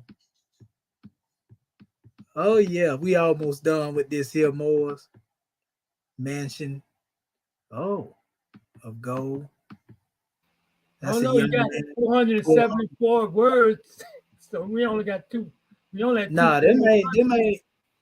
Yeah, them I ain't got that many more to go, because all of them, you got to think of how many you gonna go through. Some of them are just the word man inside of a word. Mm-hmm. You know, like helmsman. So, you know, I know to keep going past that. You know, we have craftsman here. We know that's somebody that's basically, you know, demonstrating a particular condition of working, right? So we know that ain't what we're getting at. You know, the sun folk of Heliopolis, mankind. Okay, that's referring to a specific people of Heliopolis. Head man, head honcho, huh? Okay, let's see here. That head in charge. Yeah, that's what they say, right? HNIC. Yeah, hungry man. Yeah, so that's what I see so far, family. Just looking at all of this here, going through these different words. A lot of the rest of them are dealing more with, because we know remet is the word that referred directly to man himself. Amu, like I was saying before, has a register of dealing with Asiatic man, but they just didn't put it in this particular dictionary. In fact, when you use the term Asiatic was used across the board for men and women. And I actually have, like I say, a breakdown on this. You know, so yeah, these are powerful drawing, family. Policeman. No, we definitely know we definitely ain't talking about that man. Okay. So yeah. Yep. It's between Remet and Amu. And the rest of them, again, have to do with different conditions. You know, how men are made. You know, how bad they is, how good they is, the type of work they do. Yeah, so that's what I would say. Definitely go with Amu. So it would be Septepi wa Amu. And that's the creation, fall, man, or the creation and the fall of man. And I'm going to show you what I was speaking of before. And as we get ready to go into this measure to close out, this has been a powerful drawing, but you can see just on a word, family, on how far we can really build, you know, how far we can build just on one word. That's a powerful demonstration. Now, see, these people done winning. Let's see here. Okay, let's go here because they ain't gonna act right there. Okay, I'm just going to my Facebook. You know, this is the archives I got over here. And we're gonna show this to our family in our closing out of this measure. We want to hear from our family and what they have. But I just want to show the family what we have right here in relation to dealing with this, because we dealt with the Asiatic breakdown a little while ago. And that's why it's always good to have these archives on the manifest, so to speak, where we can always go back, use that hammer of repetition, and we expand even more in our consciousness where it relates to these drawings. Give us a better understanding. Okay, there we go. Right there. That's what I'm looking for. Let me share the screen real quick. All right. There we go. Presentation, present. All right, share. Now go back to the page. There we go. And this was actually dealing with the maps in reference to the supercontinent of Asia. Because a lot of people didn't believe that, you know, the whole thing was called Asia at one time. And this actually talked about the Kushanites and everything here. But what is here is that it shows that this term Asiatic, you know, was a term. That's the word Amu right there. Amu means Asiatics. But if you look at the expression here, you see the feminine principle, the masculine principle. See the little chick as they like to call it, you know, growing, you know, from a young bird into a divine bird, so to speak, right? They call that a throw stick, you know, but basically we can see the evolutionary process, or we can actually see a relation here too. If we want to go out of that, we can see these being a personification of the feminine, masculine principles, you know, that come through the birth process. But nevertheless, this is your mom and your father that gave you the physical body, you know, and the great God Allah is the one that really made you. So this is the Asiatic part of us, you know, that manifest that we call a man or a woman. And so there you go, you have it again, and I have it here with the whole map at one time being called Asia, and these are where the maps come from. That's why we say Asiatic. But in this particular area here, is an excerpt from another one of my sources coming from Google Books, and it talk about the Asiatic Cushites. You know, in other words, the same people that was in Kemet or Egypt. You know, so that's my particular drawing, family, on that particular measure. And is there any more that would have a drawing on our panel that would like to come forth from these skillful scribes as we take this demonstration in the third heaven, Islam? So Zep Tepi Wah Amu, creation and fall of man. Zep Tepi Wah Amu. I only say that Islam. I only say that you know, this translation is gonna do something for us that hasn't, you know, it hasn't been done in a long time. And the fact that we are even doing this is you know, grand all in itself. You know what I'm saying? And I don't know if people really know, you know, Pop said one day you're gonna love me. I don't even know if people really realize the you know, the energy that's behind this right now. I don't even think they understand the full capacity of what's being done. You know what I'm saying? So when they do, boy, it's gonna be a grand measure. Islam. Oh yeah, cause we getting ready to open up full throttle in a minute. Islamism, they gonna learn about this Egyptian Adeptus research Sultanate. Islamism. Islam. Dr. Shaheed, when you say that's a Satepi Wa Amu, is that AMU? Yes, ma'am. Okay. You know, you'll see W down there. It's all on who transliterating it. Uh-huh. Yes, Septepi Wa Amu. Okay. Gratitude. That's what I wanted to make sure. And that's the creation and fall of man. See that we done learned a phrase that they ain't. Uh-huh.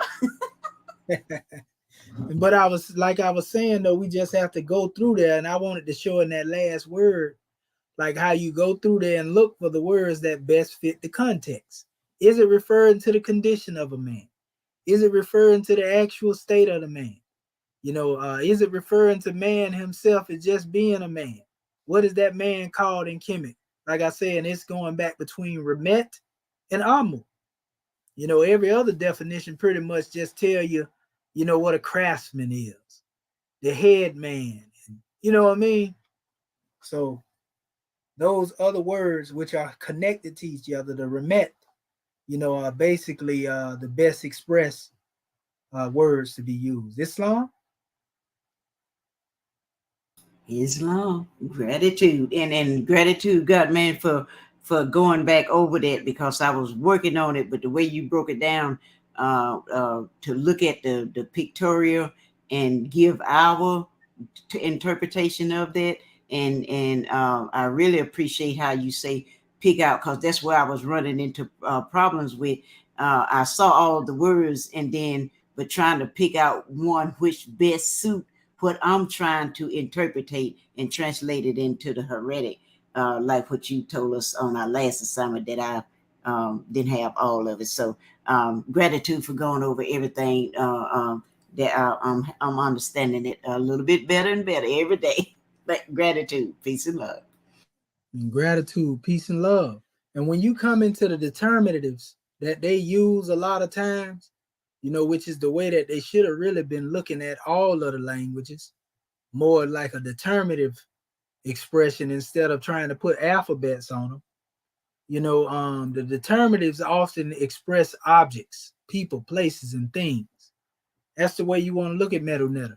And so when you get, we're going to put this out in the homework, you know, for our family to be able to, you can use the Gardenia's list if you want to, but if you see something else there, you know, state your claim. You got the pen in your hand. You don't have to accept what you see is what it is just because Gardenia said. Some of the things are plain as what they are. Like you see a man there, a woman there, you know what that is, kneeling. Okay, so that's plainly understood. Right. You know, but there are certain things there that they don't really have so clear a measure on, and they may call them something. But you may be able to put your more science on it and see it as something different than what's mentioned in the Gardenia's list. So we want our family to be innovative like that, because we ain't constrained. I got no fear of bringing forth our own measures, because somebody else wrote something before us. Right. That's what you got some people demonstrating, though, in the conscious community. They Right. feel like how the Europeans said it is written in stone. We don't demonstrate that like here.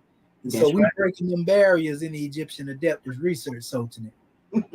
Islam. We gonna correct everything along the way, and those things that coincide with what was true, it's all right. But at least we vetted it, and we didn't just accept it because Rome gave it to us. Islam. Islam. Yeah. So praise be to Allah. All right. Any other scribe? Brother Marvin Evans Bay.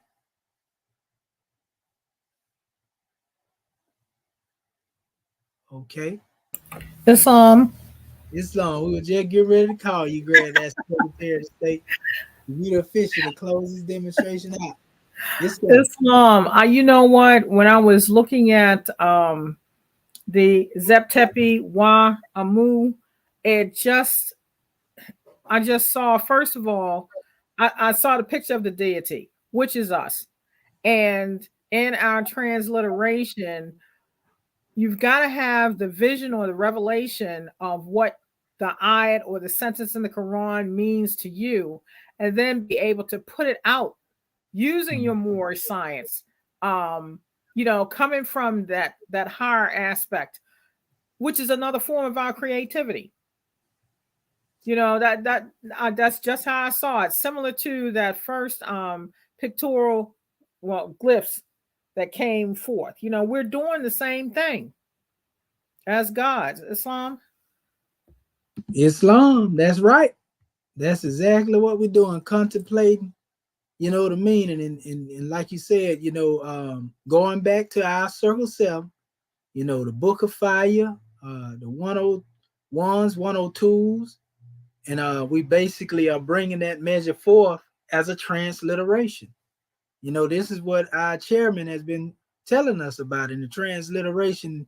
Yep, is Zeptepi Wa Amu, creation and fall of man. That's a transliteration of the ancient Kemetic measure in our Moorish science. And we just put them in that context to where when the people go back and they see it, they're going to see the same thing we're bringing on the manifest. But soon, we're going to be communicating with each other. They say the language dead. We say no. So Islam. And with that being said, go ahead, Brother Marvin Evans. Yes, sir, I was moving about. Yeah, man, I mean, this is really very powerful. And this is what I was seeing, you know what I mean? It's the God in us coming out. I mean, we're gonna arrive at the perfect words to transliterate, you know what I mean? So it's all good. Gratitude. Islamism. Gratitude, my brother. Yes, sir. Well, all right. Well, we normally go out with reaching out to Act 1. So our Grand National Secretary of State on this manifest is our chairman present, Grand Secretary of the State, in closing. We got to always call on the Grand Man if he there. And we know he here, there, and everywhere. But he be on the missions. Islam.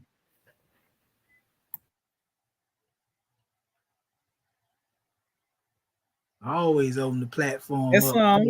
Ears wide open. Islam, Grand Secretary of the State. Islam. There you go. Islam, Grand Man. Islam, Mighty Mo.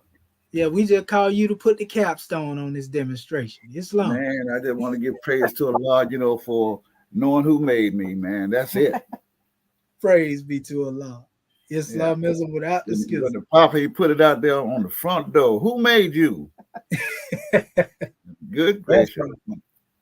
After all them years putting that in there, I'm just as happy as the Mo can be. Islam. Islam. And we give honors to you, Chairman, because you done made us go out there and look at who made us. And say, boy, if you ain't got it then, man, you just ain't going to get it. If they can't get it after this, Chairman, I just don't know what to tell them. Islam. Well, all right. Grand Secretary of the State, Islam. having already risen, giving praise and honor where due. Amen. So be it, and truth, peace, and love. All righty then. There it go. All right, I'll move. Amen. Is, was, and evermore to be. All right. Sister Dendra Nia Curtis Bay. Take us on up there in the elevated chambers of consciousness. Islam, Islam, Islam. As my chairman say, who made you? Woo! Islam. January the 15th, 1929. A warning from the prophet to be read at every meeting. I hereby inform all citizens that they must end all radical agitating speeches while at work, in their homes, or on the streets. We are for peace and not destruction. Stop flashing your cards at Europeans. It causes confusion. Remember, your card is for your salvation. Failure to obey these orders will be of severe consequence. We are for love, truth, peace, freedom, and justice. And when these principles are violated, justice must then take its course. Any citizen or group of citizens who hold malicious feelings toward the government or the prophet or violate the divine covenant of the Moorish movement will receive their reward from Allah for their unjust deeds. All true Moors will and must obey the law as laid down to them by their prophet. If they lose confidence in their prophet, they should turn in their card and button, cease wearing their turban and fez, and return to the state where I, the prophet, found you. This is a holy and divine movement founded by the prophet Medu Re En, and if the prophet is not right, the government is not right. The prophet, therefore, is sending out the divine plea to all Moorish Americans that they do their part in protecting their prophet and the government. This is an everlasting movement founded by the prophet through the will of Allah to redeem his people from their sinful ways by the order of Prophet Medu Re En. A holy covenant of the Asiatic nations. Ye are the children of one father provided for by his care, and the breast of one mother have given you suck. Let the bonds of affection therefore unite thee with thy brothers, that peace and happiness may dwell in thy father's house. And when ye separate in the world, remember the relations that bindeth you to love and unity, and prefer not a stranger before thy own blood. If thy brother is in adversity, assist him. If thy sister is in trouble, forsake her not. So shall the fortunes of thy father contribute to the support of his whole race, and his care be continued to you all in your love to each other. Islam, Islam, Islam. This meeting is officially adjourned according to Act 2. Go in peace, Moors. Islam. Great class.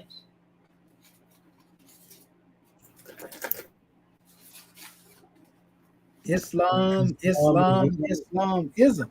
Islam. Wow, great class, Dr. Shaheed. Gratitude, Moorish. And It's all Grand class. praise Islam. Allah. Great class.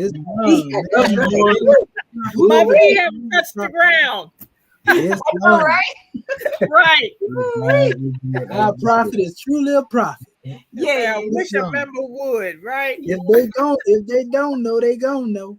That's right. Learn today. But we put it out Learn there. today. Islam. See y'all in Sunday school, more. Gratitude. Gratitude. Oh, man. Peace and love. Islam. Peace and Peace and love. love.